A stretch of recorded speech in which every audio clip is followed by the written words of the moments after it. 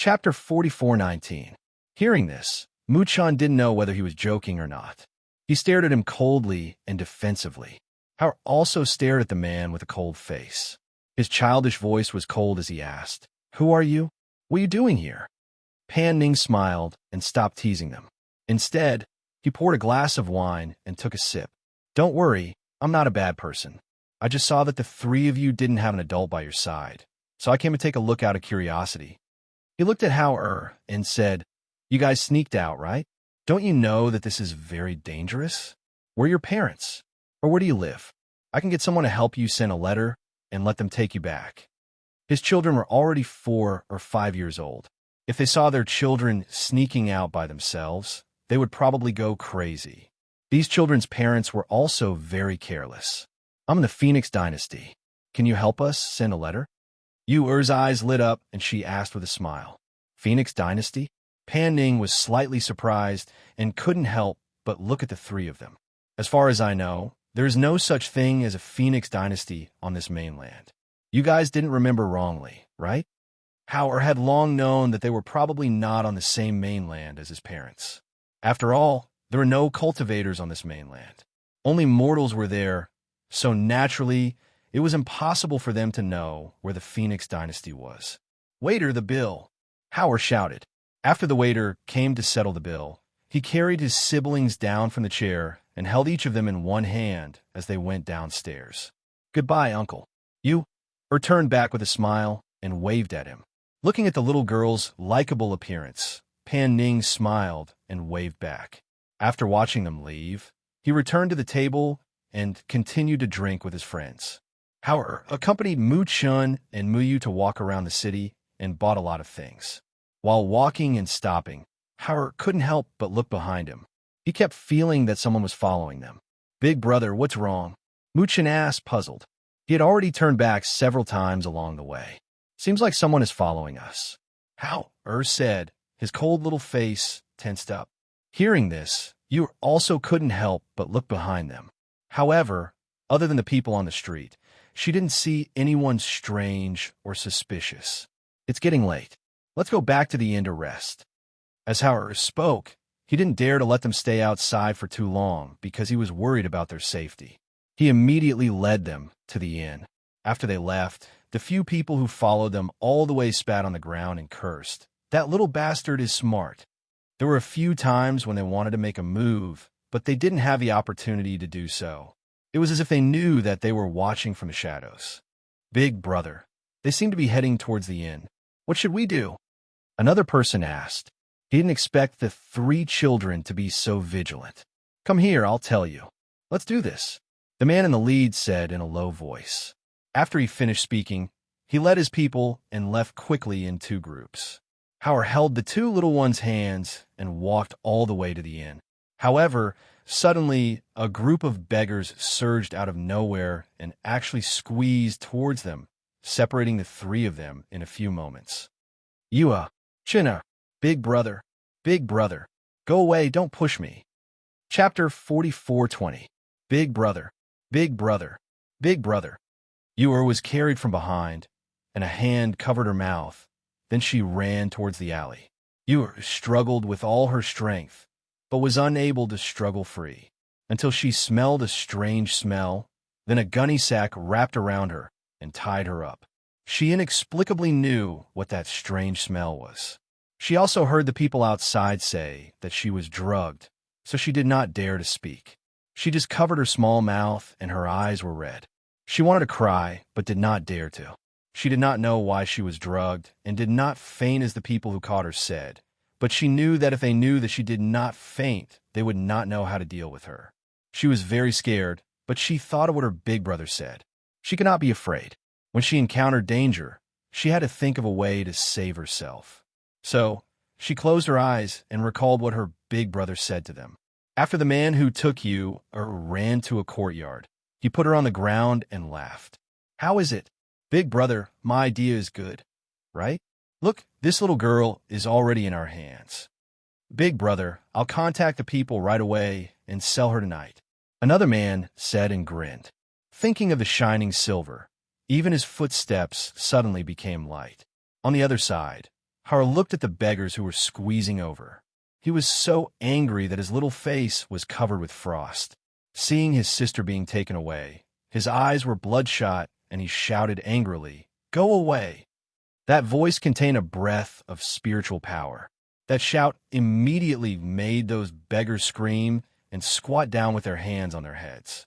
Another man who put Mu-chan in a sack and ran felt pain in his 7 orifices. It seemed that blood was oozing out. He reached out and touched it. His nose and ears were bleeding. He looked back in horror and saw that the little boy who was less than 10 years old had blood-red anger in his eyes. His eyes were surging with killing intent. He was so scared that he trembled. He did not dare to stay for long and quickly carried the little boy who was struggling in the sack and ran into the other side of the alley. "Give my brother back to me," Howard shouted angrily. He stepped on the beggars who were squatting down with their hands on their heads and quickly chased after them. The people on the street saw this scene and were stunned for a moment. Some of them gasped in disbelief.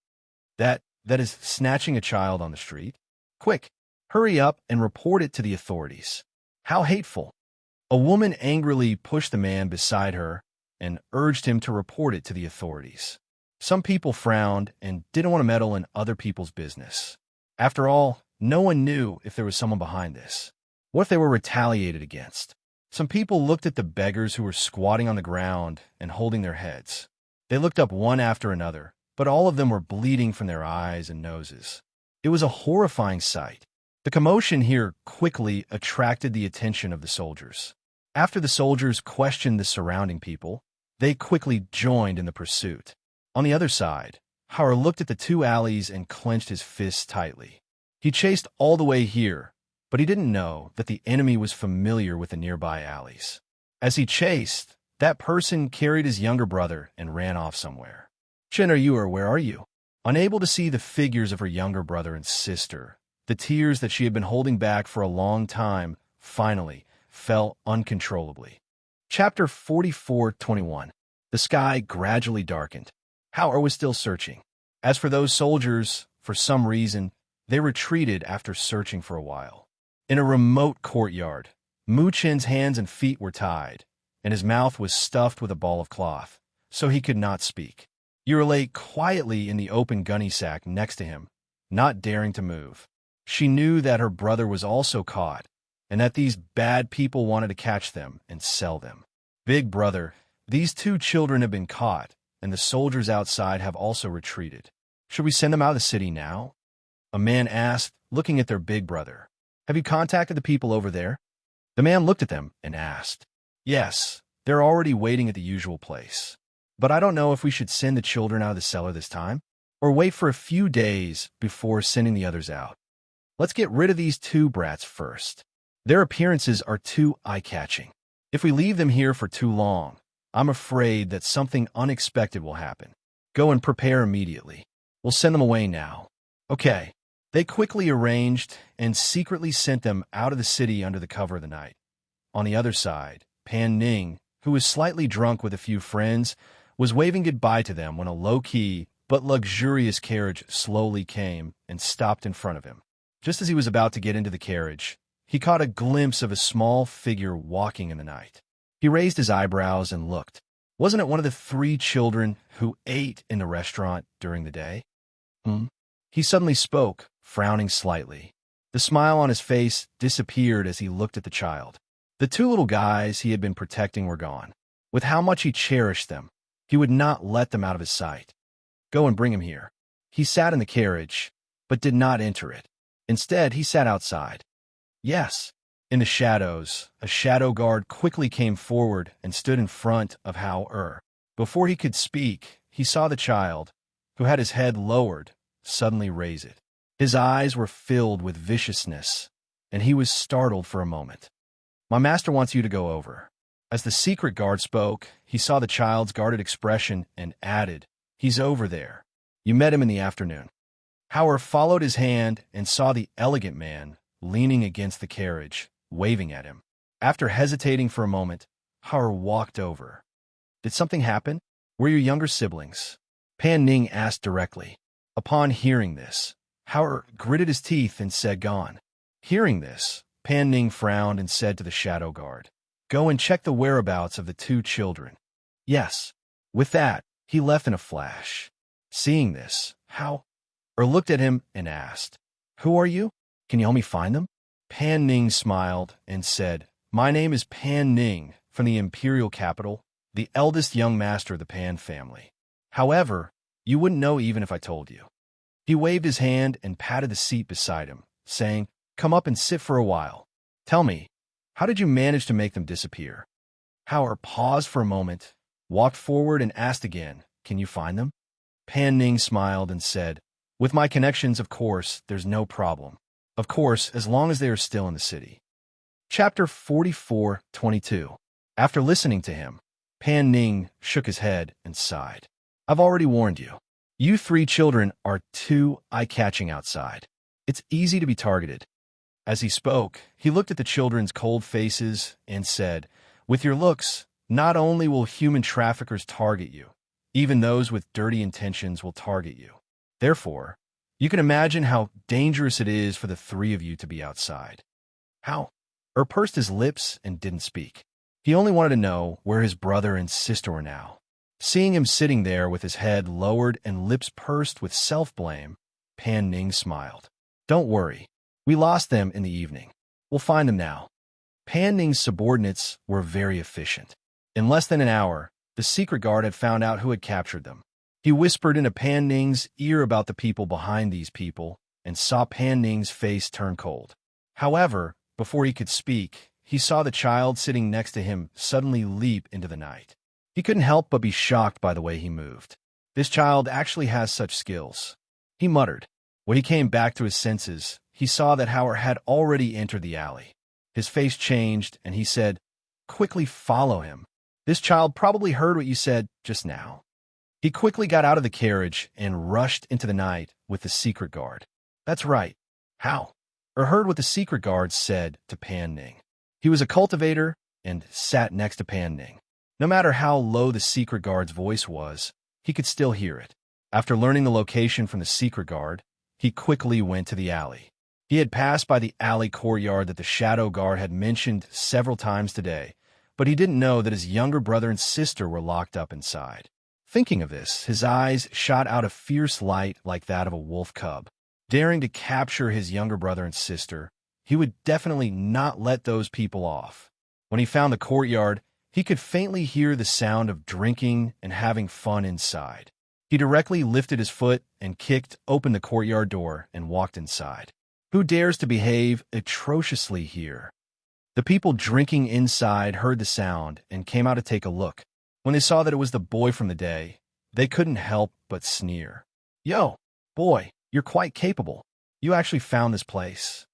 Where are my younger siblings?" Howard asked with a cold face. He looked at those people who had captured Mu Chun and Mu Yu today. He couldn't help but feel hatred in his heart and clenched his fists tightly.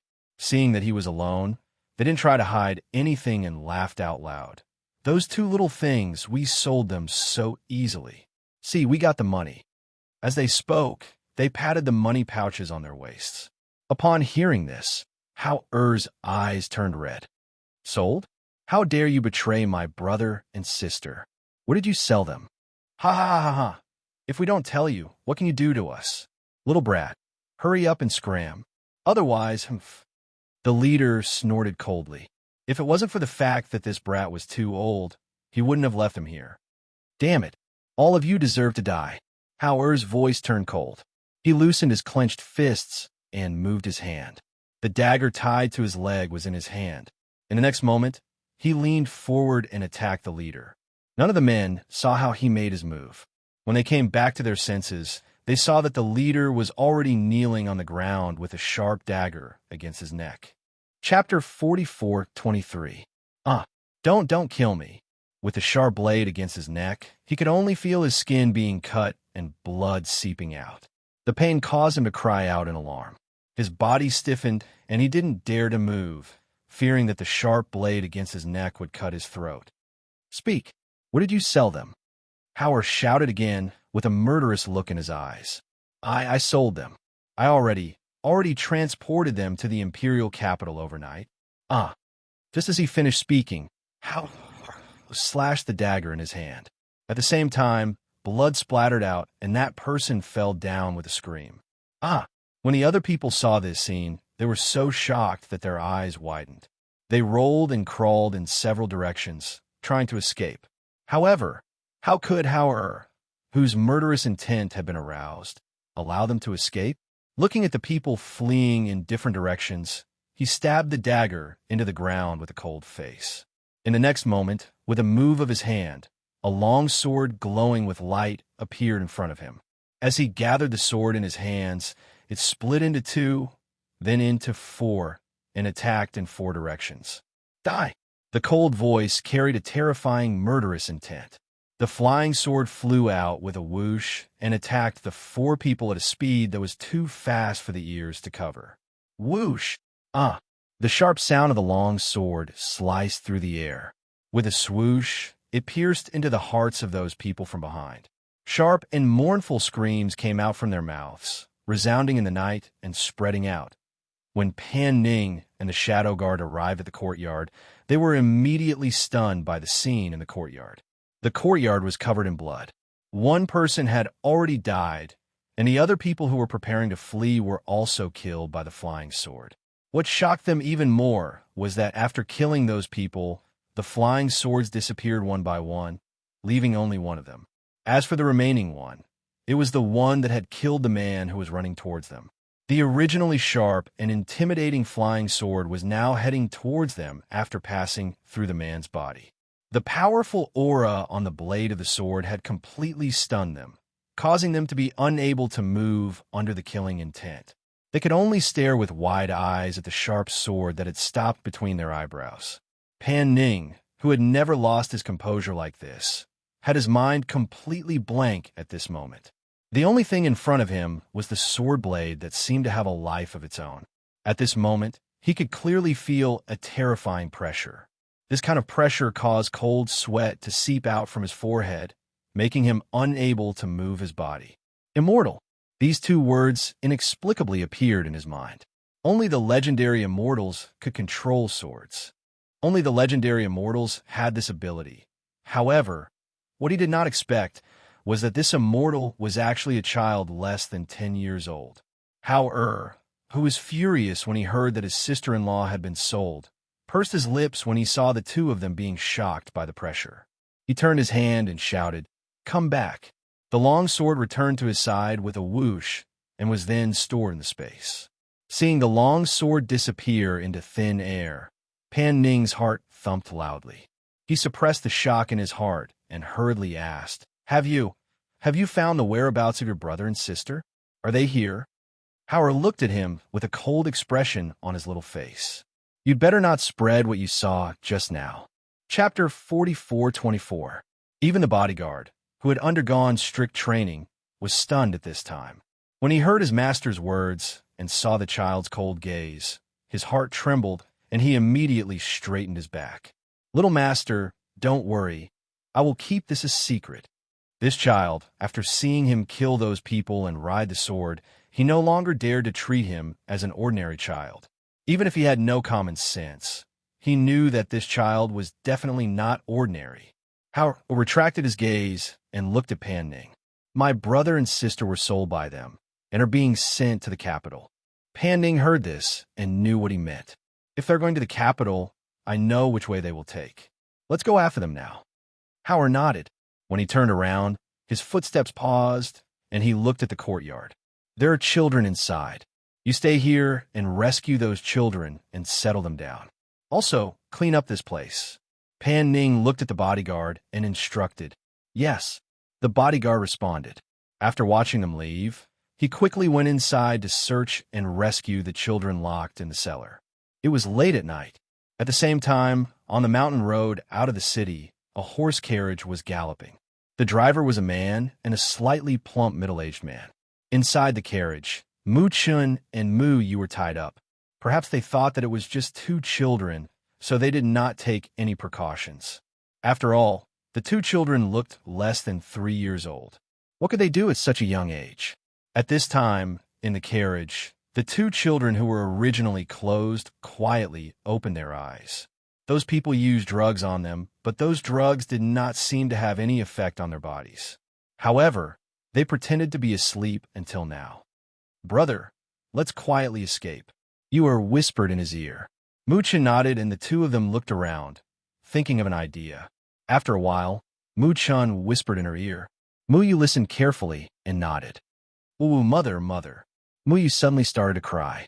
At this time, Muchan also anxiously called out, "Sister, sister, what's wrong?" The slightly plump middle-aged man, driving the carriage outside, heard the commotion and frowned. He lifted the curtain and asked, "What's wrong with you two?" He was puzzled. They were clearly drugged, so how did they wake up so quickly? "My stomach hurts." Pursed her lips and said with a crying voice, "You two are so troublesome." The slightly plump middle-aged man glared at them unhappily and then shouted, "Stop by the side and let the two children go to relieve themselves. Come here, I'll help you untie the rope." The middle-aged man said in an unfriendly tone. Ewer obediently went over. Looking at the untied rope, she pursed her small mouth and said with a crying tone, "It's too dark outside. I don't dare to go alone. Big brother, accompany me. Go, go, go. It's settled while you're at it. I won't stop you on the way anymore." In the middle of the night, the middle-aged man felt that the child would not dare to escape since he was so young. Moreover, they were watching. Thus, he untied the little boy as well. Chapter 44:25. We can't run now. Let's wait until they let down their guard. The two of them squatted in the bushes for a while and obediently walked back. When they got on the carriage, they saw the middle-aged man was about to tie them up again. Ewer said, "Uncle, can you not tie them up? My hand hurts." She rubbed her small hand. Because children's skin was more tender, there were already several bruises. The middle-aged man thought that these two little rascals would be sold to a rich family. Seeing that they were indeed young, even if he didn't tie them up, they wouldn't be able to escape. Thus, he snorted and said, "Be obedient and stay inside. Otherwise, you will suffer." The two children were pushed inside and sat inside the carriage. As the carriage started to move again, the two were also worried that their big brother would be worried if he couldn't find them. But, after all, they were only 2 or 3 years old children. Even if they were smart, facing two adults, even if they had a dagger in their space, they didn't dare to take it out. "Big brother, look." Ewer took out a pill from her space and smiled like a little fox. "Big brother gave this to me. We can use it." Looking at the pill, Muchen's eyes flashed. He thought of the medicine that their big brother gave them. It seemed that there was a kind of medicine that could make people unconscious. Thus, his eyes lit up, and he took the pill from Ewer's hand. Lowering his voice, he said, "Sit down, let me do it." Saying that, he took out a fist-sized luminous pearl from his space. He crushed the pill and smeared it on it. Then he took it out. "Uncle, I'll give you this pearl. Can you let us go?" Muchan said, holding the pearl in both hands and placing it between the two men. In the darkness of the night, a dazzling light suddenly spread out, startling the driver and the chubby middle-aged man. They immediately stopped the carriage and looked back, only to see the child holding a glowing bead and handing it to them for them to see. This is a luminous pearl?" The chubby middle-aged man sucked in a breath of cold air and somewhat inconceivably moved forward. "How can there be such a big luminous pearl? Is this really a luminous pearl?" It was also the first time that the driver had seen such a treasure. He couldn't help but move closer to look at it.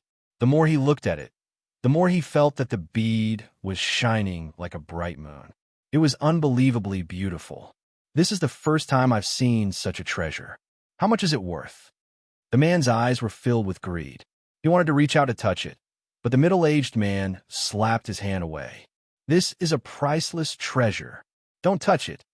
As the middle-aged man spoke, he took the pearl with both hands and stared at Muchan suspiciously. "How did you get such a pearl? Where did you get it?" When the two little brats took it, their clothes were still intact, and they didn't have anything valuable on them. Where did they get this treasure from? Hearing this, Muchen's eyes narrowed. He pursed his lips and did not speak. He only looked at them and brushed the powder off his hands. Looking at his clapping hands, the middle-aged man was about to say something when he saw the man suddenly fall down. He was shocked and turned around to look at the child. Unexpectedly, what greeted him was a punch from the child. Bang! Mu Chen's clenched little hand condensed a thin trace of spiritual aura. He punched out heavily and directly knocked the man out. Chapter 44:26. Ah! The chubby man cried out in pain as he fell backward and rolled out of the carriage. The luminous pearl in his hand also rolled to the side of the road. Just as he was about to stand up, he felt dizzy and fainted. The two children jumped down from the carriage. Ewer quickly picked up the luminous pearl and wiped it clean. Holding it in her arms, she looked up and saw her brother taking out a dagger. She was shocked and asked, "Brother, what are you doing? Killing them?" Mu Chan said as he stared at the two people on the ground. If he took out the night luminescent pearl, these two people would die. Although he had never killed anyone before, he had seen his big brother do it before. However, when he held the dagger and looked at the people on the ground, he didn't dare to attack. "Brother." Ewer hurried to his side and held his hand. "Brother, let's not kill them. We have medicine. If we feed them, they will die." Hearing this, Mu Chun slowly put down the dagger, as if he was relieved. He looked at Ewer. "Do you have poison?" "Yes." Ewer smiled and took out a small medicine bottle from her space. She poured out 2 small pills and stuffed them into the mouths of the 2 people on the ground. Then she took out some water and poured it down their throats. "It's done," Ewer said as she squatted at the side and watched with wide eyes. She pestered her brother to give her the medicine, but her brother only said that it was poison and that people would die if they ate it. So she wanted to see what would happen to the people who died after eating it. Seeing his cute little sister squatting beside the 2 people and watching how they were poisoned to death, Mu Chen's mouth twitched. He only felt that his sister was really careless. "Brother, their nose and eyes are bleeding," Ewer said in surprise and quickly backed away. She patted her small chest and said, "It's so scary, so scary." Mu Chen glanced at her and silently looked away. It was late at night, and she was holding the luminous pearl in her arms and looking at the 2 corpses with blood flowing out of their 7 orifices under the light. It was indeed scary. "Brother, let's go back and look for brother.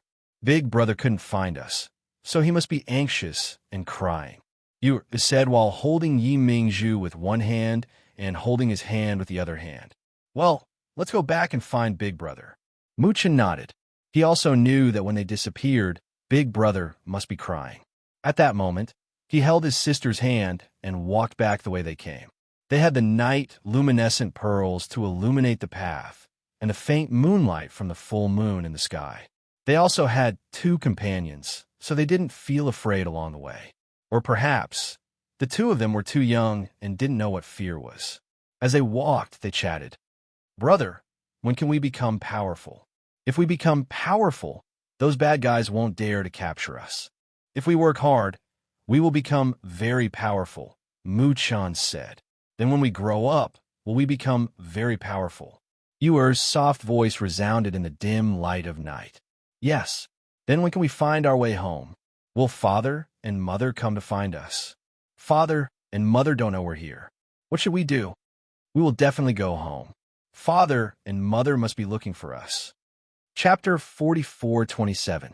Because he could not see clearly who it was, Mu Chun put away the night pearl and pulled his sister to hide in the bushes. It was late at night, and he was afraid that they would be caught again. Pan Ning rushed over with Hao on horseback. Knowing that he was anxious, he comforted him. "Don't worry. This is the only way to the capital. They probably won't use such a large number of boats to escort the 2 children, so they will only take this route. The junction of this route is not close, so I guess they haven't reached it yet, and will catch up with us." "How?" half crouched, his hand holding the reins. He looked ahead worriedly, hoping to see the figures of his brother and sister. However, when the horses galloped past the place where the 2 children were hiding, they did not even notice that there was someone in the bushes. Mu Chun and Mu Yu saw their brother sitting in front of the horse and quickly shouted, Big brother, we are here, big brother." The horse galloped for dozens of meters and faintly heard voices coming from behind. How? Was startled and turned back abruptly. He saw the 2 children waving their little hands and calling him under the moonlight. My brother and sister are there. Go back quickly. How? Said in surprise and tightened the reins.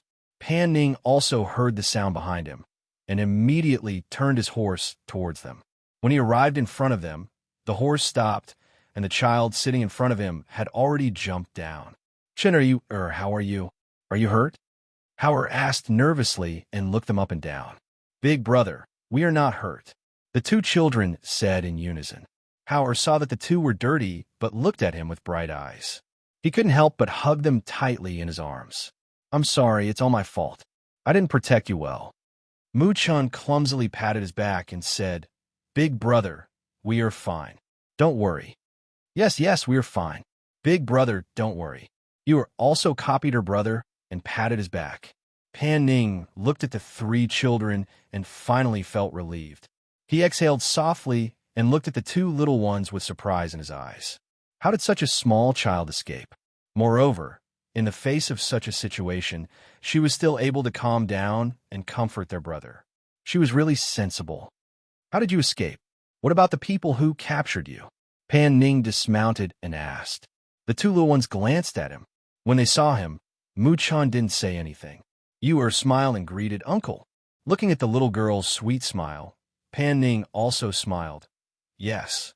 Uncle, the bad guys are all dead. She smiled and said, so we ran away. As for how they died, she did not say. Hearing this, Pan Ning was slightly surprised. He wanted to ask, but he saw the three children talking together again, so he gave up. Knowing that their big brother was not an ordinary person, they reckoned that these two little ones were not ordinary either. It's late now. Let's go back to the city. Pan Ning said, looking at the three of them. Responded and patted the heads of the two little guys. Chapter 44:28. It was already the second half of the night when they arrived at the city. They stayed in the inn with Pan Ning and took a bath before going to rest. Pan Ning wanted to ask them what they planned to do next, but seeing that it was so late and the three of them were children, he didn't say much and thought that he would ask them tomorrow. The next day, Pan Ning saw the three children come out of the door and walk down at about 7 o'clock in the morning. Come over and eat something. Pan Ning shouted at them. How? Paused for a moment, then walked over with the two little ones and sat down at the table. Pan Ning scooped a bowl of porridge for each of them and said, Eat some porridge first. This is chicken soup. The taste is not bad. Thank you, Uncle. Yu thanked him sweetly. Pan Ning smiled and ordered some pastries. After eating another bowl of porridge with them, he asked people to remove the things on the table and asked, What do you plan to do next? The two little ones looked at their big brother. In fact, they were preparing to go to the imperial capital to take a look. Perhaps there would be people who knew about cultivation in a place like the imperial capital. Rather than asking the three of them, it was better to say that Pan Ning was also asking how. After all, among the three of them, he was the only one who could make the decision. We plan to go to the imperial capital. Howard said. Pan Ning smiled and said, Since that's the case, why don't you come with me? At least we can take care of each other on the way. He smiled and looked at the three of them, saying, My house is in the imperial capital. I'm very familiar with that place. If you follow me, at least yesterday's incident won't happen again. Moreover, you can also stay in my house when you reach the imperial capital. At least it's much safer than you outside. Pan Ning smiled and said, I also have a son at home. He's 4 or 5 years old and can accompany you. Howard frowned and asked, Why do you want to help us? Pan Ning was stunned by the question. Then he smiled and looked at Howard, saying, It's just a small matter. Don't worry, I don't have any ulterior motives. The two little ones looked at Pan Ning and then looked at their big brother.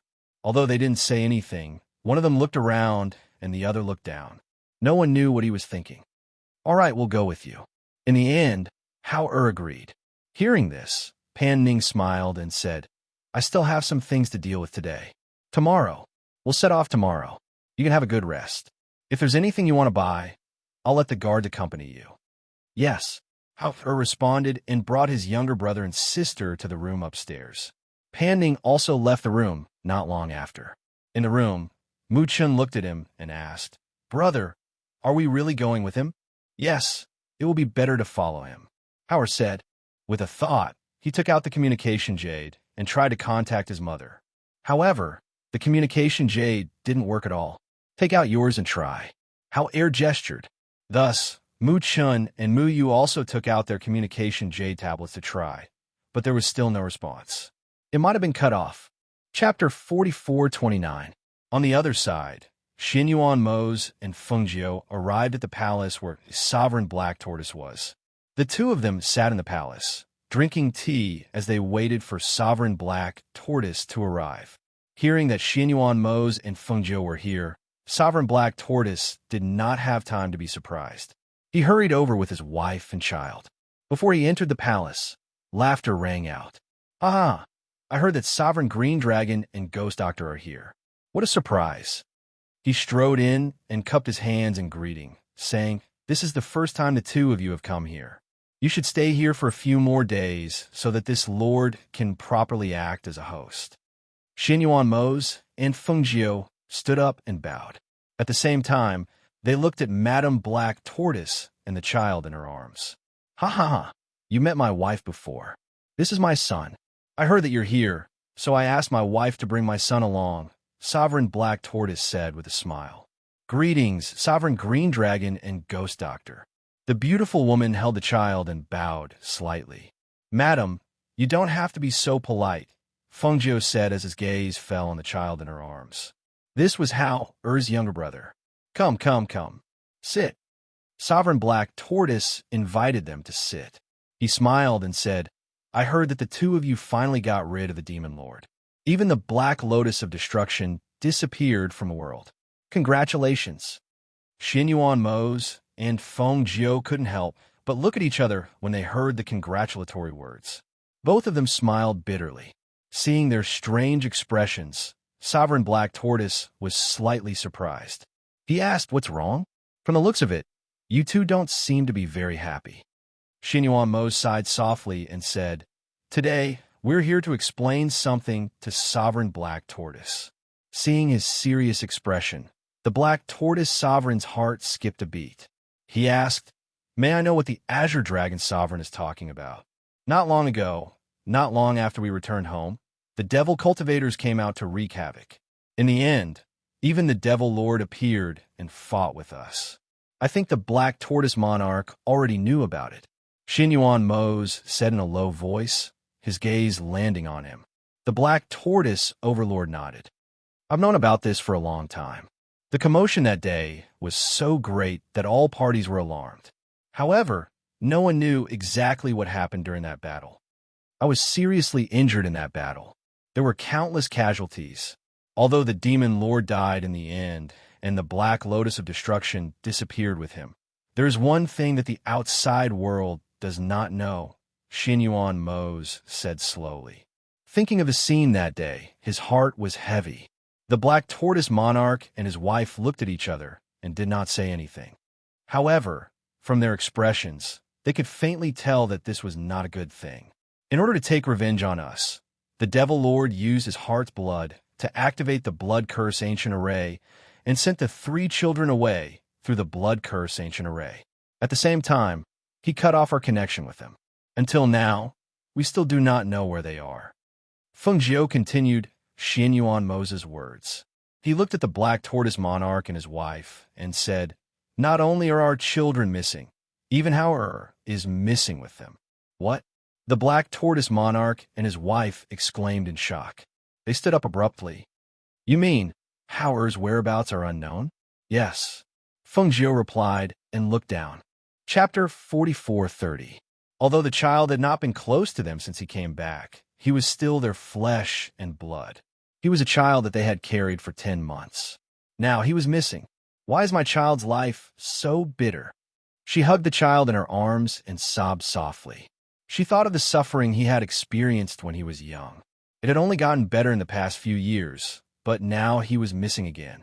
Her child was not even 10 years old and was wandering outside. What if something happened to him? Thinking of this, her tears fell uncontrollably. "Sob, sob, Your Highness," sob, sob. The child in her arms saw his mother crying and also cried. For a moment, the atmosphere in the hall seemed somewhat depressing and sad. "I'm sorry. It's my fault. If I hadn't let him stay by our side, this would not have happened," Fengjiu said guiltily. Alas, Monarch Xuanwu sighed and said, Ghost Doctor, you don't have to say these words. All these years, you have treated Howard like your own. We also know that. No one feels good when something like this happens. Moreover, your biological child is missing at such a young age. This is what makes people worried. Monarch Xuanwu sighed softly. He looked at Fengjiu, who was dressed in red but did not have much spirit. He knew in his heart that she probably did not have a good time during this period of time. His son was already 8 or 9 years old, but their children were not even 3 years old. They were wandering outside. If something really happened, they would not even have the ability to protect themselves. He did not say anything more. He only said, You don't have to feel guilty about this. No one wanted such a thing to happen. Right now, it's better to send some people to search. Madame Xuanwu originally still had resentment in her heart. However, when she heard her husband's words and thought of how Fengjiu's children were not even 3 years old and also disappeared, she could not blame her for a moment. Only sympathy was left. Yes, it's better to quickly send some people out to search. 3 children are wandering outside. As parents, how can we be at ease? Madame Xuanwu said as she wiped away her tears. Xinyuan Mose held Fengjiu's hand and said to them, We have already sent people to secretly search everywhere. We did not reveal it to the public because we were worried that once the news spread, they would be in danger. After all, they had many enemies. Even if a demon lord died, there were still many people who wanted to deal with them. It was just that those people did not have the strength to fight with them. Then, do you have any way to find them? Monarch Xuanwu asked.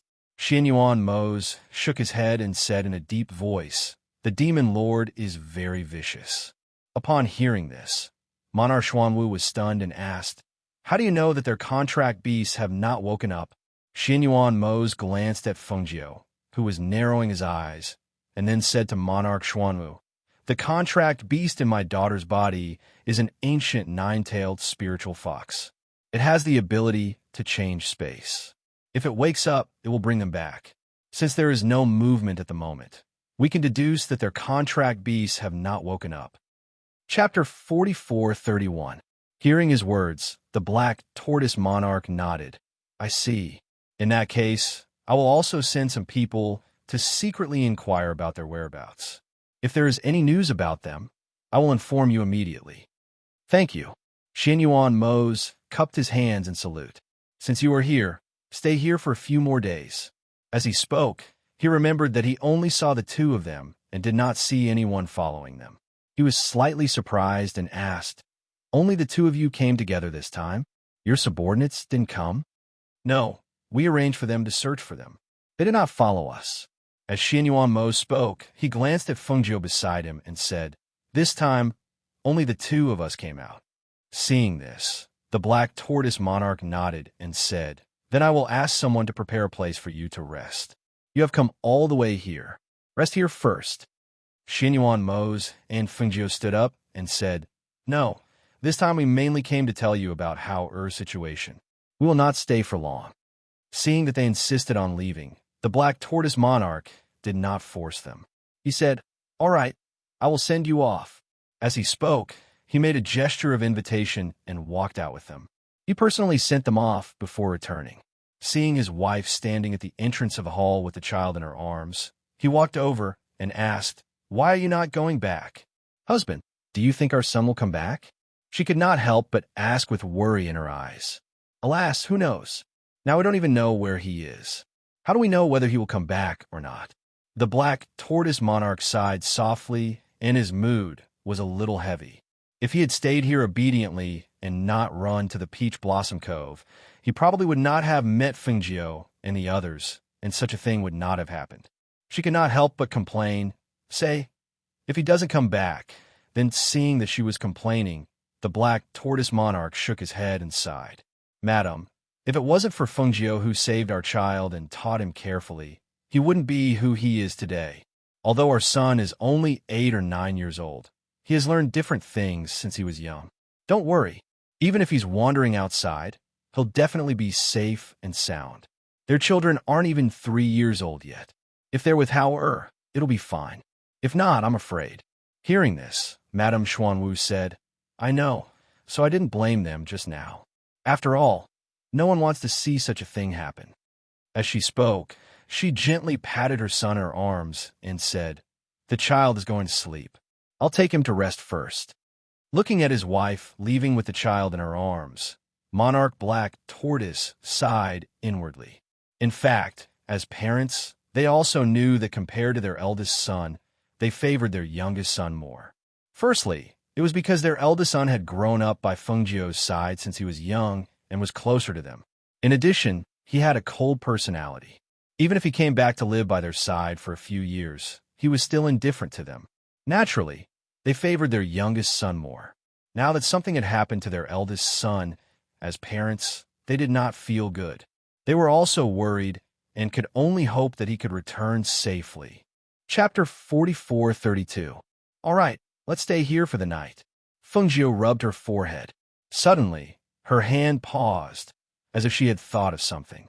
Her eyes lit up, and she said, I have an idea. Perhaps we can find out where they are. Hearing this, Xianyuan Mose was slightly surprised and asked, What idea? Fengjiu revealed a smile and said, Emo Chen's master, Tianjizi. Hearing this, Xianyuan Mose knew what she meant and asked, You mean we should go find Tianjizi and ask him to point out the children's whereabouts for us? That's right. Fengjiu nodded and said, Instead of searching aimlessly in this vast sea of people, why don't we go find Tianjizi? Even if he can't directly calculate the location of the 3 children in the heaven realm, he can at least point us in a direction. This way, it should be twice the result with half the effort. Fengjiu continued, When Emo Chan went down the mountain to look for the Star of the Phoenix, it was also because of his master's guidance. Since this is the case, why don't we give it a try? If that's the case, then let's go tomorrow. Xianyuan Mose said as he held her in his arms and entered the inn first.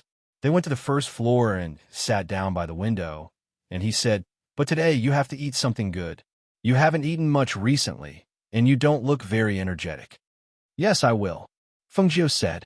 Thinking that they would soon have clues about the children, her mood gradually improved. Thus, Xianyuan Mose ordered a bowl of ginseng chicken soup and a few dishes and rice that she liked to eat, and said, Drink a bowl of soup first, then eat. After eating, we'll go out for a walk to digest the food and then come back to rest.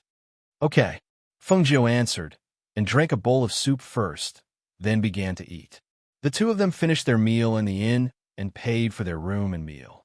Then, they went out for a stroll in the streets. The Black Tortoise Palace was located in midair above the Black Tortoise Continent, deep within the clouds. Ordinary people could not go there, so it was relatively safe. After they left there, they casually came to the town below. Now, looking at the prosperity of the city, the two of them felt that this area was not bad under the rule of the Black Tortoise Sovereign. At least from the looks of it, the people here seem to be living quite well. I've heard from Dufan that the Black Tortoise Continent is well managed. Now it seems that it's true, Fengjiu said as he walked slowly with Xianyuan Mose beside him. There are conflicts everywhere. We can only see the surface. However, compared to other places, this city is quite prosperous. Xianyuan Mose said slowly. The two of them chatted as they walked, and they were already used to the stunned gazes of the people around them. Therefore, they did not pay much attention to the gazes that fell on them. However, among those gazes, there were a few that were faintly looking at Fengjiu with a predatory gaze.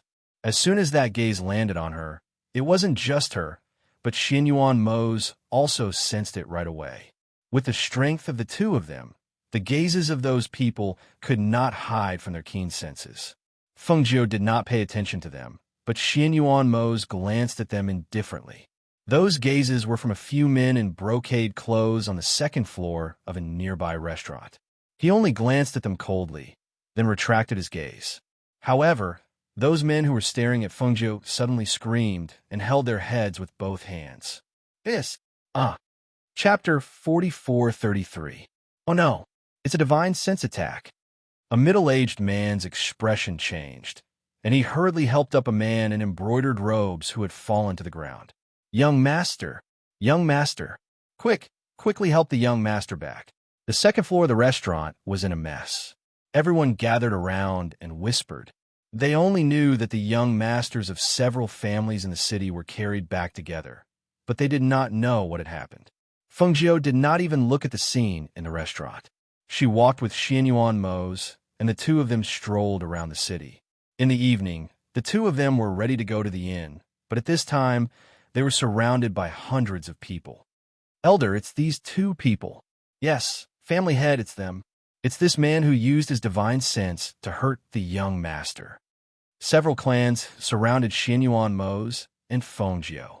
They couldn't help but rage when they thought about how their sons had been injured by the divine sense and couldn't recover and advance in a short period of time. Who are you? Why did you hurt my son? A family head shouted angrily. He released his pressure and glared at the indifferent two people in front of him. It was undeniable that the appearances of these two people were extremely outstanding. Even if he had seen all kinds of people, he still couldn't help but secretly praise them. However, these two people shouldn't have hurt his son. This was truly intolerable. Who are you? Tell us your names. Another elder shouted angrily. How dare you hurt the young masters of our families? I think you don't want to live anymore. Who sent you here? What are you trying to do by hurting the young masters of our families? Shouts rang out one after another, and the surrounding people couldn't help but retreat. Only the hundreds of people brought by these few clans were left on the large street. You want to know who we are? Feng Jiu glanced at them, and a faint smile appeared on her lips. If I tell you, I'm afraid your legs will go weak. What an arrogant and ignorant woman, an elder shouted. In this city, our families are the most respected. If you want to behave atrociously, you should ask around and see if our families are easy to mess with. What's the point of talking so much nonsense with them?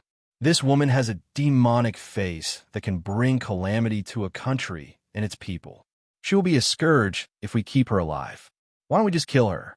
Another middle-aged man said as he stared at Feng Jiu with a murderous look. That's right. Let's kill them. Another person agreed. A thin elder stared at Feng Jiu, and a strange light flashed in his eyes. He said, It's too easy to kill her. Why don't we kill the man beside her? As for the woman, I'll bring her back to test. Xianyuan Mose and Feng Jiu listened to them talking. Some said to kill her, some said to bring her back to test medicine, and some even said she was a disaster. Xianyuan Mose's face gradually turned cold, and a trace of killing intent flashed in his deep black eyes. However, these people did not know. Feng Jiu smiled. She sneered in her heart at their comments. Her cold gaze swept across their mouths as she said to Xianyuan Mose beside her, You're right. No matter where you are, there will always be disputes. Especially those things that can't see the light of day. They can't be avoided. Chapter 44:34. Feng Jiu smiled and said, Why would we need you to deal with these people? However, do you believe that even if we say our names, they won't believe us? Hearing this, Xianyuan Mose's expression changed slightly. He looked at her, and the corners of his lips curled up slightly, but he didn't say anything. She smiled, and her eyes glowed. Her gaze fell on the leaders of the group.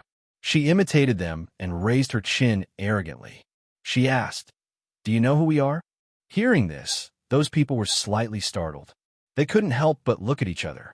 One of them narrowed his eyes and asked, Who are you? I am the ghost Dr. Feng Jiu, and he is my husband, Xianyuan Mose. Sure enough, the moment her voice fell, the surroundings fell silent. Then, a burst of laughter erupted. Ha ha ha ha ha. She actually said that she is the ghost Dr. Feng Jiu? Ha ha ha, what a joke, what a joke. She actually dares to impersonate the ghost Dr. Feng Jiu? She even said that the person beside her is Xianyuan Mose? Does she know that Xianyuan Mose is the Azure Dragon Sovereign, and that ghost Dr. Feng Jiu is the Star of the Phoenix? They have always appeared and disappeared mysteriously. Even if they go out, they will bring their subordinates with them. Look at them, there are only two of them. They don't even have anyone following them. How dare they impersonate the ghost Dr. Feng Jiu and the Azure Dragon Sovereign? How audacious. What a joke. I think they are tired of living. Seeing their reactions, Feng Jiu seemed to have expected it. The smile on her lips deepened. She said to Xianyuan Mose beside her, How is it? isn't it? Even if I say it, these people won't believe that you and I are real. It seems that your mood has improved, Xinyuan Mose said slowly, and the coldness on her face dissipated a little. Thinking of the decision to find Tianjizi, she felt that even if she couldn't specify a place, it would save a lot of time. Perhaps it wouldn't be long before she could find the children. Therefore, her mood gradually recovered. Coupled with the appearance of these people, she seemed to have regained her usual vigor. Since that was the case, let her play. It's been a long time since I've exercised my limbs. Since they've delivered themselves to my doorstep, I might as well use them as practice. Fengjiu took a step forward from his side, flexing his wrists. His gaze fell on the leaders of the group, and he said slowly, "It seems that the aristocratic families in this city don't have much of a reputation. If that's the case, I don't mind crippling a few of them." What arrogance! A family head's face darkened. Being provoked like this, he was furious. The spiritual energy in his body surged, and he immediately stepped forward. "I'd like to see what kind of ability you have." At this time, because Fengjiu and Xinyuan Mo's strength was restrained, they didn't know how strong they were. Until Fengjiu made a move. Crack. The sound of bones breaking resounded, shocking everyone who was watching. They all thought that the patriarch had sent her flying with a single palm strike, but they didn't expect that the woman in red would dodge to the side and grab the patriarch's wrist with one hand. At the same time, she twisted downwards, and the bones in his hand instantly broke. "Ah!" A painful cry mixed with disbelief rang out. The family head tried to withdraw his hand, but his knee was kicked heavily, and he immediately knelt down. Family head. Family head. Chapter 4435. Everyone's eyes widened when they saw this scene. At this moment, no one dared to step forward. Fengjiu glanced at those people indifferently. With a wave of his hand, he crippled the cultivation of the family head who was kneeling in front of him. In an instant, a blood-curdling scream rang out, causing everyone to gasp in shock. How dare she? The elders of the other families stared at the woman in red in disbelief. She clearly did not look very powerful, but the combat power she displayed was so shocking. Even the family head's cultivation was crippled by her in an instant. This was too terrifying.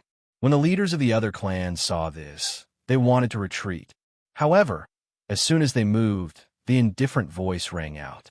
"Do you think you can still escape unscathed?" The indifferent voice was filled with pressure, causing them to freeze in place. Their originally retreating steps also stopped. They wanted to retreat, but did not dare to. It was a kind of pressure that reached straight to their souls. It was as if Mount Tai was pressing down on them. They only felt the air become oppressive, and even breathing became difficult. Under that pressure, their legs gave way, and they knelt down with a plop. Ghost Doctor, please spare us." "Yes, we were blind." "Ghost Doctor, please spare us." If it was said that they didn't believe the woman in red's identity as the Ghost Doctor, then at this moment, they didn't doubt it at all. Because besides the legendary ghost, Dr. Fengjiu, who would dare to be so arrogant and powerful? However, no matter how much they begged for mercy, the red-clothed woman just calmly looked at them. Her cold gaze caused them to not dare to look straight at her. However, to have them cripple their own cultivation to save their own lives, they could not bring themselves to do it. An elder who had rushed over after hearing the news arrived. When he saw Xinyuan Mose and Fengjiu, his eyes narrowed. "Azure Dragon Sovereign, Ghost Doctor."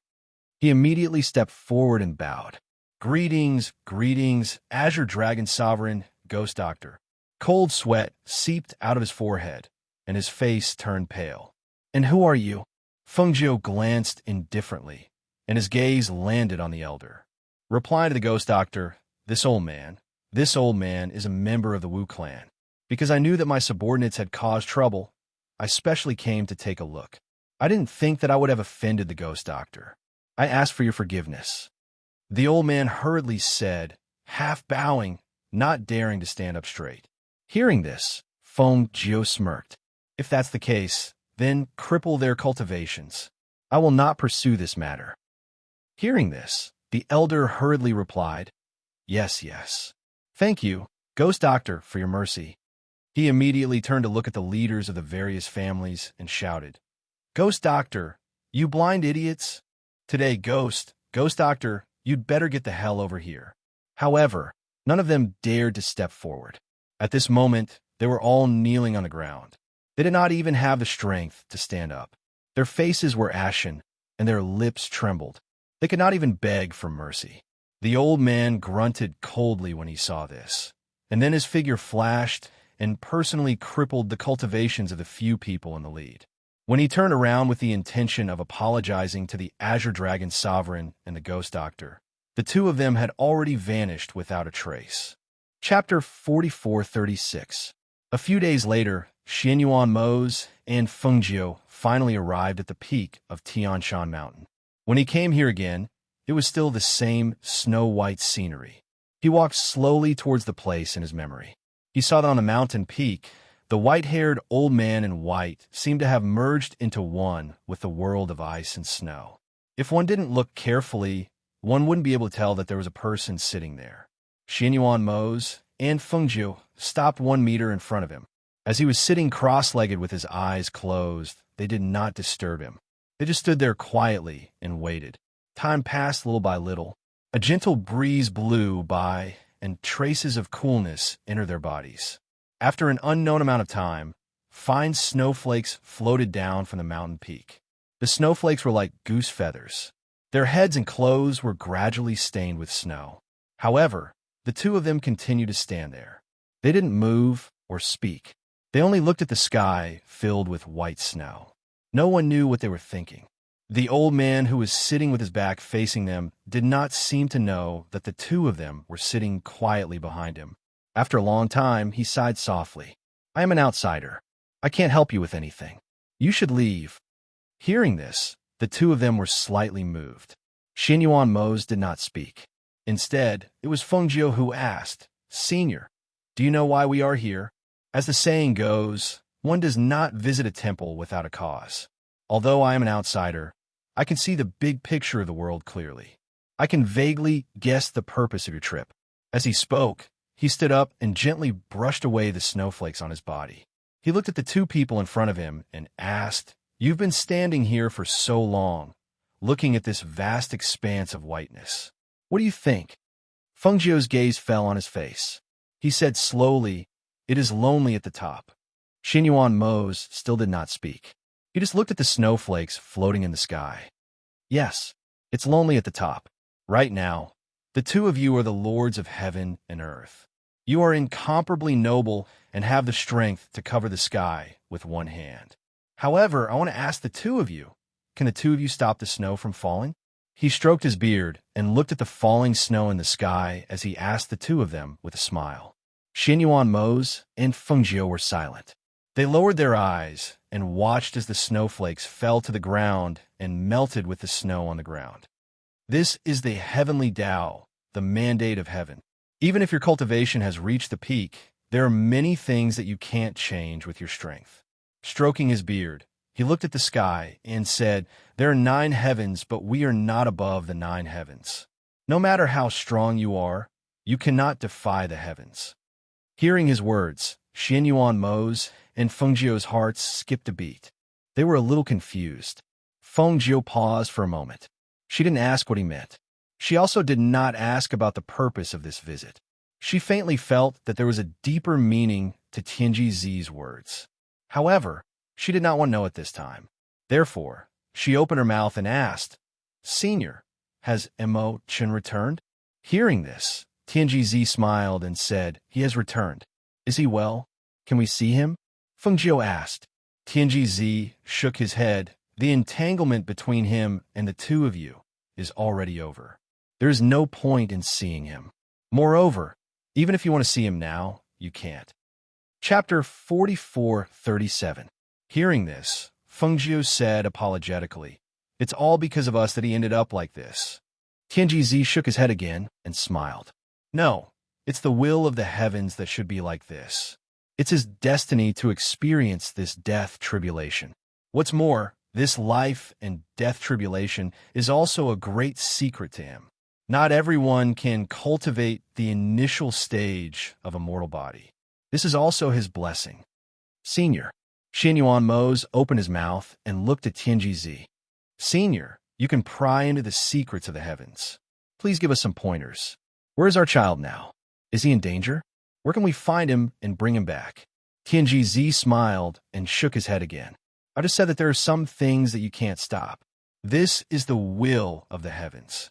With your strength, even if you find him, what can you do? The tribulation that they have to go through, the pain that they have to suffer. As the saying goes, if it's a blessing, it's not a disaster. If it's a disaster, it can't be avoided. Why insist on forcing it? Hearing this, the two could not help but fall silent. Did this mean that they did not have to look for him? How could it be? Those were their children. They were still so young. How could they not look for him? Fengjiu paused for a moment, looked at him, and asked, Senior, the Black Lotus of Destruction disappeared with the death of the Demon Lord. Has it also been destroyed between heaven and earth? Tianji stroked his beard and smiled. The Black Lotus of Destruction disappeared. Have you seen its seed? Fengjiu's heart skipped a beat. He had a bad premonition. What do you mean? That's an ancient object. Even if the Black Lotus flower is destroyed, it will eventually return to become a lotus seed. How can an ancient object be destroyed so easily? Not seeing the lotus seed does not mean that the Black Lotus of Destruction no longer exists in this world. Tianji said slowly. Looking at their sudden change of expression, he smiled. However, you don't have to worry. From a lotus seed to a lotus flower, it's not a day's work. What's more, the Black Lotus was destroyed under such circumstances. Perhaps, for hundreds of years or even thousands of years, the Black Lotus will not appear in the world. It's just that he paused, looked at the two, and said, The heavenly Tao is the most changeable. Who can be sure? I can only say that everything is predestined. Xianyuan Mose and Fengjiu realized that they had come with hope and expectation, but after listening to his words, they felt their hearts grow heavier. Tianji's words had a hidden meaning, but he didn't explain it clearly. It really made them feel uneasy, but they didn't have any clue. Senior, it's not that the mandate of heaven can't be violated, and it's not that the heavenly Tao can't be changed. Now, we just want to know where our child is. Is it possible that you are in danger? Xianyuan Mose asked in a low voice. He looked at Tianji with his deep eyes, wanting to get an answer. Seeing this, Tianji smiled. He clasped his hands behind his back and looked into the distance. He said, Every night, I observe the stars. I can see the changes in the fate stars and the general trend of the world. They were originally people without fate stars and were not accepted by the heavens. However, when they were born, a strange phenomenon appeared in the heavens, and they received the blessings of the 8 monarchs. Not long ago, 2 fate stars lit up in the sea of stars. Chapter 44:38. Hearing this, Xianyuan Mose and Fengjiu looked at each other and secretly heaved a sigh of relief. No matter what, turning misfortune into blessing was a good thing. It's just that if you want to find them, it will be difficult. Tianji looked at the two and said, The ancient blood incantation formation is no small matter. It's not something that can be broken through in a day. Moreover, this should be their calamity. Even if you want to protect them, you can't. But they're so young. Are we just going to do nothing? Fengjiu couldn't help but say. Tianji smiled and said, No, you're deeply related. After this parting, it won't be too long. Moreover, since you can find me here, I will naturally point out a way for you. Hearing this, Fengjiu was delighted and said, Senior, please enlighten us. Then I will use your fingertips as a guide. Tianji said, and motioned for the two to reach out their hands. Seeing this, Xianyuan Mose and Fengjiu immediately reached out their hands. With a wave of his hand, their fingertips were stung and a drop of blood seeped out. Tianji's hands formed a blood incantation formation, and an ancient formation was formed under their feet. In the next moment, the formation flashed and turned into a drop of blood that flew into the sky. After a moment, the drop of blood fell down and disappeared. Tianji watched quietly until the drop of blood disappeared. Then he looked at the two and said, See, with the blood as a guide, No matter how I tell you the exact location, I can only narrow the scope of your search." He paused and said, "Your children are now in the southeast of the lower realm. Follow this clue and find them." Hearing this, the two immediately cupped their hands and bowed. "Thank you for your guidance, Senior." Tianjizi looked at the two and saw the joy on their faces. He paused for a moment and asked, "Your current strength is at the peak of the Divine King realm, right?" The two were slightly surprised and looked at him, not understanding the meaning of his words. Tianjizi smiled and said, "Above the Divine King is the Supreme Being. This old man is looking forward to the time when you all reach the peak of the Supreme Being level." Xinyuan Mose and Fengjiu looked at each other.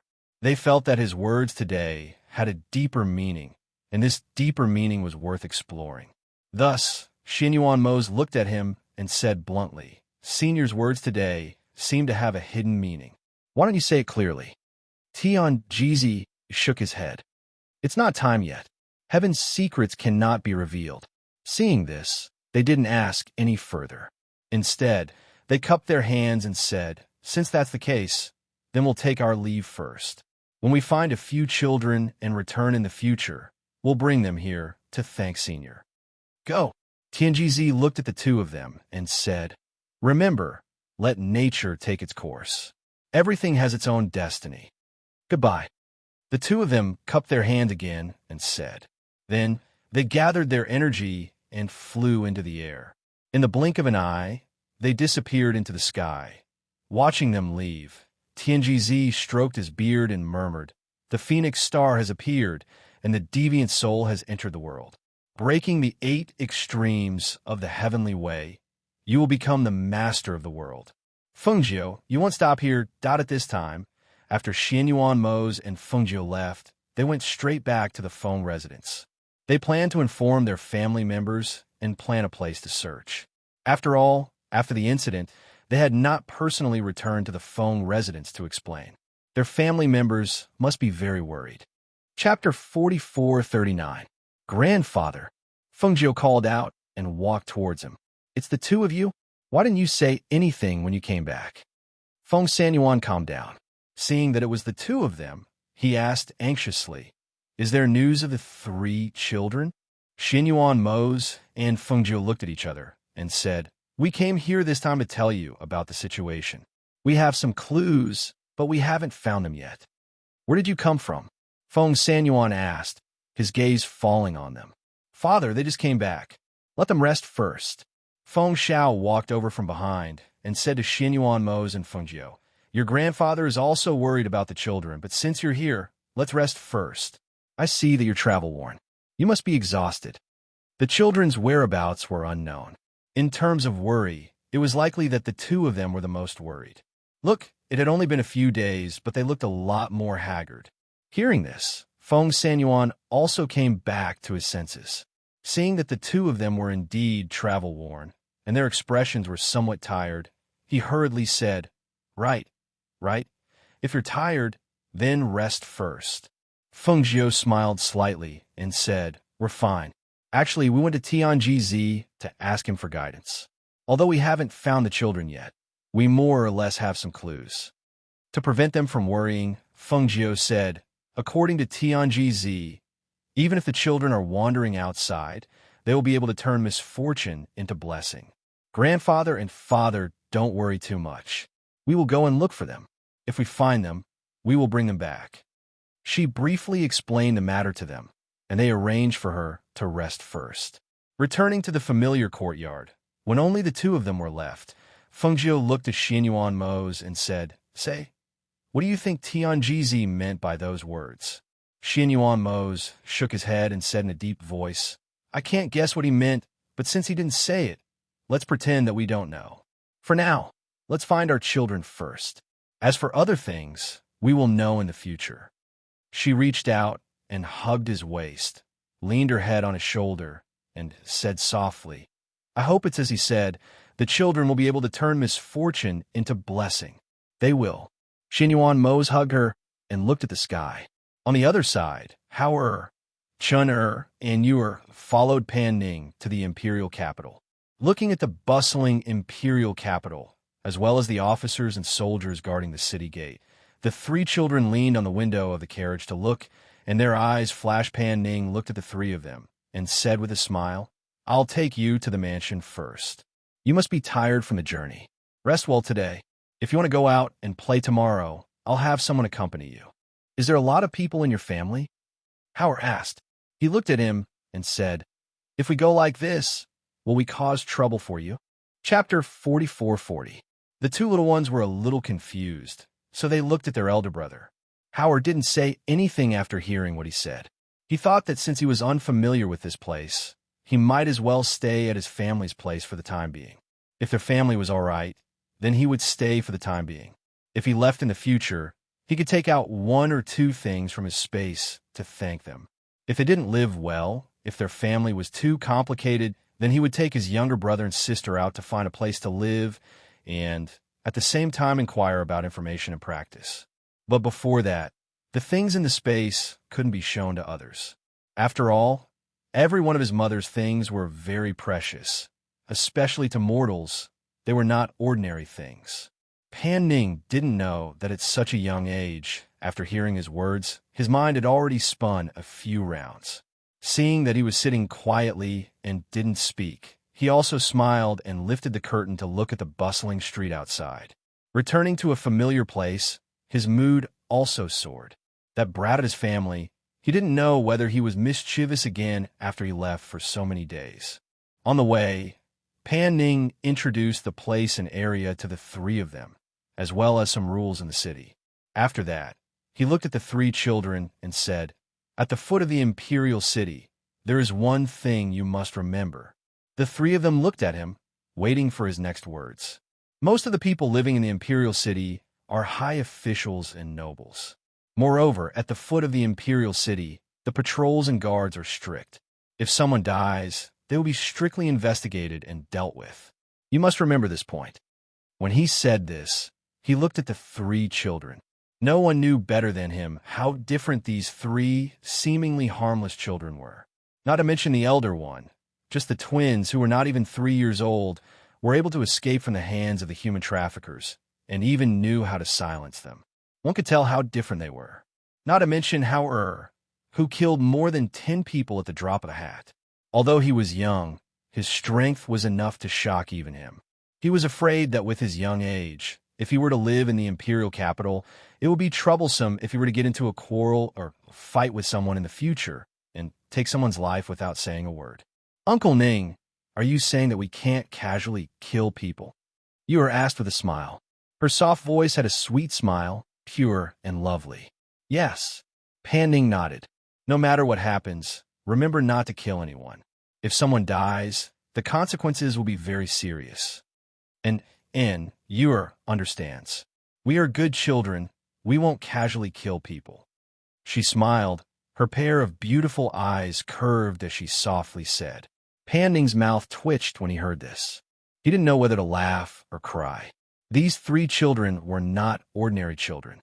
In fact, he did not know whether it was right to bring them home. Would they cause any trouble for the Pan family? However, seeing that they were so young, if they were left alone, who knew what kind of trouble they would cause? Thus, it was better to have them by their side. Chapter 44:41. The three of them nodded seriously. In fact, they understood without him saying it. The carriage moved slowly until it turned into a quiet and secluded alley. After a while, it quieted down. Before they got off the carriage, they heard a child's excited voice. "Daddy is back! Daddy is back!" The three children in the carriage quietly lifted the curtain and looked out. They saw a 4 or 5-year-old boy running forward, followed by a beautiful woman and several servants.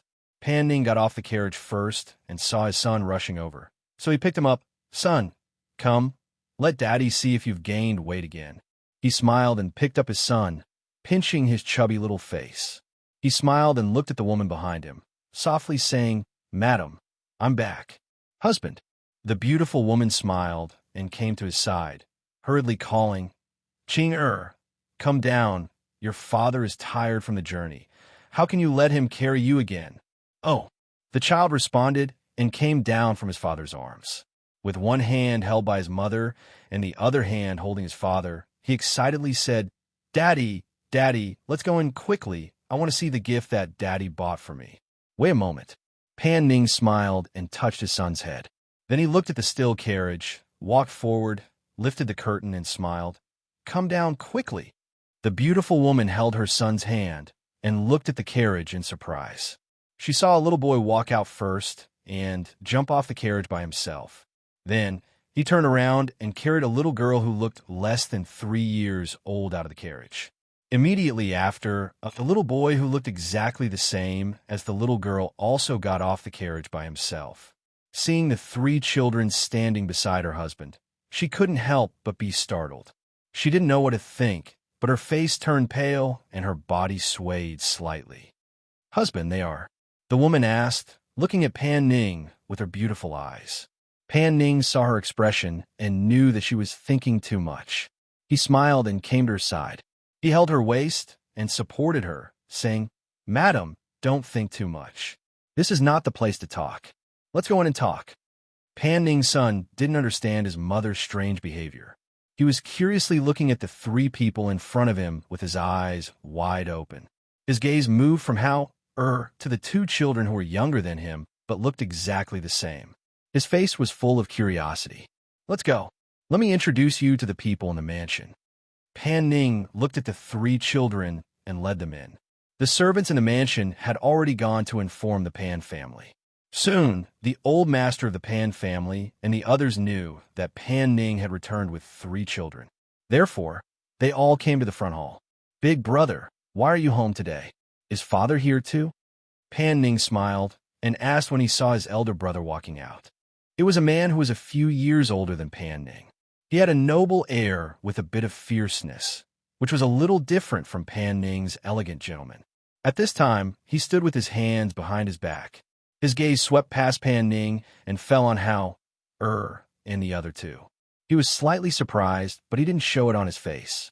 Chapter 44-42. What surprised him even more was the noble aura that these 3 children exuded, which shocked him even more. He was an important official in the court and had seen all kinds of people. However, even the princes and princesses in the palace could not compare to these 3 little children. The twins were still young. The little girl had a pair of pure and beautiful eyes, pure and cute. The little boy, on the other hand, had the look of an adult. His little face was taut, and his eyes were filled with scrutiny and inquiry. There was also the older boy, who looked to be about 8 or 9 years old, but his aura had already formed. It was like a sharp sword, fierce and intimidating. His aura was slightly cold, and his little face was cold and sharp. At this moment, he was also staring at him. While he was sizing him up, he was also sizing him up. After all, he was in a high position, and the aura he emitted was intimidating. Even an adult wouldn't dare to stare at him and size him up like this. However, these 3 children weren't alarmed, didn't panic, and actually dared to stare at him and size him up without batting an eyelid. This caused him to see them in a new light. "I am on leave today. Father has just returned.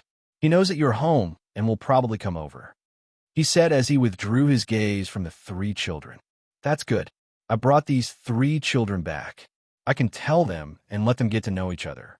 In the future, these 3 children will live in our house," Pan Ning said with a smile.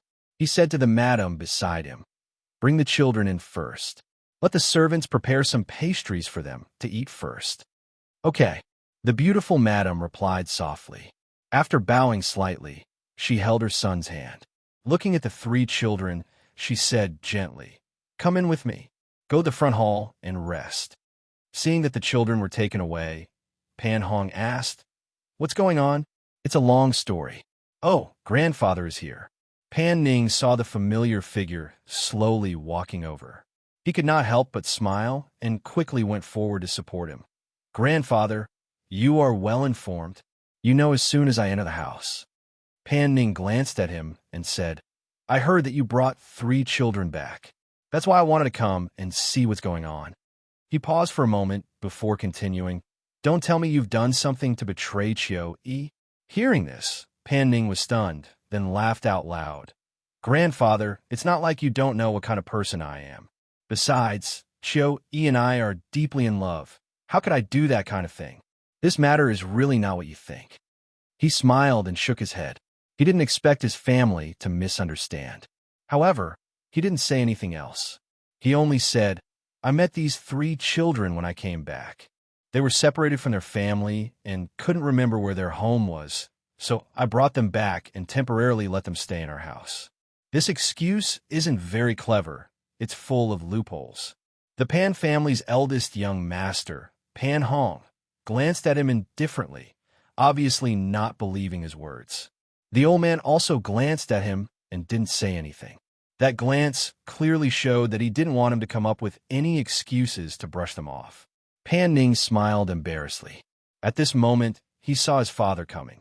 He immediately bowed and greeted Father. Chapter 44-43. I'll tell you in detail when we get to the backyard. Let's go in first and introduce you to the 3 children. They'll be living in our house from now on. Pan Ning said and gestured for them to go in first. The 3 of them looked at each other and walked in. Pan Old Man and Pan Hong, who had arrived first and met the 3 children, walked in slowly and sat down at the front. Then, their gazes fell on the 3 children. Pan Old Man entered and saw the 3 children. His expression was the same as the previous 2, with surprise and surprise.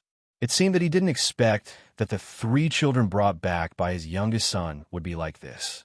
He glanced at the 3 people sitting upright and glanced at his youngest son before sitting down at the front. Grandfather, father, eldest brother, madam, let me introduce you. Pan Ning stood in the middle of the hall with a smile and said to the people sitting there, these 3 children are siblings. This is the eldest brother, Xianyuan Hao. This is Xianyuan Mu Chun, and this is Xianyuan Mu Yu. As he spoke, his voice paused, and he turned sideways to introduce the 3 children. This is my grandfather, this is my father, this is my eldest brother, and this is my wife. Everyone in my family is here, except for my sister-in-law, who brought the 2 children back to her mother's house for a short stay and hasn't returned yet. Hearing this, the 3 children got down from their chairs and bowed to them in a well-behaved manner. They said in unison, greetings, great-grandfather Pan, Uncle Pan, Aunt Xiao. Pan Ning told them to address them on the way, so the 3 children greeted them according to his instructions. The people sitting there saw that the 3 children were so well-behaved and nodded with a smile on their faces. Pan family's ancestors saw that the twins were so well-behaved even though they were so young. He liked them, and his face softened a little. He said to the 3 of them, Pan Ning has already told us that from today onwards, you can stay here. Just treat this place like your own home. And, since you're here, don't be shy and stay here at ease. Pan Old Man nodded and said. Pan Hong looked at the 3 children and paused for a moment.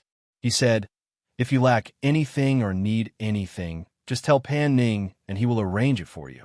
Yes, the 3 children replied. All right, this is my son, Pan Bo Qing. You can play with him in the future. Pan Ning came to his son's side and touched his head. He asked with a smile, Daddy brought you a little friend. Are you happy? Yes, I'm happy. My little brother and sister are so cute. The silly little boy grinned. He looked at Hao and said, Big brother is good looking too. However, he looked cold. He didn't dare to look at him. Hearing this, Pan Ning couldn't help but chuckle and pinch his son's little face. Hearing this, some of the elders of the Pan family looked at Pan Ning while others drank their tea. However, they all listened attentively to see how he would arrange things and... Chapter 44-44. After all, the South Courtyard was the best courtyard in the Pan family. Usually, even if they received ordinary guests, they would not be arranged to stay in the South Courtyard. Only when they received important guests would they be arranged to stay in the South Courtyard. Who would have thought that Pan Ning would arrange the South Courtyard for 3 children to stay in today? It was really surprising, but it also made them even more curious. Who exactly were these 3 children? Old Master Pan glanced at Pan Ning, coughed lightly, and said, Chio-E, bring the children to familiarize themselves with the residence's environment. Then, see what they need to add and arrange it for them. Okay, Second Madam Pan responded. After bowing, she held her son's hand and said to Hao and the other two warmly, "The three of you, come with me. I'll bring you to see the courtyard." The three of them responded and bowed to the few people in the hall in a regular manner. Only then did they leave the hall. After they left, only the Pan family father and son were left in the hall. Looking at the people sitting upright, Pan Ning could not help but smile bitterly. He originally wanted to tell them in detail in the backyard, but it seemed that they had a lot to ask him. "Tell us in detail. What exactly is going on?" Old Master Pan picked up his teacup and took a sip of tea. He said slowly, "Don't try to trick us. Whether it's the truth or not, we'll know once we hear it." Pan Ning smiled helplessly and walked to the side to sit down. He said, "Grandfather, how would I dare to trick you? It's just that it's a long story." "Then take your time. We happen to have time today," Father Pan said, and picked up his teacup. It looked like he was ready for a long chat. Seeing this, Pan Ning sighed silently and said, "I really don't know where to start." Hearing this, Pan Hong asked, "Who are they? Where did you know them?" Pan Ning glanced at his elder brother, waved his hands, and said with a smile, "You might not believe me if I tell you. I really don't know who they are, but I can tell you the last question. I met them in East City." However, when the three old foxes heard this, they could tell that there was a problem. What he said was that he could answer the last question. This was interesting. It seemed that he knew who these three children were, but he just didn't want to tell them. The three of them looked at each other, then looked away at the same time. Pan Ning drank his tea and did not notice the gazes of his grandfather, father, and brother. What about their families? Why didn't they go home? On the other hand, why did you bring them to your home? What's the reason? Pan Hong asked again. With Pan Hong asking questions, the two elders also drank their tea and listened from the side.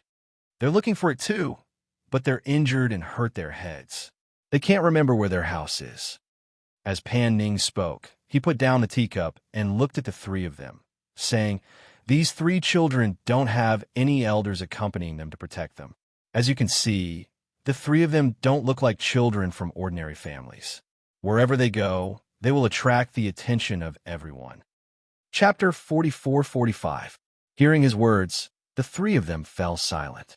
That's right. From their point of view, they could naturally see that the three children were of extraordinary birth. They were definitely not children of ordinary families. However, to bring the three children back just like that, it seemed like Pan Ning's father looked at him and said, "You know that raising three more children is not a big deal to our Pan family. However, what we're worried about is the identity and background of these three children. That is the most important thing. I don't know about their identity and background, but I know that they must be of extraordinary birth. That's why I want to help them when they are in trouble." Pan Ning looked at them with a serious and solemn expression and said, "Grandfather, father, eldest brother, there are some things that I can't tell you. However, please believe me, I know what I am doing." Hearing this, the three of them did not ask any more questions and only nodded. "Since you have said so, we won't ask any more questions. We also believe that you know what you're doing." Seeing that they did not ask any more questions, Pan Ning sighed in relief and said, "They will stay at home. I think that we will treat them as distant relatives. Moreover, I think that the three children will study with Qing, and the others under grandfather." Old Man Pan stroked his beard and nodded, saying, "Teaching one is still teaching. Teaching a few more is still teaching. Those children seem to be very likable, so let them study with us." "Thank you, grandfather." Pan Ning hurriedly stood up and thanked him. Old Man Pan smiled and said, "We are all family. There is no need to be so formal." He stood up and said, "All right, I have to go back first. You see when they can bring Qing over." "Yes," Pan Ning replied with a smile. "I still have some things to deal with. You will have to take care of the three children." Pan Ning's father said and left. Pan Hong walked to his side and patted him on the shoulder, saying, "I have to pick up your sister-in-law and the children in a while. I will leave first." After watching them leave, Pan Ning stepped out of the hall and looked at the sky outside. His heart trembled slightly. The world was so mysterious. If he did not see it with his own eyes, how would he know that there were immortals in this world? If he hadn't seen it with his own eyes, How could he have believed that the three young children could be so calm and meticulous in dealing with matters? It was just that he didn't know who their parents were. To be able to raise such outstanding children. When the three children stayed in the residence, they told the servants that they were the young master and young miss of the Pan family. Because of the Pan family's rules, the servants treated them with respect and didn't dare to be impudent. At night, stood in the courtyard and looked at this elegant and quiet courtyard. No one knew what he was thinking. Mu-chun and Mu-yu walked out and saw him standing in the courtyard. They walked over and asked, "Brother, why are you standing here?" Looked at the two little ones, and a smile appeared on his cold little face. "No, I was just thinking about something." He led the two of them inside and said, "The wind is strong at night. Don't catch a cold. Sleep early tonight. Uncle Ning said that tomorrow he will take us to the city to play." Said while beaming with smiles. In the room, Howard looked at them and asked, "What do you think of Uncle Ning?" Chapter 44-46. Hearing this, Howard held their hands and said seriously, "You two have to remember that although Uncle Ning is very good to us, you can't tell him our secret. Do you understand?" Mucha nodded and said, "I know." Ewer beamingly smiled, and just like a little fox, she also nodded her head, and Ewer also knows. Big Brother had told us before, we must guard against people. Ewer remembers. Yes, you can't be unguarded, but you can't have the heart to harm others. Howard smiled and taught again. Yes, Ewer remembers. The little one nodded with a smile. You can't take out the things in the space casually. You don't have to let others know. We have a space. You can't even tell Uncle Ning. You can't tell anyone about the cultivation method and martial arts that Big Brother taught you. He reminded them again. Yes. The two little guys nodded and listened carefully. Well, you two are tired. Go to bed early today. He acted like a little adult. He touched the two little guys' heads and let them go to bed first. Then Big Brother should go to bed early too. The two said, "Okay." Howard watched them take off their clothes and go to bed. He helped them pull up the quilt and then turned outside and went to the room next door. Because they had to cultivate, there couldn't be too many servants walking around in the courtyard. Therefore, when they wanted to arrange for servants to come over and take care of them today, he refused. When he returned to the room, he didn't go to bed directly. Instead, he sat cross-legged on the bed and cultivated. He was the big brother. He was older than his younger siblings. Moreover, he remembered many things. However, there were some things he didn't tell the two little ones. There were no cultivators on this continent. In fact, he was afraid. He was afraid that his parents wouldn't be able to find this place. And he was also afraid that they wouldn't be able to go back. Fortunately, he knew the cultivation method, and there were many cultivation books in the space. Therefore, he could only work hard to cultivate, hoping to become stronger so that he could find the way back with his younger siblings. The next morning, Pan Ning took the children out of the house in a carriage. Compared to the three children who sat in a regular distance, her children were like naughty children. Even when they sat in the carriage, they would not stop moving. The little boy rolled his eyes, and looking at Ewer, who was sitting properly, he couldn't help but move toward her side and asked with a beaming smile, "Younger sister Ewer, I am also Big Brother. Do you want to call me Big Brother?" Ewer blinked her beautiful eyes and looked at the little brother who was older than her. After thinking for a bit, she sweetly called out, "Big Brother Fu-ching." Hearing that soft and sweet voice calling him Big Brother Fu-ching, the little boy jumped up in excitement. "I'm a big brother too. I'm a big brother now." The little boy was very happy. He looked at Mu-chun expectantly and asked, "Brother Mu-chun, do you want to call me Big Brother?" Mu-chun glanced at him and looked away. "No. Why? I'm obviously older than you." He scratched his head and looked at him with a puzzled expression. "If you don't want it, then don't." Mu-chun was also a little arrogant. Seeing this, Fu-ching thought for a bit and took out a candy from his pocket. "Call me Big Brother, and I'll give you candy." "I don't want it." Mu-chun glanced at her and then looked away. Chapter 44-47. When Pan Bo-ching saw that his father had asked him to sit down, he obediently ran to his side and leaned against him while looking at Mu-chun with his pair of eyes. Pan Ning first brought them to the city for breakfast, then took them out for a stroll around the city. He also brought the children back to buy some things. They only returned to the Pan residence in the evening. After sending the 3 children back to the southern courtyard, Pan Ning paused and said, "However, it's not convenient for you to have no servants here. How about this? I'll call 17 over to follow you." He then added, 17 is the secret guard who followed me to the courtyard to look for you that day." Howard thought for a moment and nodded. "Okay, you guys should rest early today. Study with Qing tomorrow." Pan Ning smiled and said, "As for other matters, you don't have to worry about them. I'll help you find out." "Thank you." Howard bowed to him. Pan Ning nodded and then left first. The 3 children entered the room. Not long after, they heard a voice from outside. "Young Master Hao, I'm here to report." A young man in ordinary green stood in the courtyard and reported. The door opened and the 3 children walked out. Hao looked at the man in the courtyard and asked, "Did Uncle Ning tell you everything?"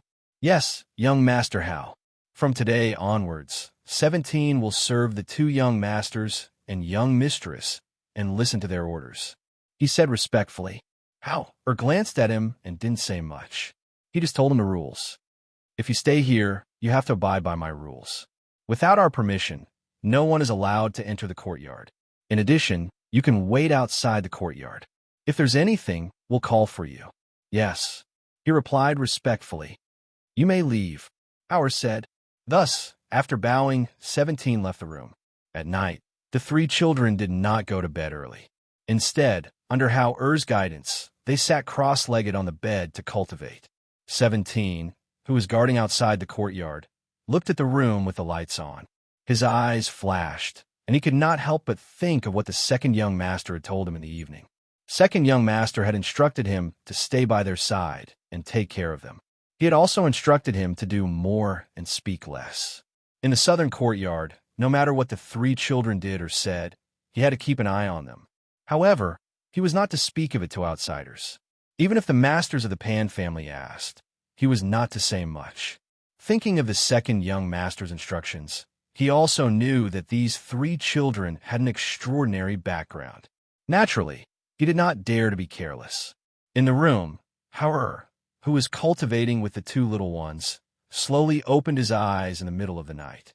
He looked at the 2 little ones and called out softly, "Chener Yuer." When the 2 of them heard his voice, they opened their eyes and looked at him. The moment they opened their eyes, there was clarity in their eyes instead of confusion and sleepiness. "Big brother, what's wrong?" you were asked while looking at him with her pair of beautiful big eyes. Chapter 44-48. Okay. The 2 nodded. You smiled and said, "Big brother, if you can't wake up tomorrow, you must wake us up." Hao smiled and patted her head. "And I will. You can sleep at ease. It doesn't matter if you forget to wake up tomorrow. I'll wake you up." You answered happily and yawned. She was a little sleepy. "Let's sleep early," Hao said and left after letting them lie down. The next morning, before the sky was bright, Hao woke up Mu Chun and Mu Yu. The 3 of them practiced boxing in the courtyard. Compared to Hao punches, Mu Chun and Mu Yu's punches were weak. However, they were still young, so Howard didn't have high requirements for them. He only let them practice until they were familiar with it. As for the rest, he would talk about it later. After sweating profusely and bathing, the 3 children ate breakfast and were about to go out when they saw the dignified Pan Boching trotting towards them. "Big brother Hao, little brother Chun little sister Yu I'm here to take you to school." The little guy bounced over, followed by a boy and a girl who were 2 or 3 years older than him. The girl was about 6 or 7 years old, and the boy seemed to be the same age as Hao. The 2 walked over and looked at the 3 with curiosity in their eyes. "Brother Qing, are they the 3 people my father was talking about?" asked the boy. He walked up and looked at Hao and the others. It's them. This is..." Pan Boching was about to speak, but was interrupted by the boy. "I'm Pan Bowen, and this is my sister, Pan Shuer. My father is the eldest son of the Pan family. When we came back yesterday, my father already mentioned you," he said with a smile. "You're Xinyuan Hao. You 2 are twins, Xinyuan Mu Chun and Xinyuan Mu Yu. Big brother Bowen, big sister Shuer, you can call me Yuer." The little one showed a sweet smile and looked at the two of them obediently. This is for you. The little girl with red face took out a wooden doll and handed it over to Yu. She seemed to be somewhat shy and spoke in a low voice, but when she heard Yu calling her big sister Shuer, her pair of eyes flashed, and she was very happy. Yu's eyes lit up, and taking the gift she handed over, she said with a smile, "Thank you, big sister Shuer. I also have gifts for you." Pan Bowen looked at Hauer and Chan and said. He took out two small rectangular boxes from his arms and handed them to them. "These are two brushes. Daddy bought them with me yesterday. They are for you." "Thank you." Hauer and Muchan took it and thanked him. "Let's go to school. If you're late, Great-Grandpa will slap you," Pan Bowen said as he and Pan Butching led them to the school. The little girl with a red face shyly held Yu's hand. Seeing Yu smiling, she couldn't help but smile as well, and even her footsteps became lighter. When the children arrived at the school, Shuer originally wanted to sit with Yu, but when she saw Mu Chun, who looked exactly like Yu but had a sullen face, sitting next to Yu, she could only find a seat herself. Chapter 44-49. The old man walked in slowly with his hands behind his back. He glanced at the children who were sitting up straight in an orderly manner, then coughed lightly and asked, "Do you all know each other?" "Yes," the children answered. The old man then walked down and said to Bowen, who was sitting on the left in front, "Write down the book I asked you to memorize last time today." "Yes, great-grandfather," Bowen answered in an orderly manner. He did not look back, but began to grind the ink and write from memory. "Shuer, this is the writing you have to practice today." The old man gave her homework and walked over to Bo Ching. "Practice your writing today. The homework is here." After giving the three children their homework, he walked over to Hauer and the other two and asked, "Have you learned it before? What do you know?" Hauer thought for a moment and said, "I don't really remember, but I remember that father and mother taught me before." Hearing this, the old man paused for a moment and asked, "Then do the three of you know how to write your names?" "Yes," the three of them said in unison. "Write it down and let me see." He pulled over a chair and sat between the three of them. He saw the three children pick up the brush, dip it in some ink, and seriously write down their names on the paper. Then they handed it over one by one for him to see. Looking at the three names written by the three children, he looked at the three of them with some surprise. Hauer's handwriting had already begun to show its edge, and although the two younger ones wrote stroke by stroke, it was still regular and neat. It did not seem like the handwriting that they would write at their age. After all, they were such young children.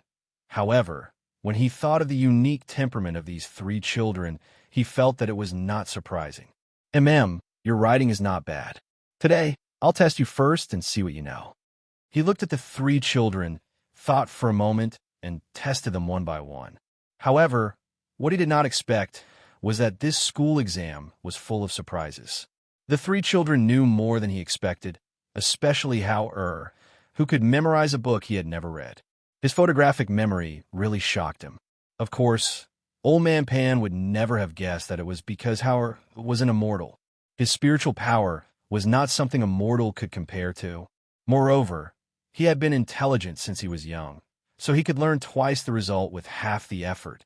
After a whole morning, Old Man Pan couldn't help but feel a sense of appreciation for talent.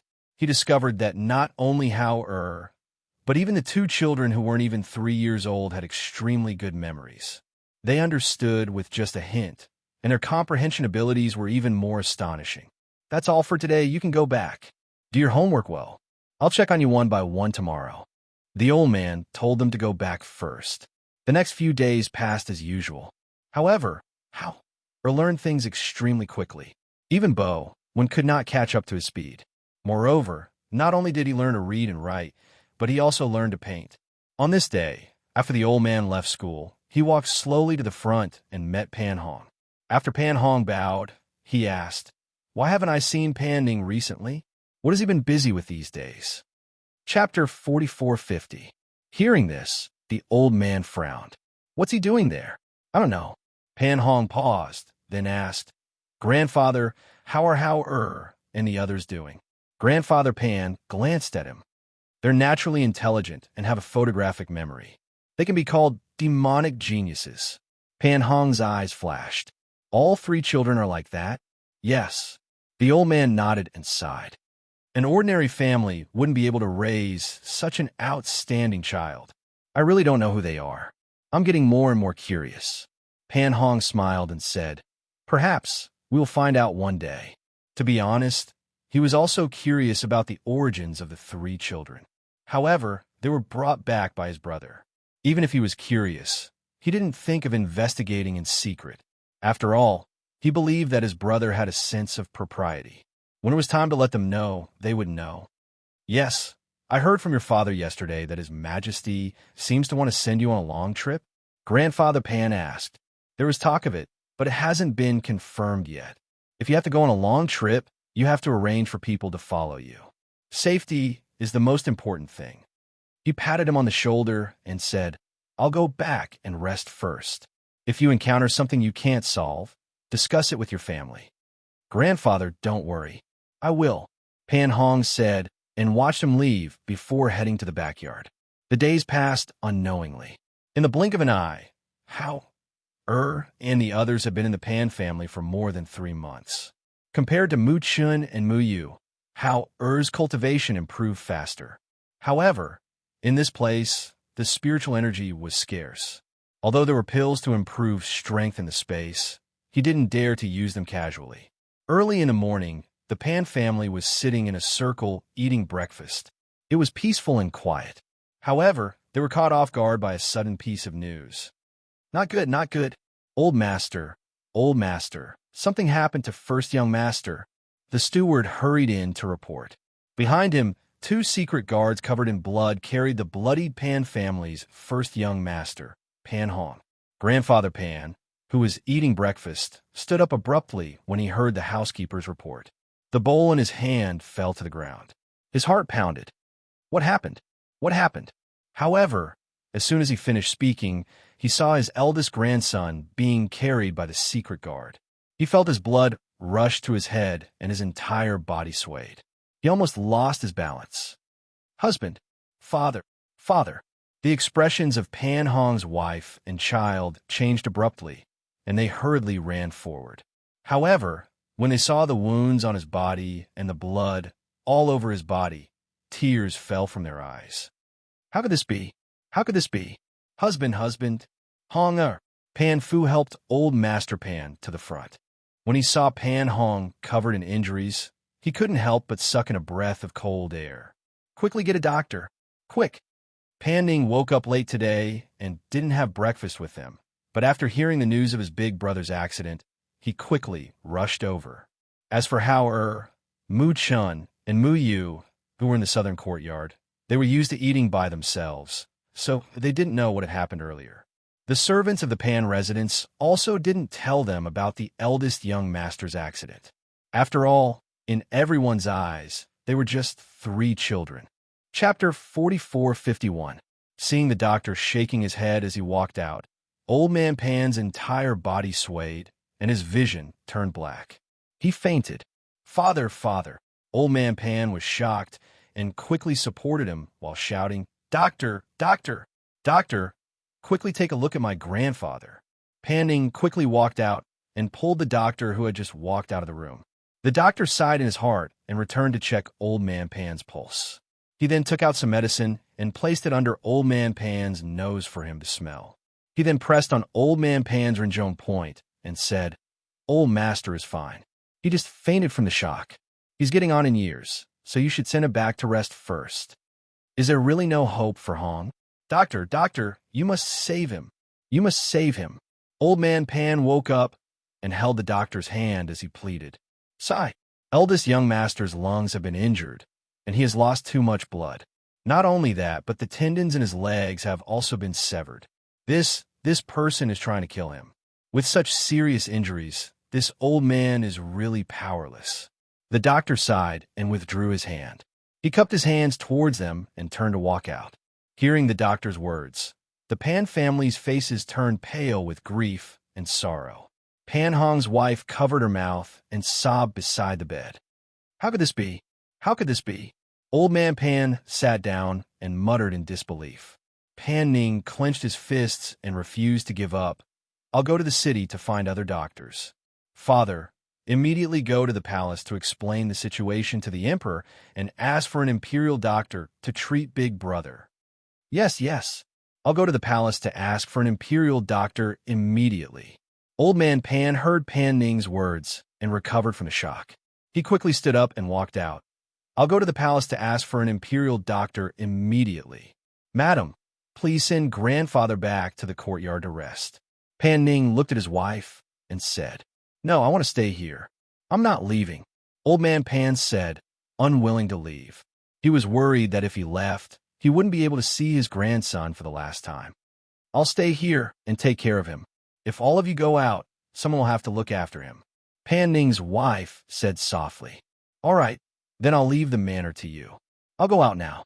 As for sister-in-law you, Pan Ning gestured and looked at his sister-in-law who was sobbing in the inner room. You go. I'll stay here, she said as she watched him leave. She poured a cup of water for the old man and went into the inner room. She crouched down and hugged her, comforting her. How? Who is it that did this? Pan, old Pan they. Of course, the children of the Pan family were also sensible. Although they were brought back to the courtyard, they didn't say a single word, but tears continuously fell from their eyes. Pan Bo Ching, who was usually the most mischievous, saw Bowen and Shui crying silently. He couldn't help but wipe his tears. He pursed his lips and said, Big brother, little sister, don't cry. My father and grandfather have already gone to find a doctor. Uncle will be fine. Chapter 4452. Sister, don't cry, don't cry. Fu Qing did not know how to coax people, seeing her crying more and more sadly, and his elder brother also had his head lowered. He could not help but cry as well. He wiped his tears and ran out. How? And the other two were still in the courtyard and had not been discharged. In addition, the south courtyard was rather secluded. The servants in the front were moving about chaotically, but the south courtyard was still quiet and elegant. 17 was waiting outside. Because he had heard the news from the other secret guards, he was also anxious and worried at this time. How was the eldest master now? Just as he was thinking, he saw Fu Qing crying and wiping his tears as he walked over. He quickly went forward and called out, Master Qing, what's wrong with you? Fu Qing glanced at him and ignored him. He continued to cry as he walked towards the south courtyard. Seeing this, 17 hurriedly came to the entrance of the southern courtyard and said, Young Master Hao, young Master Qing is here. Sob, sob, sob, sob. Fu Qing walked in as he cried. He stood in front of the three people and could not stop crying. In the courtyard, Hao Mu Chun, and Mu Yu could not help but look at each other. Yu could not help but ask, Brother Fu Qing, why are you crying? Did Uncle Ning hit you? Sob, sob. No, sob, sob. Fu Qing sobbed as he cried. Then what's wrong with you? Mu Chun asked.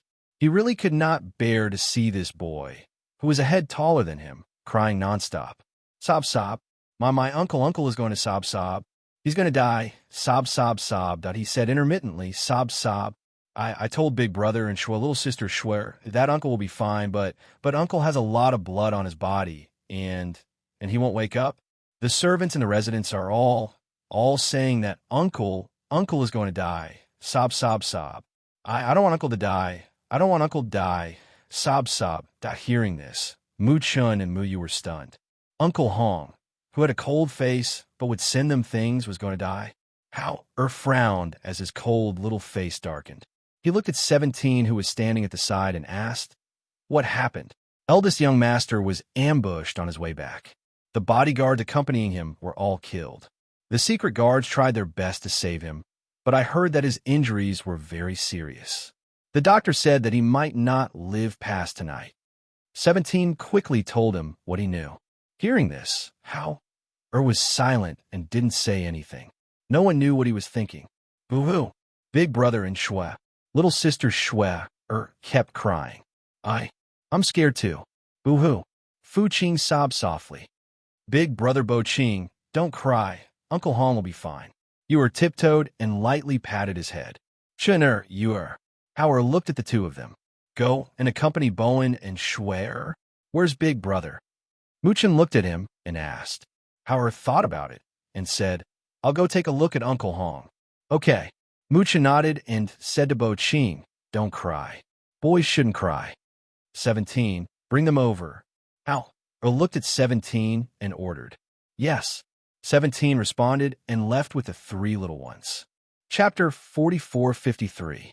How Pan Ning was a little surprised to see him here. However, he was in a hurry to bring the doctors to treat his elder brother, so he did not stop walking. As he walked forward, he said, something happened in the residence. If you need anything, look for 17 first. Hauer followed beside him and said, I heard that something happened to Uncle Hong, so I wanted to come and take a look. Elder brother was ambushed on the way back. His condition is not good. I'm bringing the doctors to treat him now. As Pan Ning spoke, his footsteps were hurried. He said to the dozen or so doctors who were jogging behind him, everyone, please walk faster. The doctors behind him were in a hurry and were panting slightly. One of the fatter ones was sweating a lot. He was wiping his sweat and panting as he jogged to follow the crowd.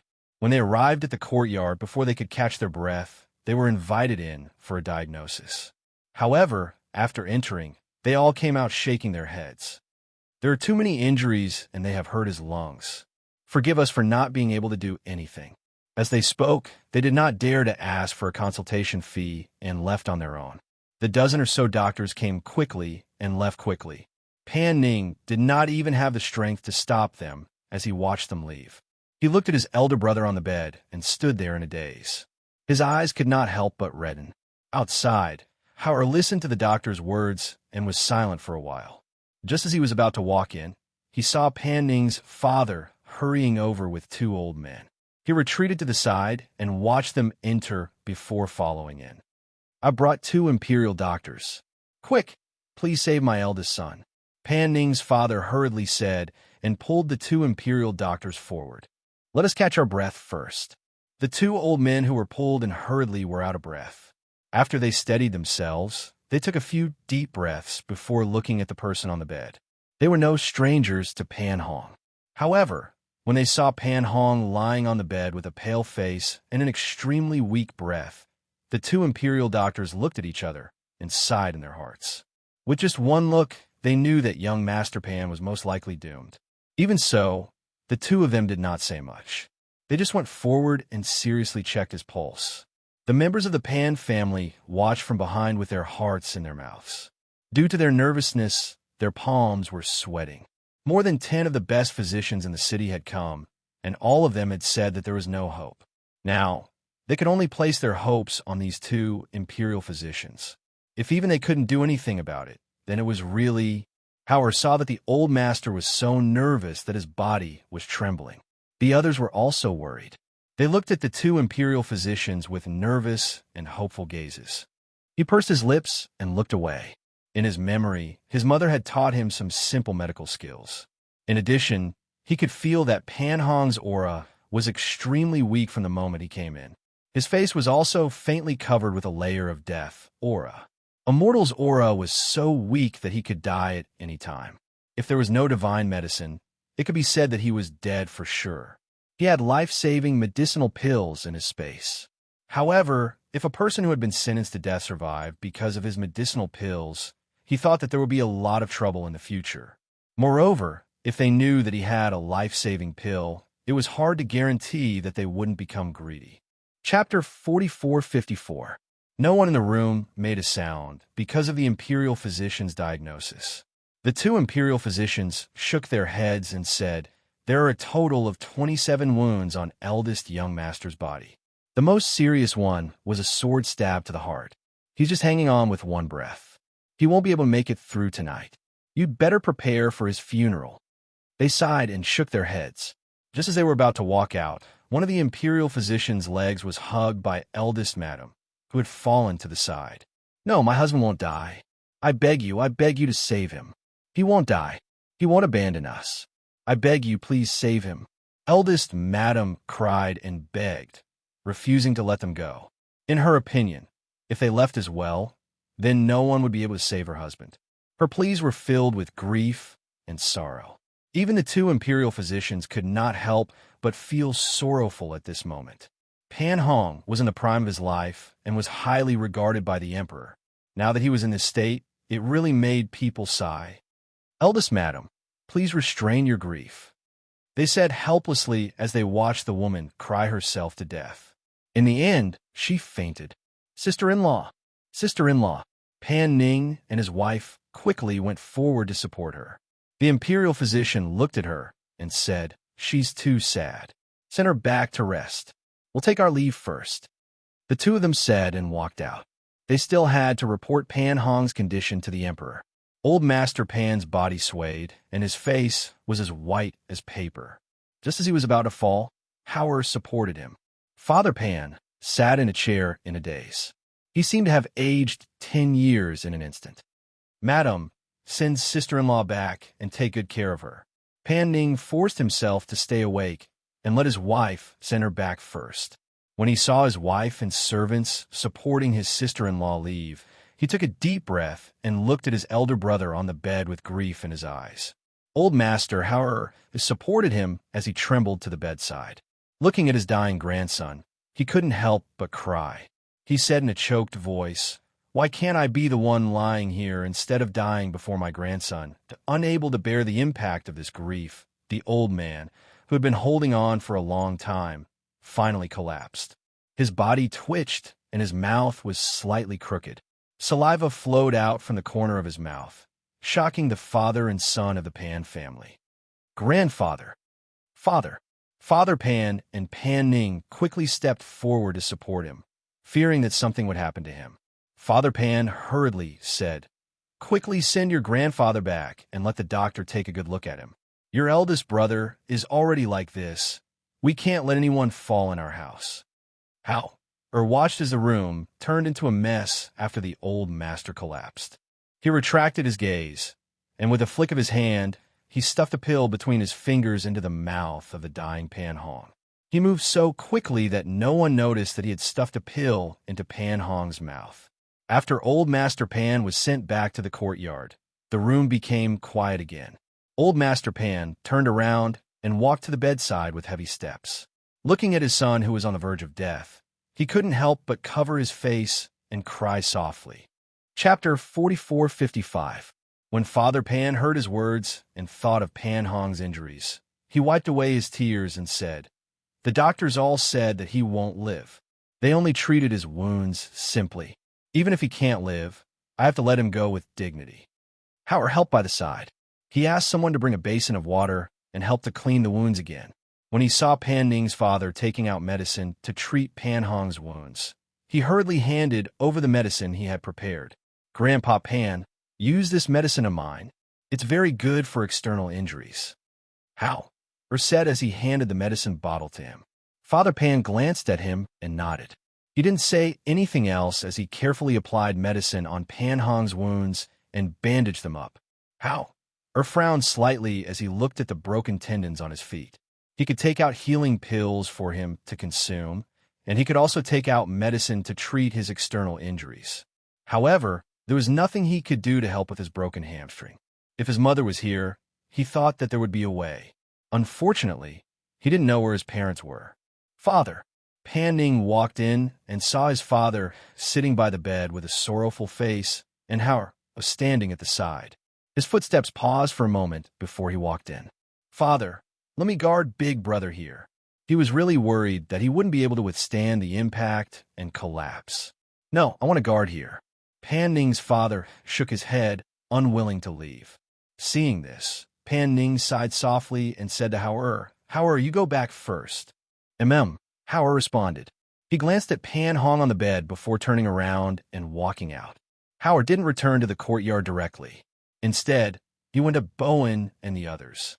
When he entered the courtyard, he saw Mu Chun and Mu Yu sitting around the stone table with Bowen. Bo Ching and Shui, 17, was standing at the side.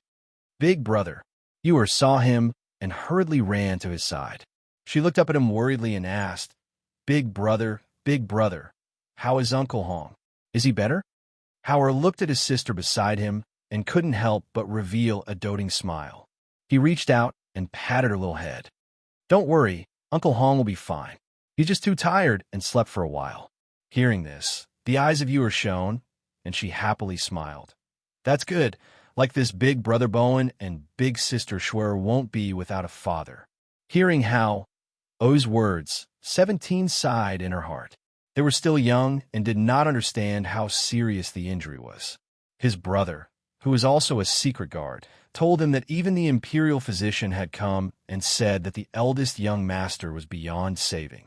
Furthermore, he would not be able to survive the night. Big brother Bowen, big sister Schwer. You don't need to worry. My big brother said that Uncle Hong will be fine. He is just tired and will be fine after sleeping. Yu said while looking at them with a beaming smile. Snow's red and swollen eyes held a glimmer of hope, while Bowen lowered his head and said nothing. Because of this incident, the adults in the residence also collapsed one after another. Hao and the other two stayed here to accompany the children of the Pan family. It was only at night that Hao and the other two returned to the southern courtyard. Chapter 4456. Yes, Hao responded and said, we are indebted to their family. There are medicines in the space that can save his life, so I secretly fed him one. Hao continued. However, the tendons in his legs were severed. I'm afraid that after he recovers, his legs will be crippled. Big brother, didn't you say that mother's medical skills are amazing? When we find father and mother in the future, won't we get mother to treat Uncle Hong? Yu blinked her beautiful eyes, her little face full of innocence. If mother was here, his injuries wouldn't be a big problem. However, mother isn't here now, so it's hard to say what will happen in the future. As Hao spoke, he saw the two of them looking at him and continued. However, it's already considered good that he's still alive. Those imperial physicians had already said that he would definitely die. Now that he's still alive, it shouldn't matter even if he can't stand up. Compared to death, at least he was still alive. In his opinion, this was already considered lucky. Great-grandfather Pan couldn't take the blow and collapsed. He probably won't be able to teach during this period of time. From tomorrow onwards, you two can study on your own. If you encounter anything you don't understand, just ask me. Hao reminded them. Yes. The two little ones nodded in response, looking very obedient. This night was difficult for the Pan family. Other than the collapsed great-grandfather and great-madam, the rest of the Pan family, including the children, were gathered in the side room. They called Bowen and Schwer, because they were afraid that they wouldn't be able to see their father for the last time. The two children stayed by the bed, their small hands holding their father's large hands. They didn't dare to cry or make a fuss. They just kept looking at him. In their hearts, they hoped that their father was just as Hao said. He fell asleep because he was tired. Perhaps he would wake up at dawn tomorrow. All the powers in the imperial capital had heard about what happened to the Pan family. They knew that the Pan family's eldest young master, Pan Hong, was ambushed on his way back. His injuries were so severe that even the imperial physicians said that he wouldn't live past tonight. On one hand, they were shocked that someone dared to make a move on the Pan family's eldest young master. On the other hand, they felt sorry for Pan Hong. Such an outstanding person was going to die at such a young age. It really made one sigh. In the palace, after the imperial physician reported the situation and said that Pan Hong would not survive the night, the emperor flew into a rage and ordered that the person behind the ambush must be found. When night fell, the emperor left the palace with 12 guards and went to the Pan family. Old master, second young master, His Majesty is here. The housekeeper quickly ran into the courtyard to report. Hearing this, Father Pan and Pan Ning quickly went out to greet him. As soon as they came out, they saw a middle-aged man walking over with steady steps, followed by more than 12 inner palace guards. Your subjects greet your Majesty. The father and son of the Pan family stepped forward and knelt on one knee. No need to be so courteous. The emperor stepped forward to support Father Pan. Looking at Father Pan, who had aged 10 years overnight, he couldn't help but sigh softly and said, "This emperor is here to see Pan Hong. Many thanks, your Majesty." The father and son of the Pan family said as they led him into a side room. When he came to the inner room, he saw Pan Hong's son and daughter standing by the bed with tears in their eyes. His footsteps paused. He originally wanted to take a step forward, but he couldn't. He just stood 3 meters away from the bed and looked at them. Chapter 44:57. After a long while, he stepped forward and walked to the bedside. He glanced at the person on the bed before shifting his gaze to the 2 children. "What are your names?" the emperor asked as he looked at the 2 children. "Your Majesty, my name is Pan Bowen." "My name is Pan Schwer."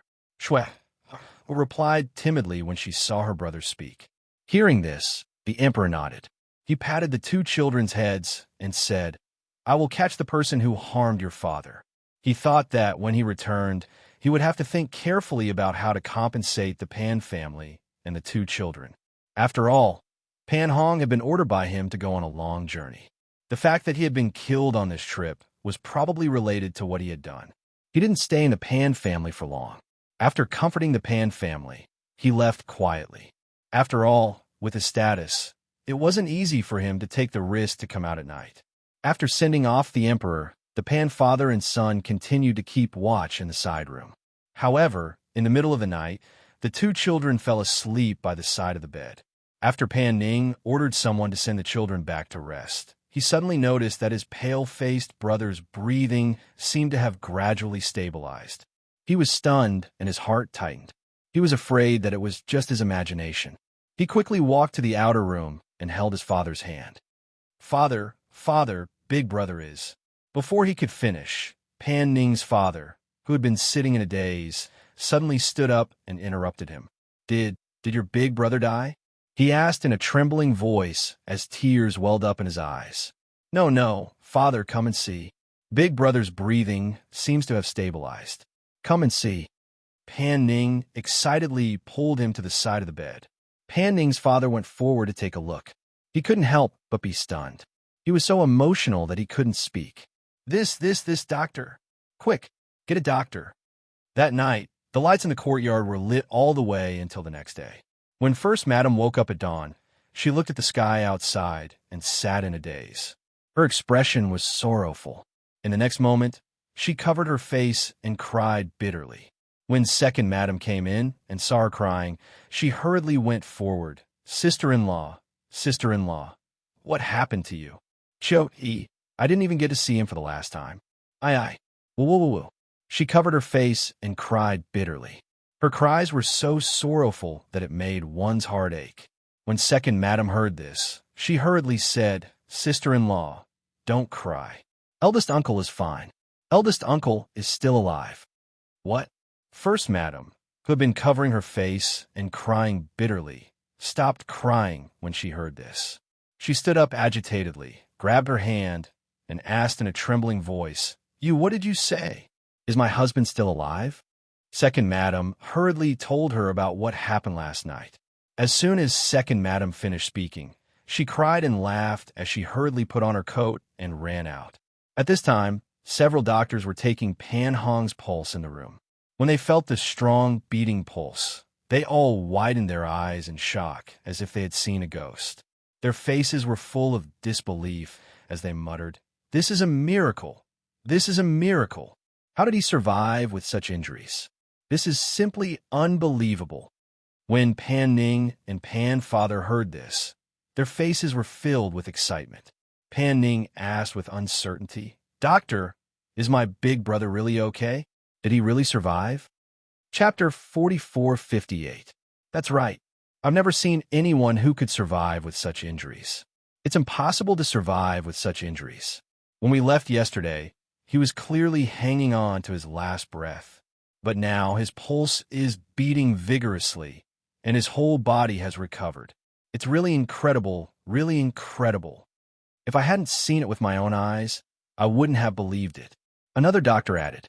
An old doctor who had been silent all this time stroked his beard and withdrew his hand from taking the pulse. He looked at the Pan father and son and asked, "Yesterday, his injuries were so serious, but today, he is almost recovered. May I ask, Master Pan, second young master, what miracle medicine did you give to eldest young master?" Master Pan was startled and shook his head. "How could we have any miracle medicine? Yesterday, even the imperial physicians came. Whether it was you or the imperial physicians, they only looked at him and left without prescribing any medicine. How could you have given him any medicine? Tomorrow, they would all say that he would not survive. No one would even prescribe him any medicine. Even the wounds on his body were simply treated. He had to personally clean them up and apply new medicine. Since the incident yesterday, he had been guarding this room and no one had given him any medicine. That's strange.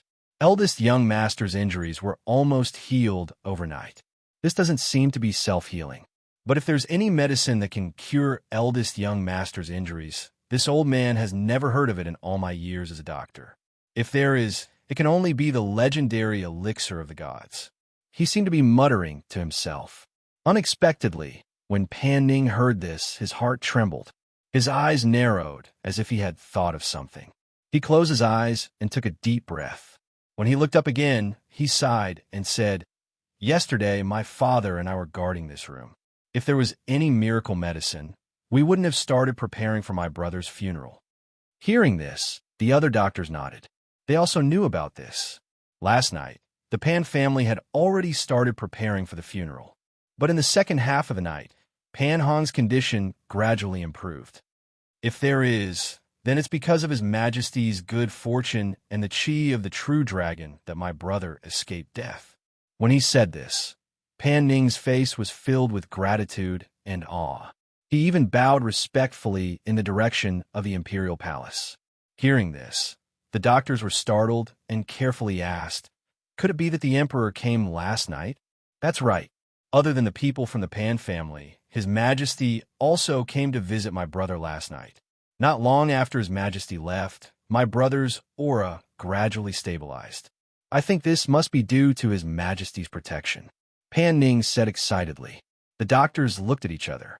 They were a little surprised and a little uncertain, but in the end they all felt that maybe it was really like this. Otherwise, how could it make sense? Pan Ning said excitedly, his face full of gratitude. Even Father Pan believed him, saying repeatedly, "When Honger recovers, he must kowtow to His Majesty to thank His Majesty for his kindness." After the doctors prescribed the medicine, the servants sent the doctors away. In less than half a day, another piece of news spread outside. Pan Hong, the eldest son of the Pan family, who was originally said by the doctors and imperial physicians to be unable to live past last night, actually survived. As the news spread, the legend of His Majesty's visit to the Pan family last night and the chi of the true dragon that saved the eldest son of the Pan family from death's door also spread. Chapter 4459. So you're saying that Pan Hong survived? The emperor looked at the people below and asked, "Your Majesty, it is said that he survived. The doctors in the city have seen him, and his pulse has stabilized. However, I heard that the tendons in his legs were severed. Even if he survives, I'm afraid he won't be able to stand up again." Hearing this, the emperor was silent for a moment, then said, "Have the imperial physician go to the Pan family again. No matter what, his injuries must be treated." "Yes, sir." The person below responded, bowed, and then left. After a while, the emperor looked at the old man hidden in the shadows and asked, "What do you think is going on? Last night when I went to see Pan Hong, I clearly saw that his breathing was very weak and that he would not survive. Why did I hear that he survived today?" The old man walked out from the shadows and clasped his hands in front of him. He slightly leaned forward and respectfully said, "The doctors in the city and the imperial physician in the palace all made the same diagnosis. Moreover, the injury to his lungs is not something that can be cured by ordinary medicine. Now that Pan Hong has survived, it is clear that after Your Majesty left, he must have taken some life-saving medicine." "Medicine?" The emperor was slightly startled. He looked at him and asked hesitantly, "In this world, does medicine really exist?" The emperor did not believe the rumors that were spread outside about him being protected by the true dragon and son of heaven. Last night, he only wanted to take a look.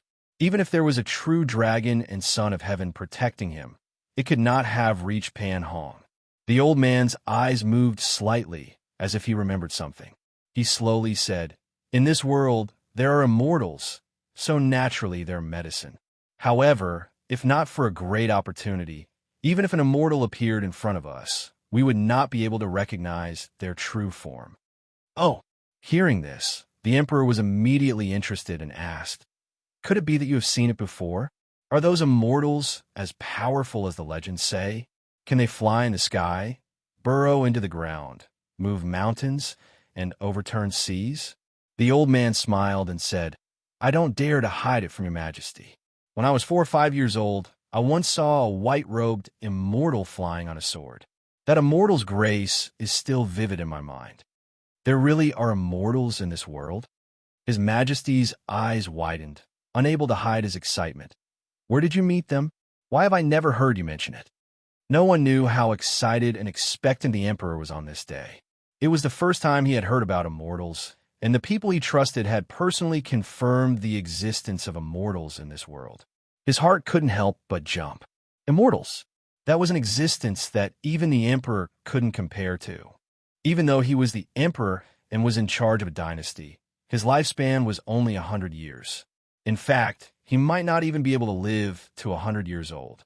After all, it was already rare for ordinary people to live to 60 or 70 years old, and it was even rarer to live to 100 years old.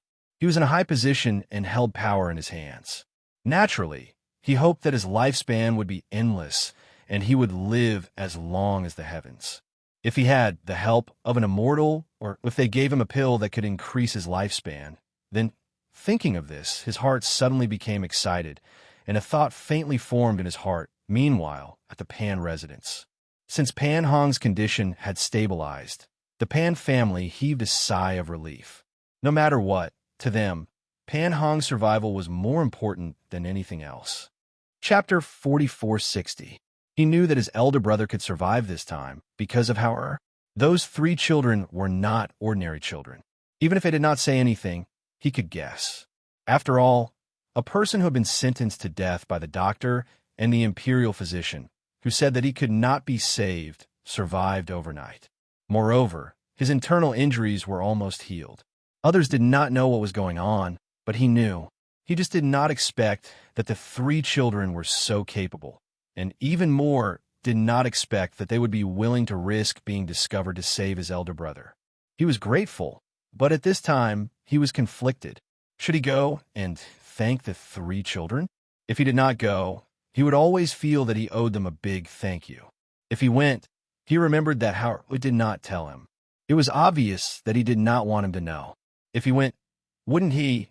He hesitated between going and not going, but he could not tell others. He could not help but sigh softly. Forget it. Since they did not want him to know, he would pretend not to know. He would remember this life-saving grace in his heart for the time being. If there was a chance in the future, he would repay it. After freshening up in the yard and resting for a while, Pan Ning went to the south yard. Standing outside the southern courtyard, he saw the 2 little ones practicing their fists with Hao by their side, guiding them. His eyes flashed. "Young Master Hao, second master is here," 17 reported. Uncle Ning, seeing him, it was beaming with smiles. Then trotting to his side, she asked, "Uncle Ning, is Uncle Hong well?" Pan Ning smiled and said, "The doctor said that his life is no longer in danger." He looked at Hao and said, "During this period of time, the old man will not be able to teach you." He was shocked and fell down, but he is much better today. The doctor said that he needs to recuperate well for a few days. "Yes," Hao responded. "Uncle Ning, my elder brother will teach us. It's okay. Let great-grandfather recuperate well. When he is better, he will teach us," you said with a smile. "All right, if you have anything else, or if you need anything, feel free to look for me," Pan Ning said, exhorting them a few more times before leaving first.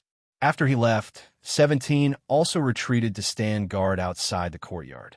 Inside the courtyard, Mu Chun looked at his eldest brother and asked, "Does he know?" At the side, Yu blinked her eyes and looked at them, quietly listening. Hao paused and said, "It doesn't matter if he knows or not. Let's just leave it at that." Even if he knew, he didn't have to say it out loud. "Continue practicing." Hao looked at the 2 of them and said, "Go through the entire set of fist techniques today. I want to check tomorrow." After instructing the 2 of them and 17, He went back to his room and prepared to cultivate there. The two little fellows agreed and began to practice obediently. Not long after Pan Ning left, Bo Qing, Bowen, and Shui Er came to the south courtyard. Bowen and Shui Er were especially happy to know that their father wouldn't die. Let's tell this good news to little sister Yu and the rest. They will definitely be very happy. Fu Qing grinned and said, "Today my mother told me that great-grandfather's health is much better after knowing that uncle is fine." The three of them talked as they walked to the south courtyard. Just as they were about to enter, they were stopped by 17. Chapter 4461. Why? We have good news to tell them, Bo Qing said as he poked his head in. Wanted to take a look, but was not allowed to take half a step forward. How and the other two had been staying with the Pan family for a few months, so Bowen also knew the rules of the south courtyard. So he said, "In that case, we won't go in. We'll come back later. But since we're already here, are we just going to leave like this?" Bo Qing rolled his eyes and suddenly shouted loudly, "Sister Yu, we're here to find you, but 17 won't let us in. Come out quickly." The two little guys who were practicing boxing heard the voice and looked at each other. Yu said, "Brother, it's Brother Bo Qing and the others." Muchin paused for a moment, thinking that his big brother was cultivating in the room and shouting like that was not a solution. So he said, "Let's go out and take a look. Don't let him disturb big brother." "Okay." Yu nodded and followed him out of the courtyard. Because their parents were not by their side, they had to do a lot of things by themselves. Coupled with their big brother's guidance, although the two were young, they were not as naughty and playful as other children. Outside, Muchan glanced at Bo Qing and said, "Don't shout, it's too noisy." Fu Qing chuckled and ignored him. Instead, he smiled happily and said, "Let me tell you, my uncle won't die. The doctor said he won't die." "We know," Muchan said. How did you know?" Bo Qing asked in surprise. Yu smiled and said, "Uncle Ning came just now, he told us." Yu looked at Bo Qing and said seriously, "Brother Bo Qing, next time you can't shout loudly outside this courtyard. You'll disturb my big brother." Bo Qing was a little embarrassed by her words and hurriedly promised, I won't next time, but 17 has been guarding this courtyard and won't let us in." Yu looked at him with a smile and said, "Because my big brother told 17 not to let anyone in. Big brother doesn't like to be disturbed. He'll get angry." Yes, I know. I won't do it again," he promised again. Bowen looked at the two of them and said, "Great-grandfather has to recuperate and can't teach us for a while. Do you want to study with us?"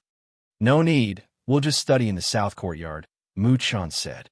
"All right, then we'll head back first," Bowen said as he led Cher away. "Younger sister Yu I'll come and find you again tomorrow." Shui turned around and waved her hand before leaving with her brother. "Then I'll be leaving too," Fu Qing said as she skipped away. After watching them leave, Muchan said, "Sister, let's go back." As he spoke, he took her hand and walked towards the courtyard. They were different from them. They had to cultivate well and work hard. Only then could they find the way back and find their parents. And Yu agreed, then obediently returned back to continue her training. Chapter 4462.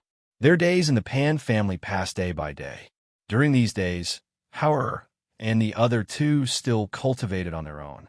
During this time, the three of them went to see Pan Hong a few times and watched as his body recovered day by day. However, he could no longer stand up on his feet.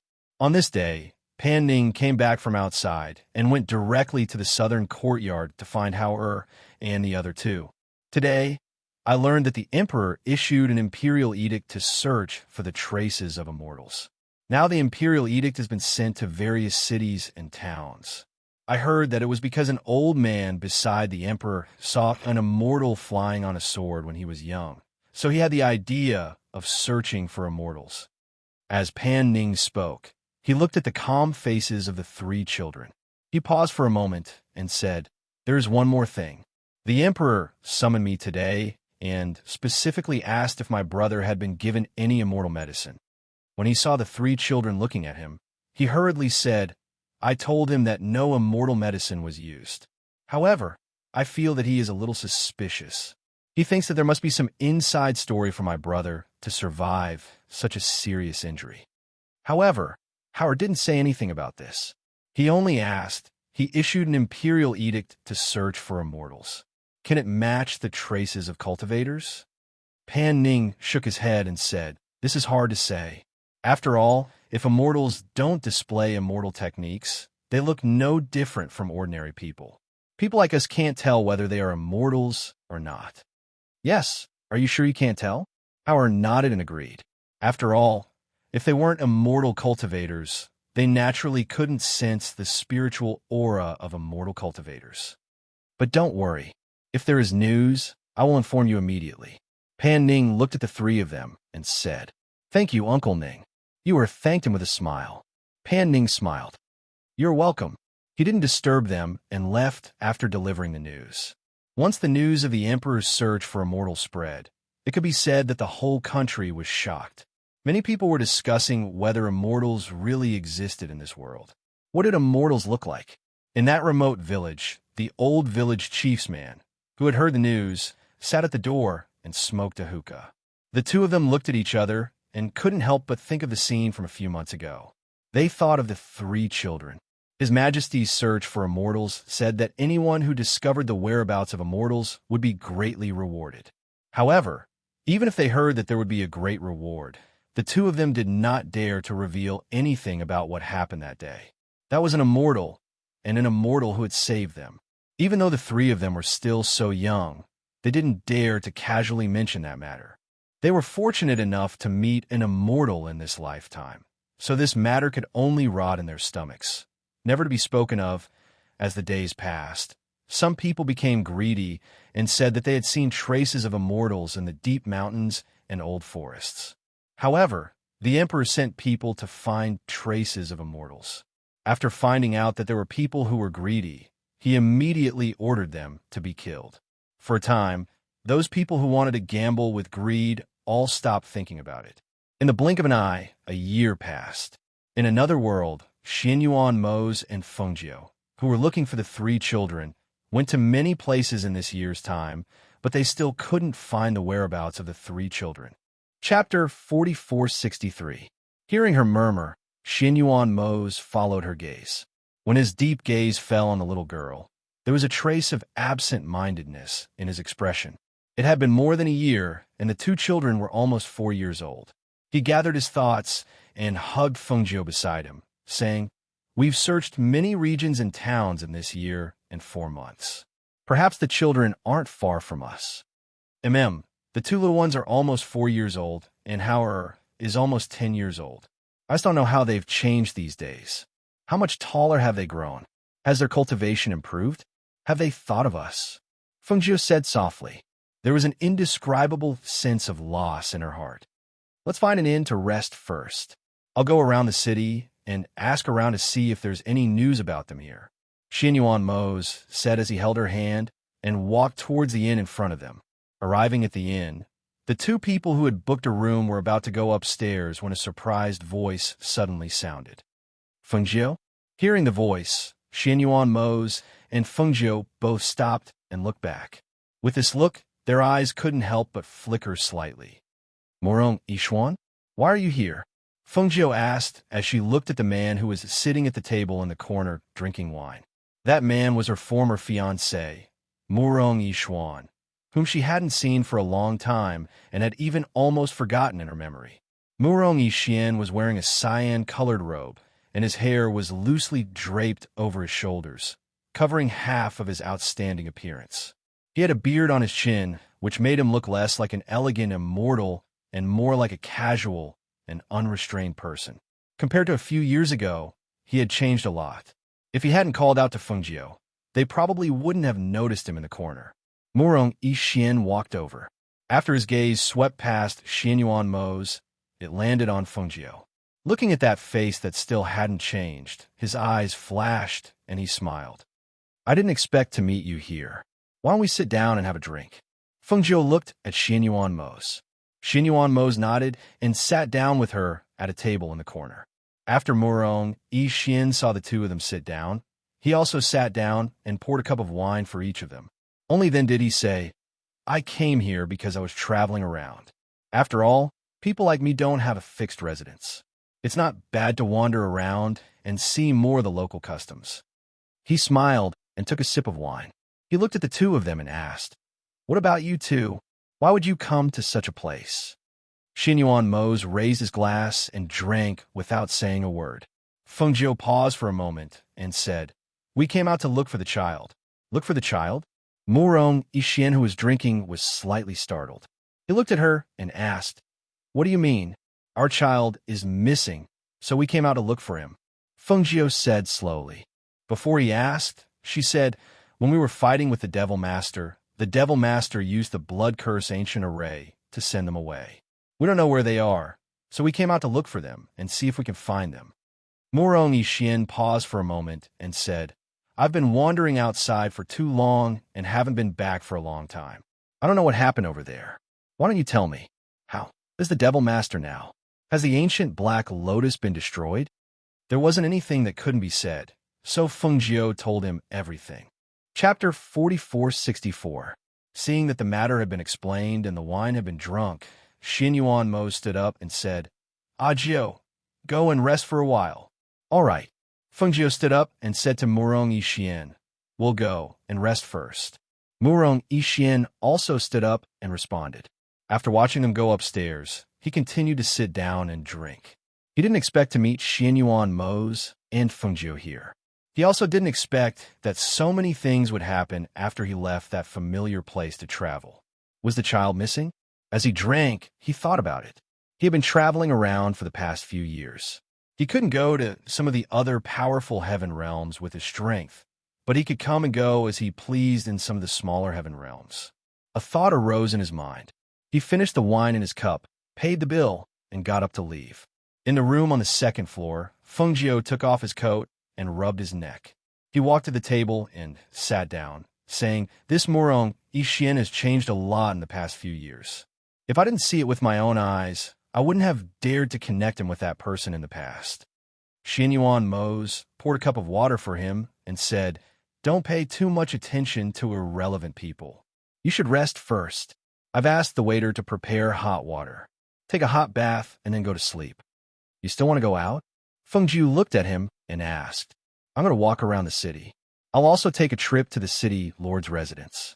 The world was so big that they couldn't search every place. Even if they were in a town, they couldn't search every house.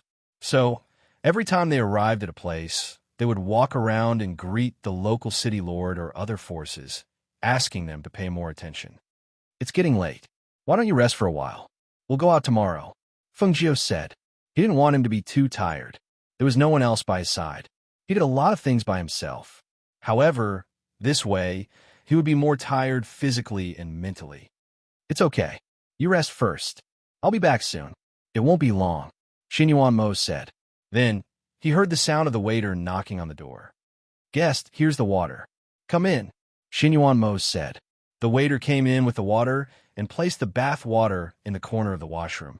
After filling the basin with water, he left. "The water is ready. You go take a bath and relax. I'll be back in a while." Xinyuan Mo's motioned for her to take a bath first. "All right. Don't be gone for too long," Feng Jiu said softly. After sending him out of the room, he locked the door and turned to take a bath in the inner room. Xinyuan Mose walked around the city alone. He didn't sense any familiar aura here. After all, the child had something they gave her. Even if the connection was cut off, as long as they were within a certain distance, he could still sense their presence. After asking for directions to the city lord's residence, he was about to go there when he saw Murong Yixian, whom he had met not long ago, trapped in a corner in an alley. Chapter 4465. Ghost cultivators who could cultivate a physical body and dared to appear in the day were naturally powerful. However, he didn't know why there were so many ghost cultivators in this place. Moreover, it looked like they were here specifically for Murong Yixian. He watched from the shadows for a while. The boundary formed by Yin Qi blocked the aura of the battle inside. Even though the alley was only about 10 meters away from the main street, the people outside the main street didn't know what was happening in the alley. Seeing that Murong Yixian was dealing with more than 10 ghost cultivators alone, He didn't help him, but watched as a bystander. After all, Murong Ishuan wasn't weak. Although more than 10 ghost cultivators were powerful, they wouldn't be able to take his life. After about the time it took for a stick of incense to burn, the boundary formed by Yin-Shi broke apart with the death of more than 10 ghost cultivators. Murong Ishuan, whose robes were cut with several wounds, walked out. As if he sensed something, he looked in a certain direction. However, he didn't see anything. He paused for a moment, then turned around and left. After he left, Xinyuan Mose walked out from the shadows. After watching him leave, he also headed in the direction of the city lord's residence. In the evening, when Xinyuan Mose returned to the inn, Fengjiu had already fallen asleep. However, he opened his eyes when he heard the sound of his return. "You're back?" Fengjiu asked. His voice carried a hint of sleepiness. "I'm back," Xinyuan Mose responded and said, "I went out for a walk today and found that this small place isn't very peaceful." "Oh, what happened?" Fengjiu asked as he sat up from the bed. "I saw more than 10 ghost cultivators who dared to appear in the day. They weren't weak. However, they were all killed by Murong Ishuan in the end." He poured a cup of water and drank as he spoke slowly. Hearing this, Fengjiu was slightly surprised. How did he provoke those ghost cultivators? A ghost cultivator who has materialized a physical body and dares to appear in the daytime is not simple. It seems that his cultivation has also improved in the past few years of training outside. When I went to the City Lord Manor, I heard the City Lord mention that there's a ghost king in the Yin Mountain area. He has many ghost cultivators under him, and he often comes out to do evil. When I came back just now, the aura in the city had changed slightly, and many shops had closed their doors. Xinyuan Mose said as he played with the teacup in his hand. His eyes flashed as he thought of the scene he saw when he came back. Hearing this, Fengjiu's eyes flashed slightly. He lifted the blanket and got out of bed, putting on his clothes, and said, "This small place is also like this? Then I really have to go and take a look." She smiled and said, "I've also slept for a while. Now that I've heard you say that, I'm not sleepy anymore. How about this?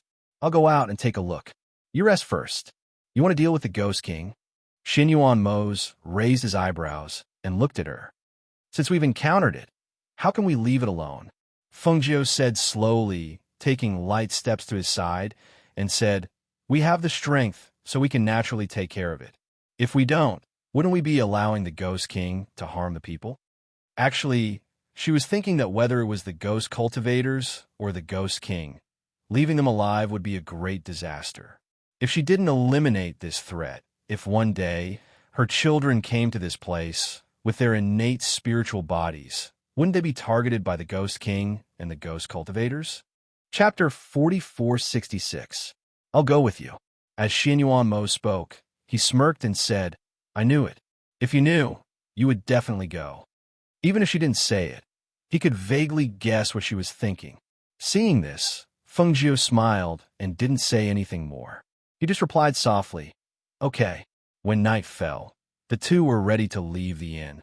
The waiter of the inn saw that they were going out and reminded them, "Sir, all the houses in the city close early to rest at night. If you go out now, there won't be many people on the street." "It's okay."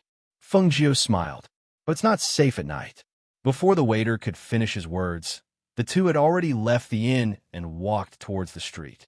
Seeing this, he shook his head and sighed. Accidents often happen at night in the city. Some are children, some are women, and some are cultivators. Over time, the people in the city knew that it was best not to walk around at night. Only some foreigners didn't know and didn't listen to advice. Those two were so outstanding. He was afraid that they wouldn't be able to come back this time. Xinyuan Mose and Fengjiu walked on the street. On both sides of the street, the lanterns in front of the shops swayed in the night wind. They also saw that in the dark of the street, there were ghosts floating around. They wanted to get close to them, but after several failed attempts, they quietly retreated and followed them from afar. There are also cultivators in this place. How can they let these ghosts make trouble here? Fengjiu frowned slightly and glanced around. Then he raised his hand and the two cloud-swallowing beasts, White Tiger and White, jumped out. "Master!" The contract beasts surrounded him and called, "Go clear the ghosts in the city." Fengjiu said lightly and glanced at the ghosts who were flying around and escaping quickly. If Chun and you were here with their innate spiritual bodies, wouldn't they be targeted by these ghosts? Thinking of the ghost that targeted you, or last time, a cold light flashed in his eyes. Yes, the contracted beast replied and leaped into the air, chasing in different directions. The two children have the magical treasures we gave them. Ordinary ghosts and ghosts can't get close to them. Xinyuan Mose held her hand and said, "Don't worry too much. They'll be fine. If I don't see them return safely with my own eyes, how can I be at ease?" Fengjiu said softly as he looked ahead. He only hoped that they would be able to turn the misfortune into a blessing, and that they would have the help of a benefactor. That night, all the Yin souls in the city were wiped out by Fengjiu's contracted beasts. That night, the Ghost King, who had occupied the mountain, was annihilated by Xinyuan Mose and Fengjiu.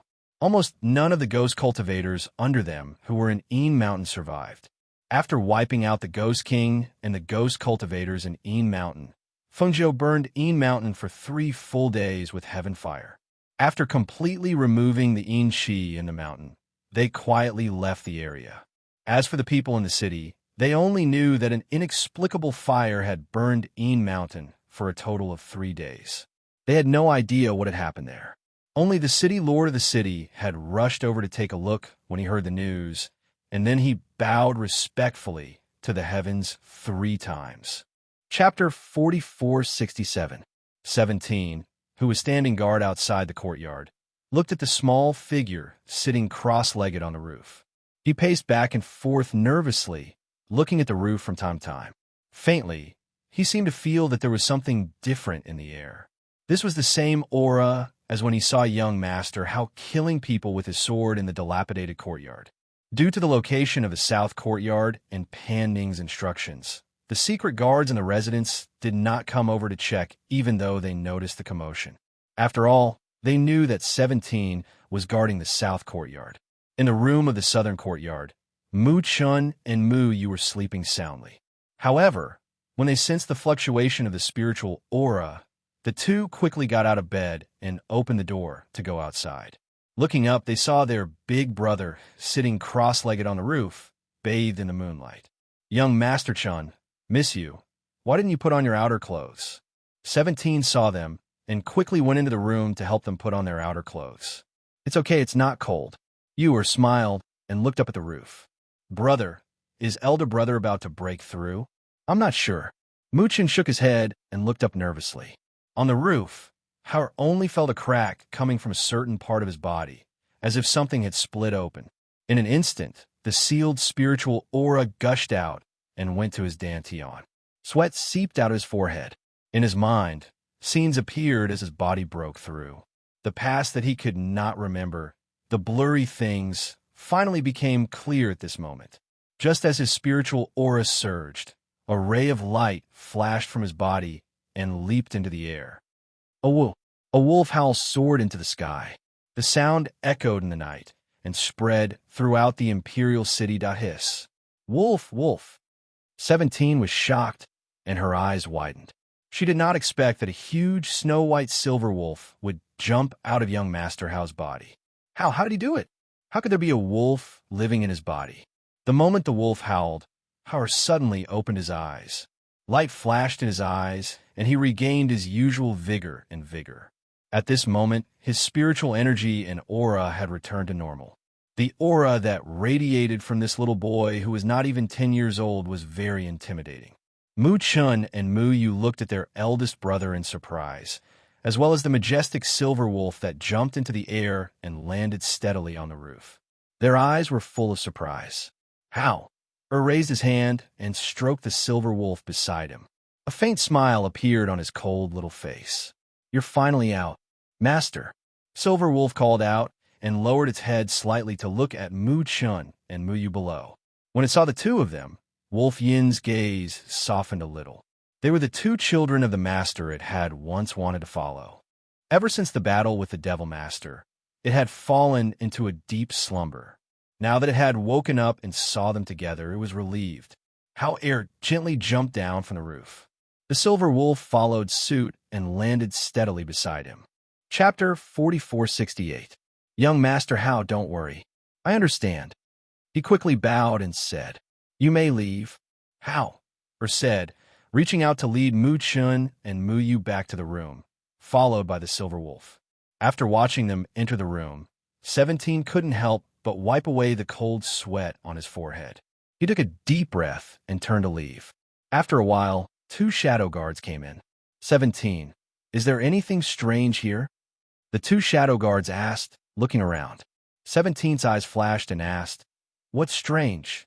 Didn't you hear the wolf howl? The wolf howl was very loud just now. Almost the entire capital heard it. Also, we seem to have seen a snow-white wolf leaping into the air and disappearing in the blink of an eye. No, I didn't see it, but I did hear a wolf howl. Maybe it came from outside. 17 quickly said, Then you guard the southern courtyard well. We'll go check out other places. It's not normal for a wolf howl to appear in the middle of the night. The 2 shadow guards said and quickly left. In the Pan household, Old Master Pan and Old Master Pan got up in the middle of the night. They put on their coats and went out the door, looking at the night sky with confusion and surprise. Because they also heard the wolf howl. How could there be a wolf howl in the capital, under the imperial city? This was too strange. When Pan Hong heard the wolf howl, he called for someone to inquire about it. After learning about the situation, he leaned against the head of the bed, looking thoughtful. Pan Ning's heart jumped when he heard the wolf howl. He put on his coat and went out the door, calling for the shadow guards to inquire about it. He stood in the courtyard and looked at the night sky, his eyes moving slightly. In the capital, under the imperial city, the wolf howl spread to almost every corner. Inexplicably, his heart skipped a beat, and he vaguely thought of something. He raised his foot and wanted to take a step, but in the end, he didn't put it down. That night, it wasn't just the Pan family who heard the wolf howls. The emperor in the imperial palace, as well as the various aristocratic families in the imperial capital, were all astonished. No one could understand why there would be a wolf howl right under the feet of the emperor, which was usually heard deep in the mountains and forests. Compared to everyone's surprise and contemplation. That night, however, Mu Chun and Mu Yu chatted in the room for the whole night. The lights in the room were also on all night. It was not until dawn that Howard returned to the room, and Mu Chun and Mu Yu went to sleep. They slept until noon before waking up. Fu Qing, who had been waiting outside the courtyard for the whole morning, with both hands under his chin. From time to time, he looked at the quiet courtyard, and then at 17, who was guarding outside the courtyard, and asked 17, did they sleep last night? Why are they sleeping so late? Usually, they would be awake at this time. I don't know. 17 said, and shook her head. Teat. Why are you guys here? Fu Qing turned around and looked at them in surprise. You guys didn't go to class today? Great-grandfather told us to practice writing and memorize books by ourselves. After we finished practicing, my father said that he would bring us to the city to play. Therefore, my brother and I came over to call little sister Yu and the others. S. Chapter 4469. They haven't woken up yet. Bowen looked at 17 in surprise. Usually, they should be up by this time. Are they sick? Did you go in to take a look? 17 hurriedly said, No, they slept late last night. Fu Qing heard this and pouted unhappily. He stood up and put his hands on his waist. 17, when I asked you just now, why did you say you didn't know? This point 17 sighed softly and said, Young Master How told me not to disturb them before they wake up, so? He had been by their side for more than a year and understood their living habits. Fu Qing was more mischievous, so he didn't plan to tell him much. Fu Qing snorted. You're bullying me because I'm young. I'm going to tell my father. Fu Qing, they haven't woken up yet. It looks like we can't go. Do you want to come with us to play? Bowen asked and looked at Fu Qing beside him. Yes, I'll go with you. When he heard that they were going to play, he immediately smiled. I'll go memorize when I get back. Otherwise, if I can't memorize it tomorrow, great-grandfather will hit me. Half a year ago, however, Mu Chun and Mu Yu stopped reading and writing with them because they could always memorize their books after just one look. They learned things quickly, and their great-grandfather praised them for being smart. They didn't need to learn how to read and write anymore. He didn't go to school to study. How? And the other two didn't go out to play either. They stayed in the courtyard all day and didn't know what they were doing. They also rarely went out. If he didn't come to play with them, they wouldn't have gone to play with them. Brother Bowen, Brother Fu Qing, Sister Shui, why are you here? Who was wearing a pink dress as she skipped out of the room, followed by Mu Chun, who was wearing a white robe. You're awake? Fu Qing saw them and happily ran forward. Mu Chun, my father wants to take us out to play. Do you want to go together? Bowen asked as he looked at the two little guys. Yu looked at her brother and asked, Brother, are we going? Her little face was full of anticipation. Ask Big Brother, Mu Chun said. Just after he spoke, Yu ran to the door of her big brother's room and shouted, Big Brother, Big Brother, Big Brother Bowen asked us to go out and play together. Should we go? The tender voice was filled with anticipation. Who was in the room, heard this and his lips curled up slightly. He put on his belt and walked out. Go, How? Opened the door and looked at his sister in front of him. He patted her little head and said, I haven't been out for a long time. It's good to go out for a walk. All right, I'll go talk to my father first. You guys can come later. Bowen smiled and turned to leave. 17. Go to the kitchen and get some pastries. Howard instructed as he looked at 17. Yes. 17 responded and quickly turned to leave. Let's go to the front. My father is in the front yard. Shua, held O's hand and walked forward with a smile. Behind them, Mu Chun and Fu Qing followed, and Hao walked at the back. In the front yard, Pan Hong sat in a wheelchair and was talking to Pan Ning while Bowen stood quietly to the side. Father, second uncle, Shua, greeted them with a smile when she saw them. Chapter 4470. Pan Hong and Pan Ning looked at the children. Although their children were not bad-looking, they were easily outshone when compared to Hao and the other two. In fact, they had long known about this. It was just that today, the difference seemed even more obvious. Hao was obviously different from usual. There seemed to be an indescribable feeling in his body and his gaze. I don't have anything to do today, so I'll go out with you. We can take 2 carriages. Pan Ning smiled and looked at the children. Is there anywhere you want to go today? Father, I want to pick peaches. They said there's a large peach tree behind the Emperor Temple, and there are peaches to pick now. Bo Qing quickly said, Oh, who said that? Pan Ning raised an eyebrow at his son. The servants in the residence said so. The Emperor Temple is a little far from here. It's getting late if we go now. He looked at the sky and said, Moreover, if we go now, we may not be able to make it back tonight. We can stay in the Emperor Temple. Since the children like it, we can stay there for the night and come back tomorrow. Pan Hong smiled and looked at his brother. Moreover, the Emperor Temple is quiet. I haven't been there for a long time, so it's a good time to take a look. Pan Ning thought for a moment and said, Since Big Brother has said so, then let's go. I'll let Father and the others know. You all get in the carriage first. That's great. Bo Qing jumped up in excitement. Bowen also had a happy smile on his face. Schwer smiled as she leaned into her father's embrace. Picking peaches?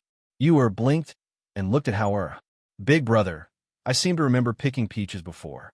Hao heard and nodded. Yes, you did. Their mother had a large peach forest. Muchen also thought about it. It seemed that such a scene had appeared in his memory, but he could not remember it clearly. Pan Hong looked at the 3 of them and smiled. Let's go. We'll get in the carriage first. He raised his hand, and a guard came out from behind to help him push the wheelchair.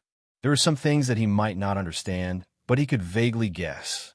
However, since he didn't say anything, then he would just pretend that he didn't know. The 2 carriages were accompanied by 12 guards. There were also 8 secret guards protecting them in the dark.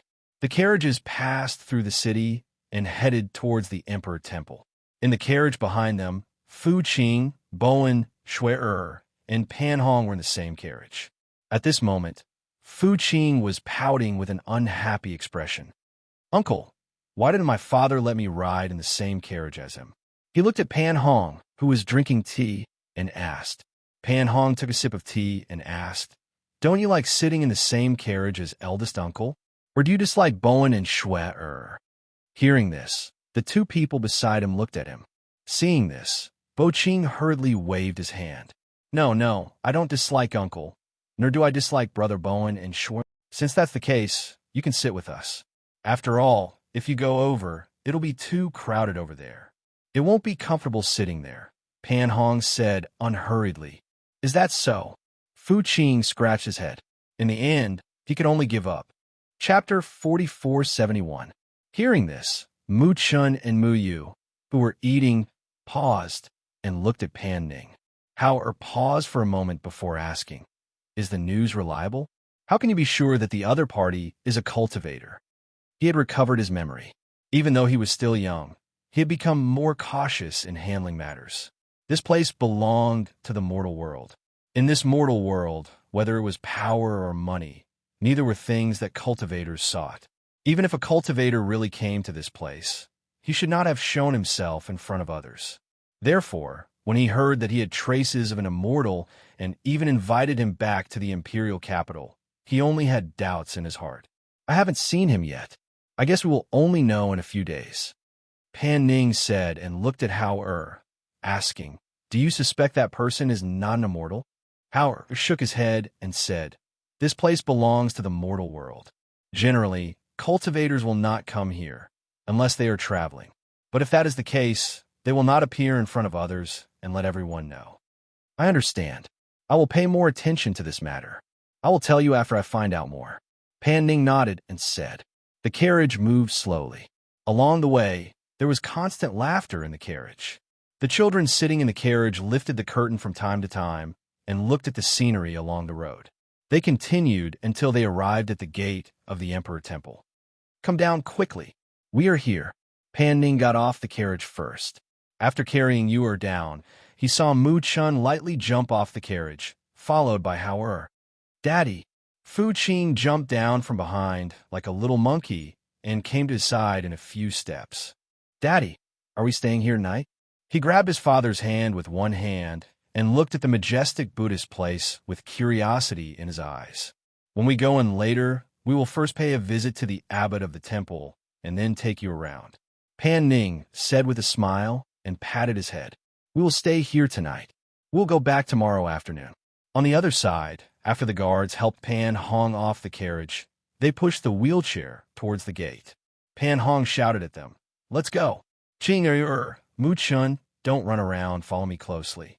Pan Ning told them not to run around, and then led them inside. Bowen and Schwer followed beside their father's wheelchair. Not long after they entered the door, they saw the abbot, who was over 60 years old, walking slowly towards them with a few young monks. "Good indeed." The abbot bowed to Pan Hong and Pan Ning and softly chanted the name of Buddha. His gaze swept past the children and landed on Hao, Mu Chun, and Mu Yu behind them. With just a glance, a bright light flashed through his wise eyes. He smiled and put his palms together, bowing again. "I didn't know it was an honored guest. Forgive me for not going out to meet you." Hearing this, Pan Hong's eyes flashed slightly. He turned slightly, and his gaze fell on Hao, Mu Chun, and Mu Yu. Pan Ning was also a little surprised.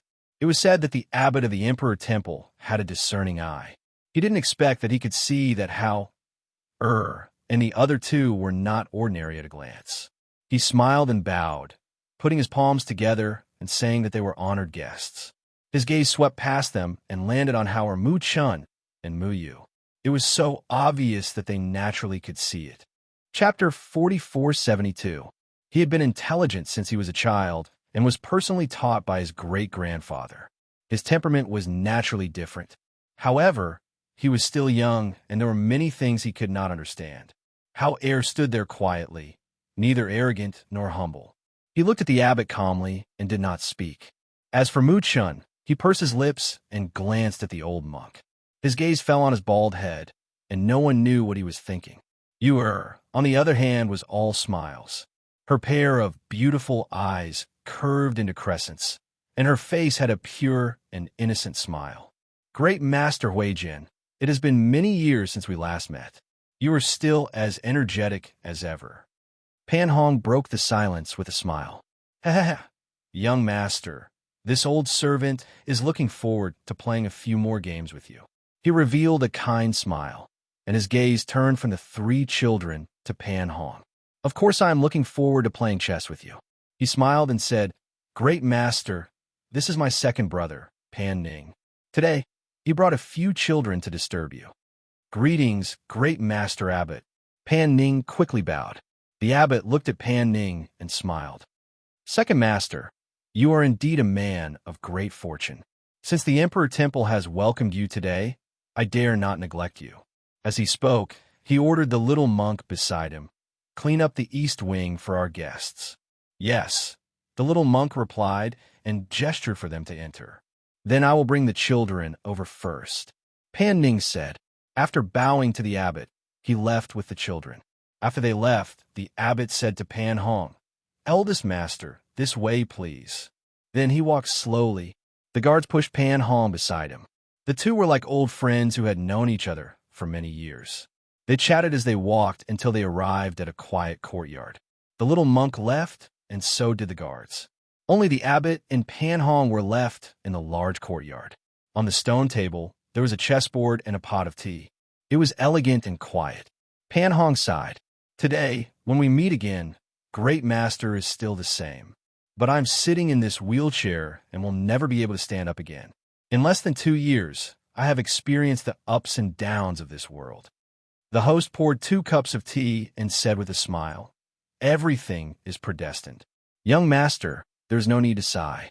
He placed a chess piece in front of him and said, "Come, let's see if eldest young master's chess skills have improved after not seeing him for a few years." Hearing this, Pan Hong smiled, picked up a chess piece, and slowly placed it down.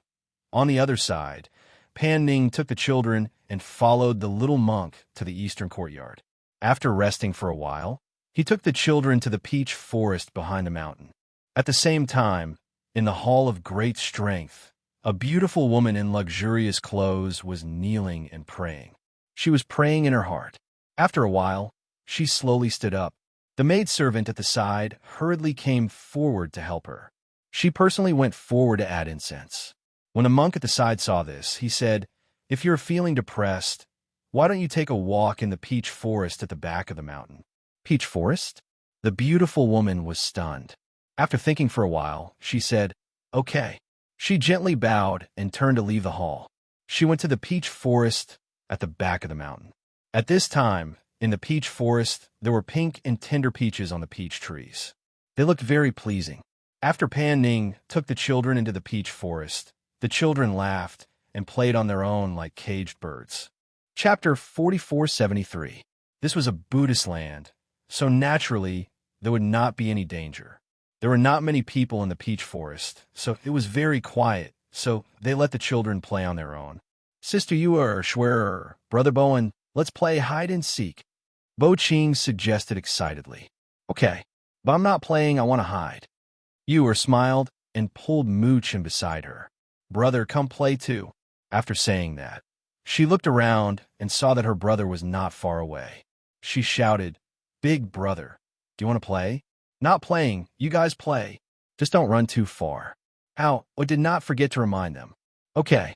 Yuer nodded obediently and pulled her brother along as she ran, shouting, "Brother Bowen, quickly take Sister Schwer to hide. Then hurry up, I'm going to open my eyes when I count to 10. Bo Ching covered his eyes with both hands and leaned against the peach tree as he counted loudly. 1, 2, 3. Yuer pulled Moochin along and said in a soft voice, "Brother, don't pull a long face. Don't play with Brother Bo Ching, Sister Schwer, and Brother Bowen, they'll be sad." Mu Chun pursed his lips and said, "They only know how to play. Too childish." Hearing these words, Yuer smiled and said, "Big brother, we are all younger than them, but we're stronger than them." He raised his chin, looking proud and arrogant. "That's because they're different from us," Yuer said with a smile and looked at the bigger peach tree. "Brother, let's hide up there. There are more leaves. Brother Bo Ching definitely won't be able to find us." After saying that, she pulled her brother and lightly jumped onto the top of the peach tree. The two of them found a branch to sit on, and with the peach leaves as cover, Yu picked 2 big peaches and wiped them on her body before handing one to Muchan. Muchan watched as she rubbed the peaches on her body. When her pink dress was stained with peaches, he frowned and lectured her like an older brother. "Little sister, you're a girl. You can't always get dirty." As he spoke, he took out a handkerchief from his sleeve and helped her wipe off the peach hairs on her dress. "It's okay. I'll go back and take a shower later," Yu said indifferently.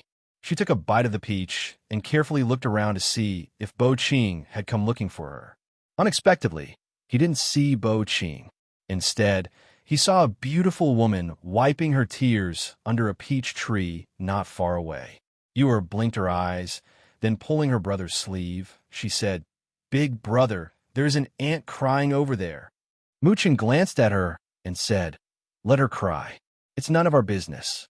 He held the peach but did not eat it. He just played with it in his hand. Yu ate the peach while watching but didn't say anything. She only listened to the soft, comforting words of the 2 maids. After the woman wiped away her tears, the 3 people who were originally standing there also walked over with light steps and stopped at the foot of the peach tree where they were. "Madam, this peach tree is very lush and has many peaches.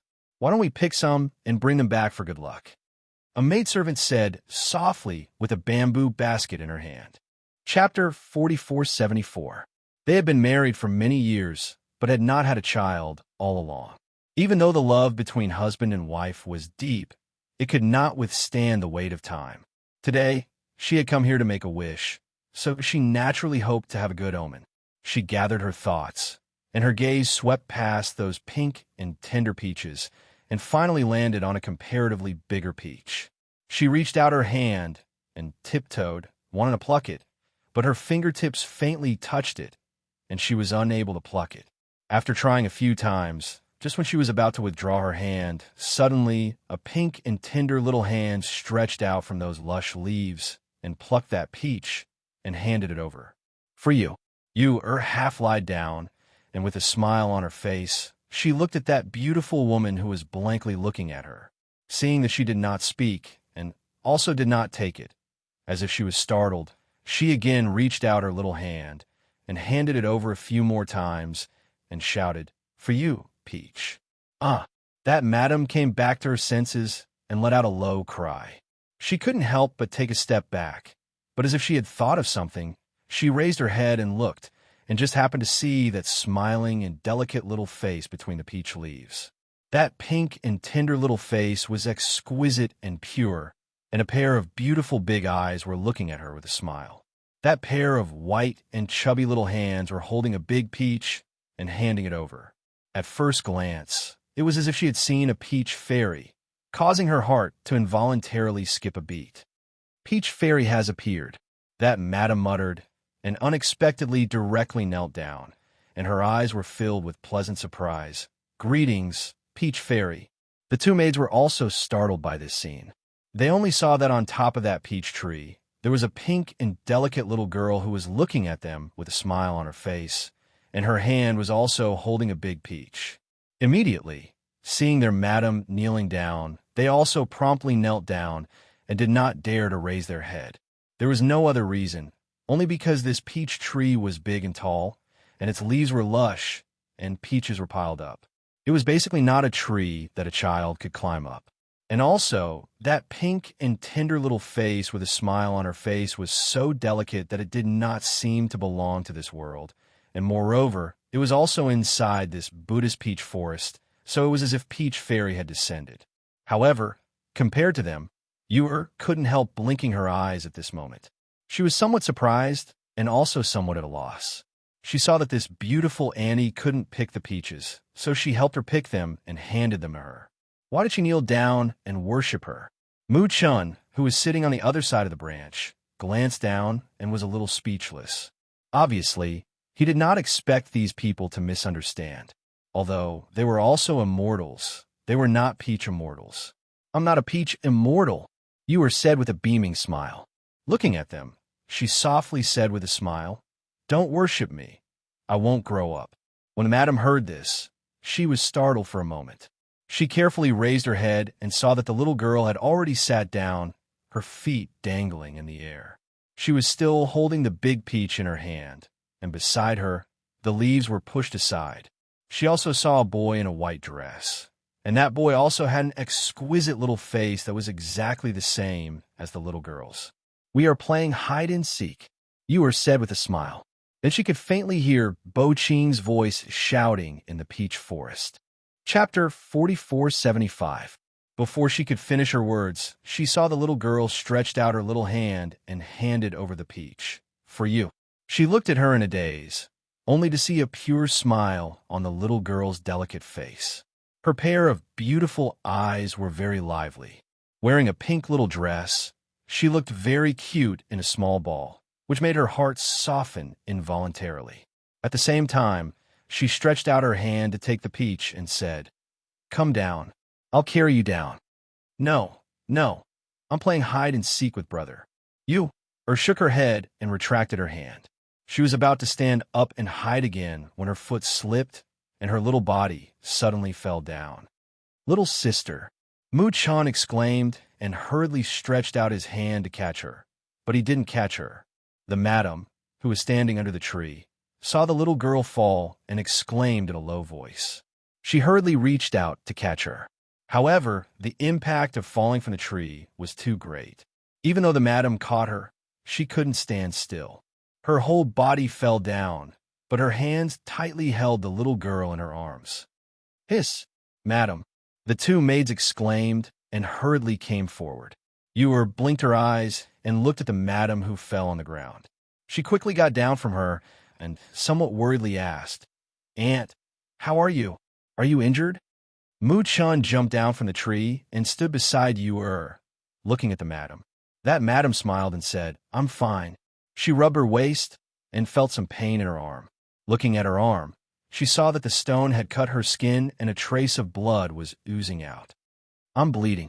Ewer somewhat blamed herself. "It's okay," the madam said with a smile. Looking at the two children in front of her, she only felt that they were very cute. She thought, if she also had two children like them, how good would that be? "Thank you." Mu-chan thanked her, knowing that if she didn't catch Ewer, even if she didn't fall down, it would still be painful. "Whose children are you?"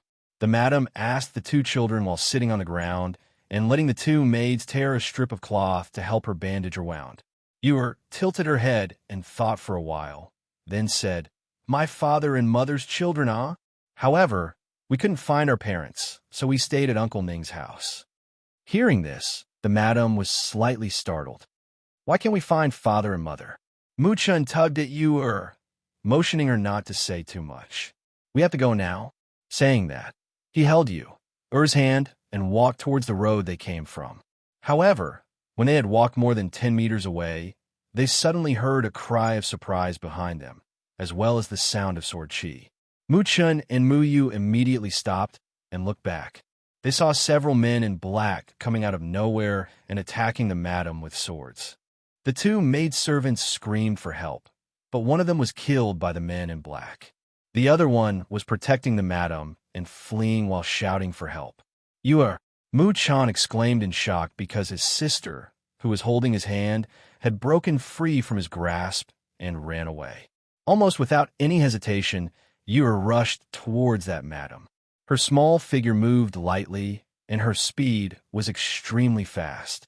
At the same time, she also shouted, "Brother, quickly call for people." "Ah." Chapter 4476. "Madam!" That maidservant cried out in alarm. She was so scared that her body trembled, but she couldn't do anything. She could only stare at that sword with a pale face. The madam was also shocked. She was so shocked that she couldn't even scream. Just when she thought she was going to die, she saw a small figure standing in front of her. The small figure held a dagger and blocked the long sword that was coming at her. Clang! Only a crisp clang sound was heard. That sword was unexpectedly unable to advance any further. Then, seeing this, the other black-robed men sternly shouted, "Kill them!" After the angry shout, several swords attacked Ewer and that madam. At this time, a young and tender voice containing anger was heard. "Courting death." Seeing those black-robed men holding swords against his sister, Mu-chan immediately shouted angrily, Pulling out a dagger, he directly attacked the black-robed man at the front. The dagger carried a trace of spiritual aura.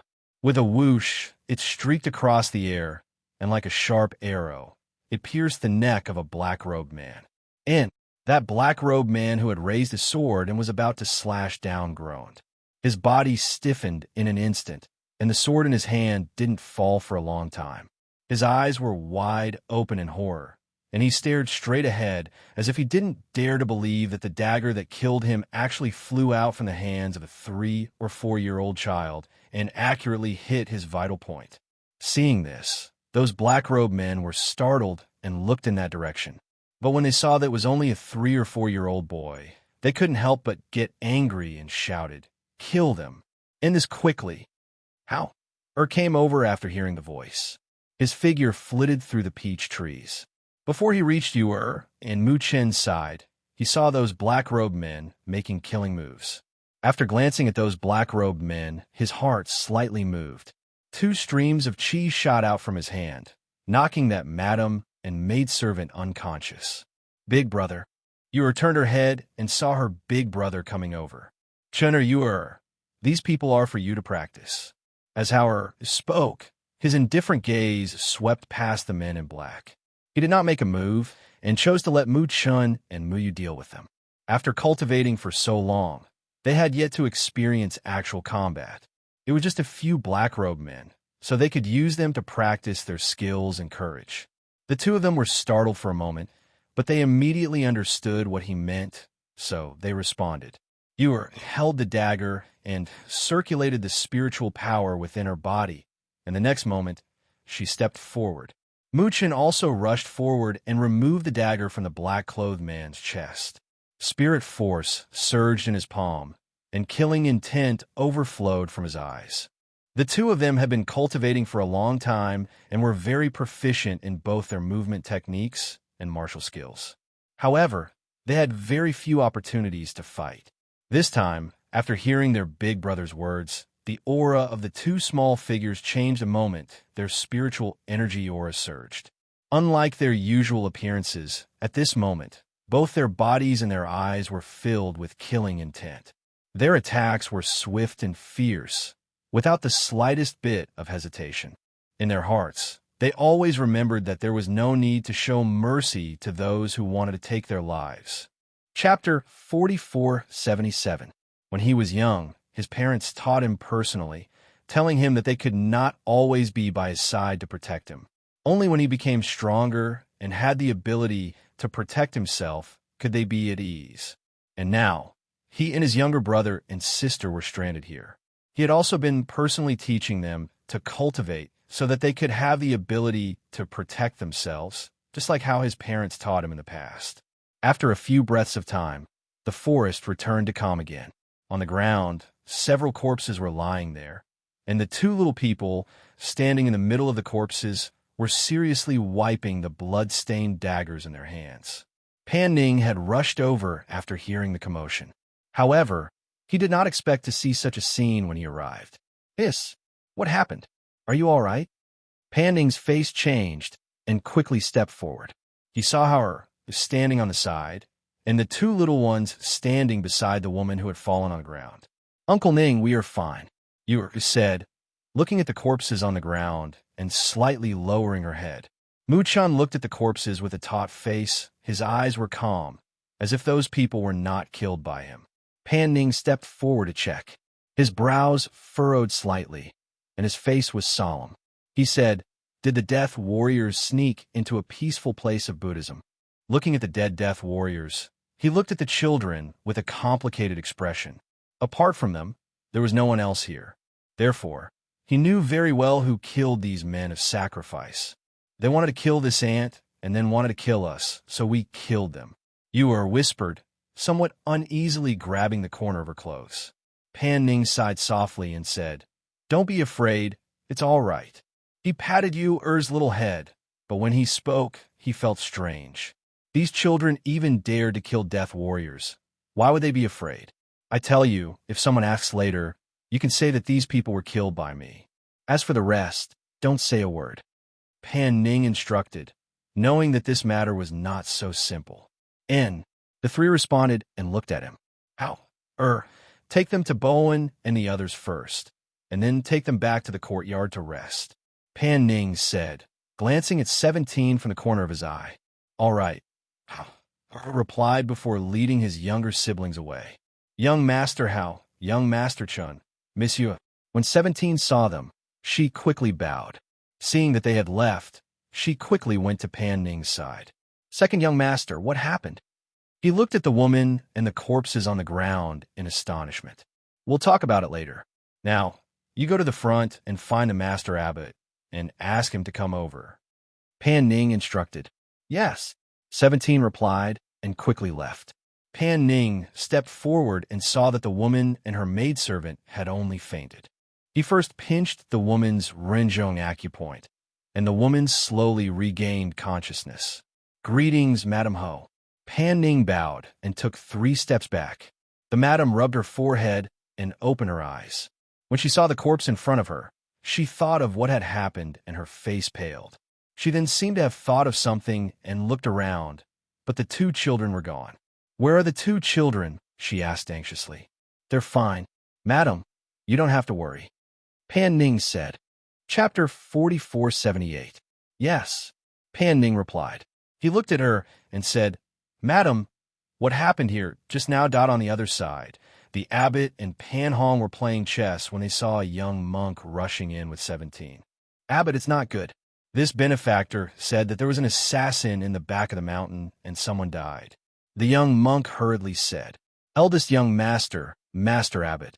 17 looked at the 2 and hurriedly bowed. Pan Hong frowned and looked at 17. He asked what happened. Why would an assassin sneak into a Buddhist place? Eldest young master, Master Abbot, it was the second young master who asked me to invite you 2 over. I don't know anything else. The abbot stood up and said, someone died in a Buddhist place. It's not a small matter. I'll go and take a look. Eldest young master, don't worry. You can follow me later. As soon as he finished speaking, he quickly left with the young monk. Are the children all right? Pan Hong asked. The young masters and young ladies are all fine. The second young master is not injured. Eldest young master, you don't have to worry. 17 said and led the way. Behind them, the guards pushed the wheelchair and followed. When they arrived at the peach forest, the abbot, Pan Ning, and the madam had already talked for a while. The abbot, who understood the situation, said softly, Amit Ba, everyone must be frightened. Please go back and rest. I'll take care of things here. Thank you, Master Abbot. The madam bowed slightly and thanked Pan Ning. I really have to thank the second young master today. If it weren't for you, I'm afraid I wouldn't have survived today. When I go back, I'll definitely thank you with a generous gift. Madam Ho, you're too polite. Pan Ning hurriedly said. The Ho madam bowed again and left with the help of the pale-faced servant girl. These are men of sacrifice. Pan Hong glanced at the corpses on the ground and knew that these were not ordinary assassins, but men of sacrifice. They came for the madam. I just happened to meet them. Pan Ning said, Master, I'll leave the things here to you. We'll go back first. The abbot clasped his hands together and bowed slightly. After watching them leave, he looked at the corpses on the ground, and a thoughtful look flashed through his wise eyes. When they arrived at the courtyard, Pan Hong entered the side room and called out to Pan Ning, who was about to enter the room, Come with me. Pan Ning's footsteps paused. He felt a little helpless. He knew that other people might believe those words, but his big brother definitely wouldn't. After entering the room, Pan Ning closed the door behind him. 2 bodyguards stood outside and looked at his big brother. He then asked, Big brother, why did you call for me? Pan Hong poured a cup of tea and said, Don't you think you should tell me about it? With your skills, how could you deal with a few dark guards alone without any injuries? Pan Ning remained silent, not knowing what to say. Pan Hong drank a cup of water and said, Ever since you brought her and the other 2 back, you've been hiding more and more things from us. You know that we're a family. Even if there's something you can't tell outsiders, can't you tell us? If this continues, have you ever thought that one day you won't be able to protect them at all? Chapter 4479. Hearing this, Pan Hong was shocked. What was the identity of the 3 children? How could they make him guard their identity and not mention a word? In that case, I only ask you one thing. At that time, I was diagnosed by the imperial physician and the doctor that I would not live past that night, but I survived. Was it Hao, and the others who saved me? This question had been hidden in his heart for a long time.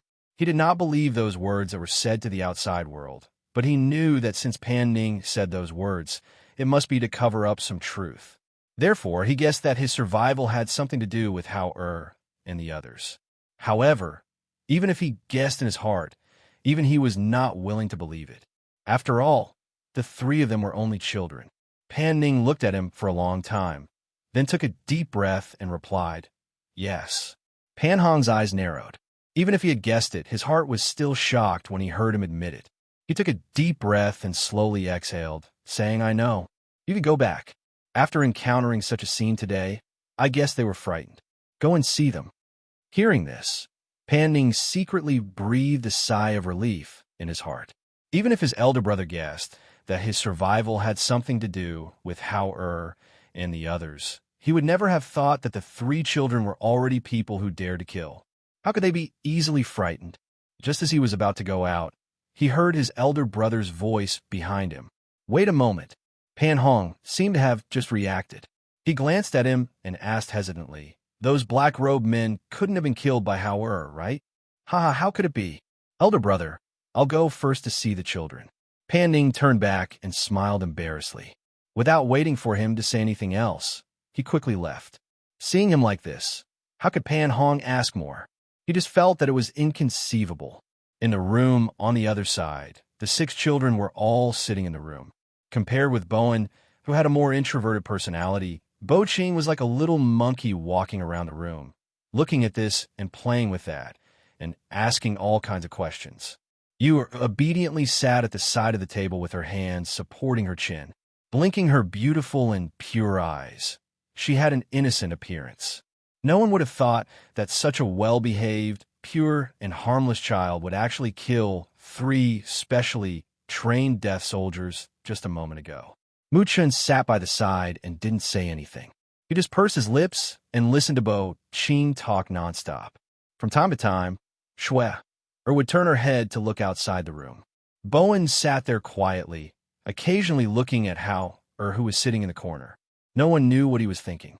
When Pan Ning walked in and saw that the children were all there, he said, "You must be tired today, right? After the meal, let's all rest first. Tomorrow morning, we'll take a stroll around the temple. After lunch, we'll return." Other than Hao and the other 2, Bowen and the other 2 didn't know what had happened. Hearing him say this, Bowen said, "Second uncle, I heard from the monks in the temple that someone died at this time. That has nothing to do with us, and it has nothing to do with your children. Don't think too much about it. All right, let's go. Let's go eat first," he said with a smile, and looked at Hao, Mu Chun, and Yu. The children followed him to eat. By the time they returned, the sky was already dark. After freshening up, they returned to their rooms early to rest. Chapter 4480. Big Brother, can we use the stick to ask when we're going home? Yu asked, holding her brother's hand on the left and her brother's hand on the right. "You can shake it later and then take it to see if it's accurate." "How?" said with a smile, holding her hand and walking slowly. "Big Brother, we are immortals. Why do we have to worship Buddha?" Mu Chun asked, puzzled. They were obviously immortal cultivators. His brother also said that their parents were very powerful and were the monarchs of heaven and earth. Since that was the case, why did they still have to worship Buddha? How? Looked at the hall in front of them and said, "We don't worship or kneel. We will only shake the stick. You have to remember that in this world, except for our parents and our elders, no one else is qualified to make us kneel and kowtow." Hearing this, Mu Chun and Mu Yu nodded and secretly remembered it in their hearts. Big Brother, is Buddha powerful or immortals powerful? Why do people here only worship Buddha and not immortals? You are asked curiously. Howard paused, thought for a moment, and said, "I don't know. When we see father and mother in the future, we will ask them." "Okay," you were asked with a smile. The 3 of them came to the hall. Perhaps because it was still early, other than the 3 of them, there was only the abbot, who they saw yesterday, standing in front of the lamp adding oil, and a middle-aged monk standing behind the abbot. Seeing them enter, the abbot and the monk glanced at them. This was the first time the middle-aged monk saw the three of them. He felt that these three children were born with the looks of dragons and phoenixes and were extremely outstanding. However, in the next moment, the three children's actions stunned him. After the three of them came in, they only bowed to the golden Buddha above the hall. Then the little girl went to the front and picked up a stick. She took out another stick and looked at it, puzzled, and asked, "Big brother, how we shake this? There are only numbers on it and nothing else. Does this mean that the number is shaken out?" Looking at this scene, the middle-aged monk secretly shook his head and walked over, saying, "Which family are you children from? Why didn't you come with an adult?" He came to the three children and said, "How can you be so polite when you see Buddha? You have to kneel and make a wish with all your heart. Then Buddha can hear your thoughts." Hearing this, blinked her eyes, then curiously asked, "Can he hear us?" If it was an adult who spoke like that, the middle-aged monk would have been enraged. However, it was a 3 or 4-year-old little girl who was blinking her pure and clear eyes at him curiously. He carefully explained, "My Buddha is everywhere. Naturally, he can hear it." Was dumbfounded, then asked, "Then how should I draw the lot? If I ask him how to get home, will he tell me?" To sign, you have to kneel down, put your palms together, and make a wish in your heart. Kowtow 3 times, then pick up the bamboo stick and turn it 3 times. Hold it with both hands and gently shake it up and down until one of the words falls to the ground. The middle-aged monk chuckled. Looking at how adorable this little girl was and how innocent she was, he decided to teach her in detail. Understands. Chapter 4481. Hey no, the middle-aged monk was about to speak when he was interrupted. Nothing. The abbot opened his mouth and shook his head slightly, indicating that he didn't need to say anything. The middle-aged monk was startled. After glancing at the abbot, he looked at the little girl who was shaking the stick. The stick made a sound as she shook it. The crisp sound echoed in the hall, one sound after another. The abbot also stepped forward and stood quietly at the side to watch. After a long time, a stick fell to the ground, and the stick container also stopped. Yua was happy. She smiled and picked up the stick. "Little benefactor, let this old monk help you solve the stick." The abbot stepped forward with a kind smile on his face. Yes, here. Handed the stick to him and looked at him with a pair of beautiful eyes. She asked with some expectation, "Can this tell me when we can go home and see father and mother?" The host smiled and looked at the bamboo stick. In the next moment, the smile on his face froze. He saw that this was an unmarked bamboo stick. He carefully looked at the other half of the bamboo stick again. There was still no sign on the front or back. Just as he was frowning, he saw that on the bamboo stick there were golden words floating. Seeing this, he couldn't help but be shocked. How can this be?" The middle-aged monk was also shocked. He opened his eyes wide in disbelief. Generally, only the number was written on the bamboo stick, and then the corresponding number was taken. However, there was no sign on the bamboo stick. At this moment, lines of golden words appeared out of thin air. Even though he had stayed in the Emperor Temple for many years and solved the sticks for more than 20 years, he had never encountered such a shocking thing.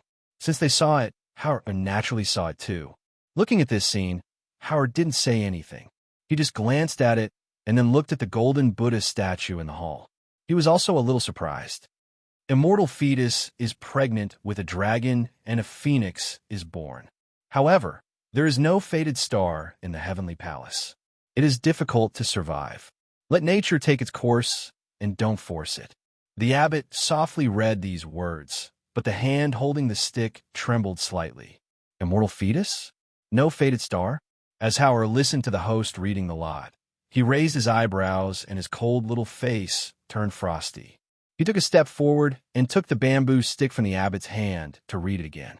He pursed his thin lips and looked at the abbot and the middle-aged monk. "It's best if you don't reveal a single word about what happened today," he said coldly, and turned to lead Mu Chun and Mu Yu out of the room. Seeing them leave, the middle-aged monk took a deep breath and looked at the abbot. He wanted to ask, but he found that he couldn't speak. It was as if the words were stuck in his throat, and he didn't know where to start. Today's matter had far exceeded his imagination. If he hadn't seen it with his own eyes, he wouldn't have dared to believe that the Buddha had really made an appearance. But why was it such a little girl? In that poem, Abbot, the bamboo stick has been taken away by them. Only then did he realize that the bamboo stick with the Lord Buddha's spirit had been taken away by them. The abbot took a deep breath and suppressed the churning in his heart. He hurriedly went to the center of the hall and knelt down. Putting his hands together, he softly chanted, Amit Ba. Chapter 44:82. Seeing this, the middle-aged monk asked, Abbot, that sign. His voice paused because he saw the abbot's gaze on him, making it difficult for him to continue his question. Nothing, you must forget this matter. You need to know that there are some things that you and I should not know about.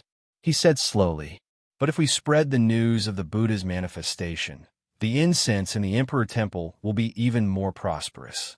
Moreover, this is the first time the Buddha's manifestation in the temple's history.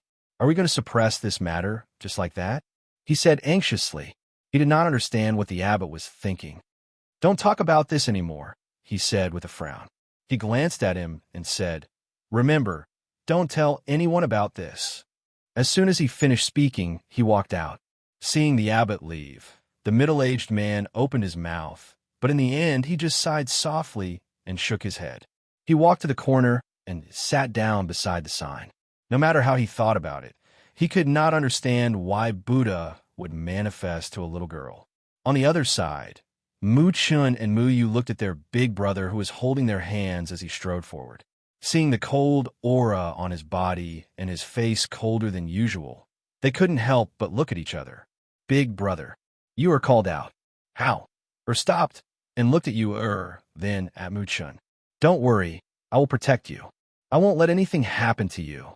That talisman was extremely accurate, and it also caused a trace of anger to rise in his heart. What 9 deaths, 1 life, and difficult to survive? What about letting nature take its course and not forcing it? He only knew that his mother had told him that man's will triumph over nature. Moreover, his mother not only told him with words, but also with actions that man's will triumph over nature. So, what let nature take its course and not forcing it meant nothing to him. Mu Chun thought for a while and said, Big brother, we will work hard to cultivate. When we are as powerful as you, even if there is danger, we will be able to protect ourselves. Yes, you are too. You will not go out to play when she goes back. You will also work hard to cultivate. The little one hurriedly promised. Hearing their words, Howard suppressed the rising and falling emotions in his heart. After a while, he led the two to a pavilion and sat down. He said, Big brother knows that Chun and you have always been very obedient and also worked very hard to cultivate. Big brother knows all about it. Big brother, hereafter we will never go to shake that lot again. You said, she didn't want Big brother to be very angry like just a moment ago. Hearing this, Har rubbed her head and said, Big brother will think of a way. Big brother will think of a way to let father and mother know that we are here. He looked at the sky, and his thoughts became more and more determined. In the mortal world, he couldn't contact his parents with his communication jade. Even though he had recovered his cultivation strength and had the silver wolf as his companion, he couldn't return to the heavenly realm where they were originally from with his cultivation strength. However, if this continued, they might not be able to leave the mortal world for a few years, or even 10 years. Pan Ning said that he had found traces of an immortal and had invited him to the imperial capital. Even if he did not expect much, he still had to go and see who it was. He had to think of a way to break this situation. Big brother, do you still want this thing? You pointed at that bamboo stick in his hand. Chapter 44:83. When they arrived at the courtyard, they saw Pan Ning and others were eating breakfast. Seeing them come in, Pan Ning didn't ask much and just said, Come and have some porridge. I'll take you around later. Okay, and others answered and walked forward to sit down. Pan Hong had already eaten and was sitting in the wheelchair reading a book. The children of Pan family saw them and asked in a low voice, Where did you go early in the morning? Why didn't you call us? Brother took us to the temple, but there was nothing fun, so we came back. Ewer said with a smile. For them, there was really no fun place in the temple. If there was a place for them to play freely, it was only the peach forest at the back of the mountain. However, someone died in the peach forest yesterday, so they wouldn't let them go again. But the peaches in the peach forest were very good, so she wanted to pick some back. So, after they drank breakfast, they followed Pan Ning to stroll around. Until the time when they were about to leave, Ewer pulled her brother and eldest brother and quietly walked away and went to the back forest to pick a basket of peaches. Pan Ning and others were about to get on the carriage, but they saw that the 3 children of Pan family had already gotten on the carriage, but they didn't see Howard and others. They couldn't help but be surprised. They glanced around and saw that 17 was also missing, so they went to the carriage in front. Eldest brother, I don't know where Howard and others went. I guess we have to wait for a while. You go and look for them. We'll wait here. Pan Hong said. Okay. Pan Ning responded and turned around to look for it. Just then, he saw the 3 children running over with a basket of peaches. 17 followed behind them. Seeing this, he was slightly surprised. You guys want to pick peaches? And in, we picked some back for great-grandfather and others to taste. Ewer said with a smile. Hearing this, Pan Ning couldn't help but smile. He reached out and took the basket in Hao-er's hand and said, Give it to me. Quickly get on the carriage. We're going back. Okay. The 3 children answered and quickly got on the carriage. After they got on the carriage, 17 also got on and drove the carriage back. At the main gate of the Emperor Temple, the abbot slowly walked out. Looking at the carriage that was gradually disappearing into the distance, he put his palms together and said softly, Amit Ba. 2 days later, the Pan family welcomed Marquis Chi and his wife. The 2 of them came with gifts to express their gratitude for saving their lives in the Emperor Temple. In the main hall of the Pan family, a dignified man in his 30s looked at the Pan family's father and Pan Ning, who sat on his right. He smiled and said, Second young master from the Emperor Temple saved my wife. We have always wanted to pay you a visit, but we have been investigating the Death Warrior for the past 2 days. We hope second young master won't take offense. My lord, you're being too serious. It's just a small matter. How could I trouble my lord and madam to visit? Pan Ning hurriedly said, Ha ha, to be able to save Madam Ho is also fate. My lord, you don't have to take this to heart. Pan family's father smiled. He only knew that they had returned from the Emperor Temple. They said that something happened there and the second son happened to save Marquis Chi's wife. Hearing this, the Marquis smiled and paused for a moment. He said, I heard from Madam that there is a pair of children who look exactly the same in your residence. They are extremely cute and outstanding. I wonder if my wife and I can go and see them. Chapter 4484. Pan Ning furrowed his brows and glanced at the madam. Obviously, the madam had told her husband about what happened at that time. Thinking of this, he couldn't help but sigh in his heart. He should have known earlier. When the madam saw Pan Ning's slightly furrowed brows, her eyes couldn't help but flicker. She lowered her gaze and didn't look at him. The 2 children were so exquisite and outstanding that she liked them very much. Although she didn't go out these 2 days, she asked people to inquire about the news and found out that the 2 children were brought back by Pan Ning more than a year ago. He said that they were their distant relatives. However, after some investigation, they naturally found out that they weren't distant relatives as he said. However, what surprised her and her husband was that even with the influence of the Marquis' estate, they were actually unable to find out the origins of those 2 children. However, from the scene that day, she knew that those 2 children were not ordinary children. What's wrong? Is it inconvenient? Master Ho asked and looked at the 2 of them. Ha ha, it's not inconvenient. I'll ask someone to call them over. Master Pan said with a smile. He didn't think much of it. After all, Mu Chun and Mu Yu were very exquisite, and it was normal for people to like them. No need to trouble yourself. Let's go and have a look. Master Ho stood up and said with a smile, It will be more or less restrained to let the children into the hall. Second young master, please take us over to have a look. Seeing this, Master Pan gestured, You take Master Ho and the others over. Treat them well and don't be rude. Hearing this, Pan Ning stood up and after answering, he said to the 2 of them, Master Ho, Madam Ho, this way please. At the same time, in the south courtyard, the three children were practicing in their rooms and didn't go out. Only 17 was guarding outside the courtyard. Second young master. 17 saw Pan Ning and stepped forward to bow. Go in and say that Master Ho and Madam are here for Chun and you Pan Ning gestured.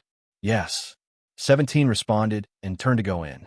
Seeing this scene, Master Ho and Madam Ho felt a little strange. Master Ho looked at Pan Ning and said jokingly, "Could it be that without their permission, we can't enter the courtyard where they live?" Pan Ning glanced at him and said, "The three children live together in this courtyard. They don't like to be disturbed when they want to rest or study. That's why this rule was set." What a good personality. He smiled and saw two children of the same height and appearance walk out. When he saw the two children, his eyes couldn't help but light up. What an exquisite pair of children. He couldn't help but praise. His gaze fell on the two children and sized them up. The more he looked, the more surprised he was. The two children were no more than 3 or 4 years old. The little boy in the white robe had a noble aura about him, while the little girl in the pink dress had a spiritual aura about her. She looked very adorable. "Uncle Ning." The two of them called out and looked at the two people at the side. "This is the Lord Marquis and Lady Marquis. They said they wanted to come and see you." Pan Ning introduced them briefly and did not say anything else. Looking at the two children, Madam Ho couldn't help but smile. She squatted down and held Yu-er's little hand, saying, "Children, look what I brought for you." While speaking, she took out a box from her sleeve. When she opened the box, there were 2 luminous pearls the size of egg yolks inside. Chapter 4485. When Pan Ning saw the 2 luminous pearls, his eyes couldn't help but flicker with a touch of surprise. This luminous pearl was extremely precious and rare. He knew that His Majesty had once bestowed 2 to Chi Bohu, but he didn't expect that they would give it to Yu-er and the rest. Seeing this, he glanced at Madam Ho and saw that she was looking at Yu-er and Mu-chun with love in her eyes. He was relieved, but he still said, "My lord, madam, this gift is too precious." It's okay. My wife likes these 2 children very much. She took a long time to choose from the storeroom before finally choosing this gift. Chi Bohu smiled and said, "Children like this kind of shiny things. Let them keep it." Mu-chun glanced at the pearl and thought, "This luminous pearl is indeed small. The one in our space is much bigger than this." Yu-er took the box, but after looking at her brother, she shook her head and pushed back that night pearl box. "Aunt, we can't accept this. Our big brother said that we can't casually accept other people's things." After pushing the box back, she quickly hid behind her brother. Her eldest brother said that they were immortal cultivators and shouldn't accept too many favors because they have to return them. Madam Ho was startled and said, "It's okay. You can take it." "No, it's useless for us to take it," Mu-chun said with a straight face and put his hands behind his back, not wanting to take it. This was the first time they gave a luminous pearl, and they couldn't give it away. For a moment, the couple was stunned. Pan Ning saw that the 2 children really didn't want it, so he said, "My lord, madam, the children are still young. It's not appropriate to give such a precious thing to them. You can keep it." Hearing this, Madam Ho had to keep the gift. She hesitated for a moment and asked with a trace of expectation, "Can I invite them to stay in our residence for a few days? I really like these 2 children." She looked at Pan Ning and said, "Second young master, you also know that my husband and I have been married for many years without children. It's rare to see such children, so I want to let them stay in our residence for a few days. Don't worry, I will treat them very well and send them back after a few days." "No." Before Pan Ning could speak, a cold voice directly rejected him. Hearing the voice, they looked in the direction of the voice and saw Ho walking out of the courtyard. His handsome little face was cold and stern. He glanced coldly at the 2 people and said to Mu-chun and Mu-yu, "Go back to your rooms." "All right." The 2 little fellows answered obediently and walked into the courtyard hand in hand. After entering the room, they closed the door and leaned against the door to eavesdrop on the conversation outside. Howard retracted his gaze and looked at Pan Ning. "Uncle Ning, we'll be studying by ourselves for a while. I don't want anyone to disturb us. Hearing this, Pan Ning hurriedly said, Okay, I got it. I'll tell them later. As soon as he finished speaking, he saw how turn around and enter the courtyard. At the same time, he instructed 17. From today onwards, I won't see anyone, and there's no need to come in and report. Yes. 17 noticed how displeasure and immediately responded respectfully. Chapter 44:86. Yes. Pan Ning answered and said, His name is How. Master Ho nodded and said thoughtfully, This child doesn't look ordinary at all. Pan Ning didn't answer but said, Master Ho, madam, why don't we have tea in the front hall? No, since they don't want to stay in our mansion, we won't stay for long. Master Ho smiled and said, I'll ask madam to pick some toys that children like and send them over.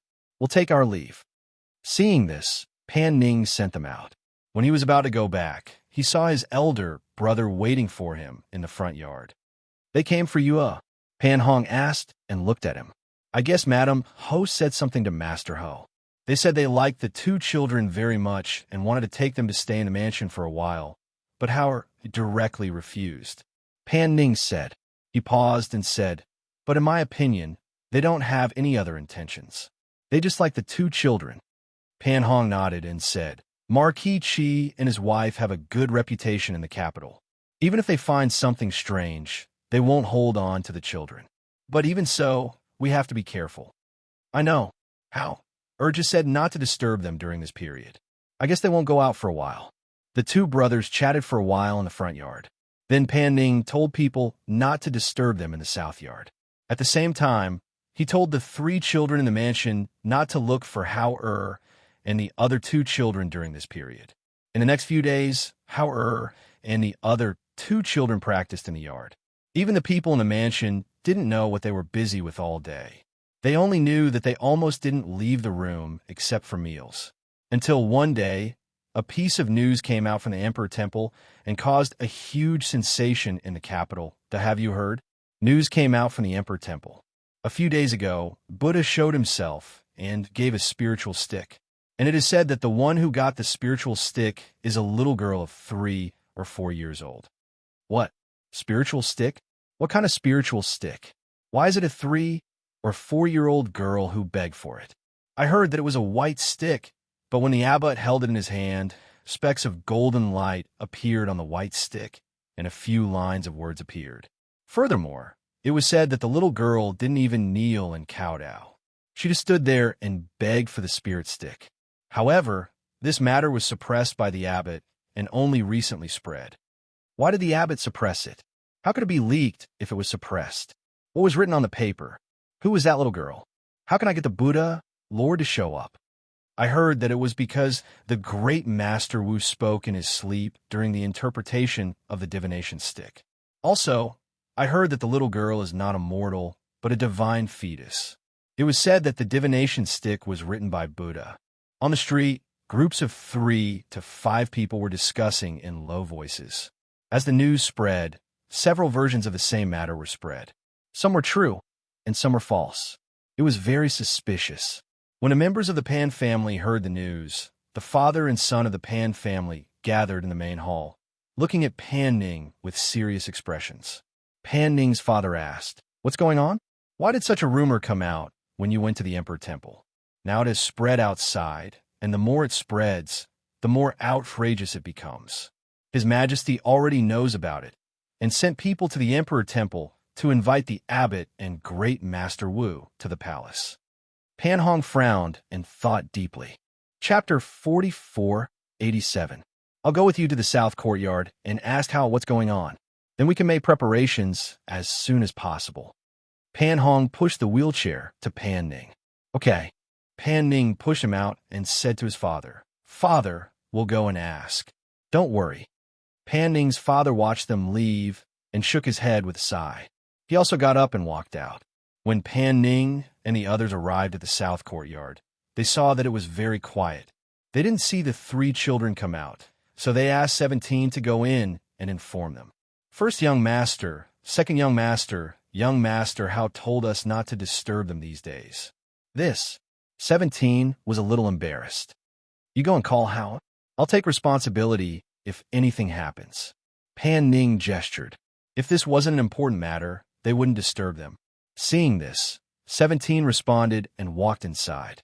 She came to Hao Er's door and reported, "Young Master Hao, first young master and second young master are outside." They said it's urgent. Hao Er, who was cultivating in the room, slowly opened his eyes when he heard the sound. He exhaled softly and restrained his spiritual aura. Then he got up and opened the door to leave the room. When he came outside, he saw Pan Hong and Pan Ning. He said, "Uncle Hong, Uncle Ning, please come in." The two nodded and walked into the courtyard with him. They came to the stone table and sat down.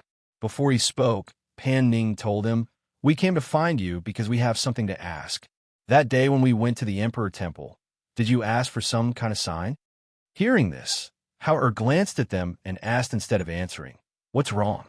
The Pan brothers looked at each other. Pan Hong said, "It said that the Buddha of the Emperor Temple showed that the person who asked for the sign was a divine fetus. Now the news is spread. The abbot of the Emperor Temple and Nothingness have been summoned to the palace by His Majesty. It won't be long before people from the palace come here. So we want to ask, what kind of sign was it? Was there really a vision?" Hao Er's handsome little face turned cold. He asked, "How did the news spread?" It said that other monks heard Nothingness talking in his sleep, so it spread. Pan Ning said, and looked at Hao Er. He asked, "What about the sign? What does it say?" "I've already thrown away the bamboo stick. As for what was written on the stick, it was..." Hao repeated the few lines of the stick. Hearing his words, the two's faces became somewhat grave. Pan Hong's eyes were filled with unconcealable astonishment and blankness, especially after seeing his younger brother's unsurprised expression. The shock in his heart became even more unconcealable. He had guessed that Hao Er and the other two's identities were not simple, but he had never expected them to be so complicated. Divine fetus? Could it be that they were not mortals, but immortal?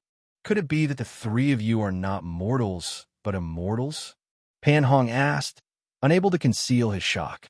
"He's not an immortal. He's just a cultivator." Hao Er looked at him and said, "However, our identities are indeed extraordinary. This is also the reason why we have to keep it a secret. There really are immortals in this world." Pan Hong murmured. His heart was in a state of shock.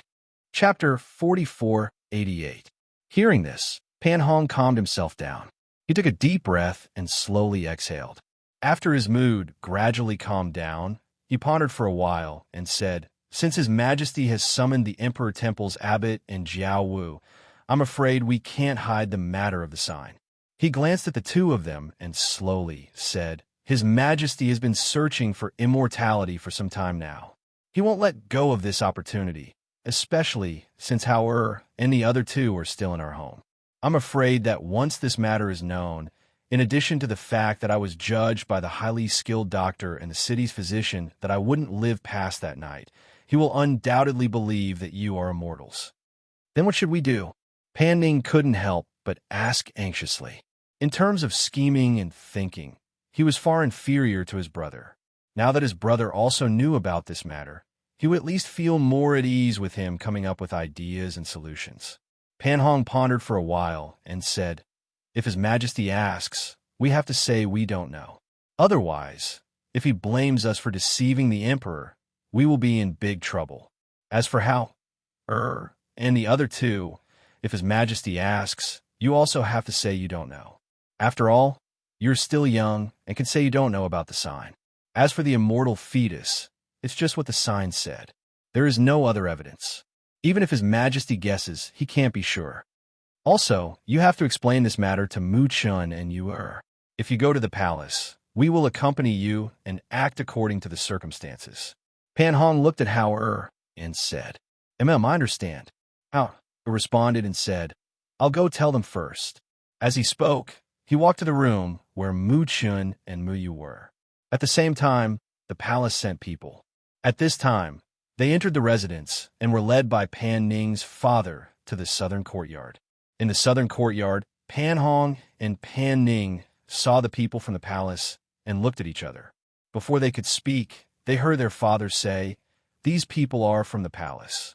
They say they want to invite Hao Er and the other two to the palace." Pan Ning's father's face was a little dignified. He didn't expect things to turn out like this. In particular, he was even more uneasy because he didn't know anything. In the room, after Hao explained a few things to Mu Chun and Mu Yu, the three of them went out of the room. After taking a look at the people from the palace, they followed Pan Ning out. Apart from Pan Ning, no one else in the Pan family was allowed to come along. Even Pan Hong was ordered to stay behind. The three children followed Pan Ning into the palace and came to a side chamber. The person who led the way asked them to wait for a while and went in to report. Not long after, there was a voice asking them to enter. However, when Pan Ning wanted to follow in, he was stopped. "Second young master, please wait for a moment." His Majesty said to let the three children in and will summon second young master later. Pan Ning's heart sank when he heard this. He couldn't help but glance at Hao and the other two. "Hao, take good care of the two little ones." Pan Ning could only instruct. Hao responded and led Mu Chun and Mu Yu inside. When they entered the side hall, they saw that other than the emperor, who was seated in the main seat, there was an old man standing beside him, as well as the host and nothingness. Perhaps he felt guilty, but when he saw the three children enter, the abbot put his palms together and murmured, "Amit Ba."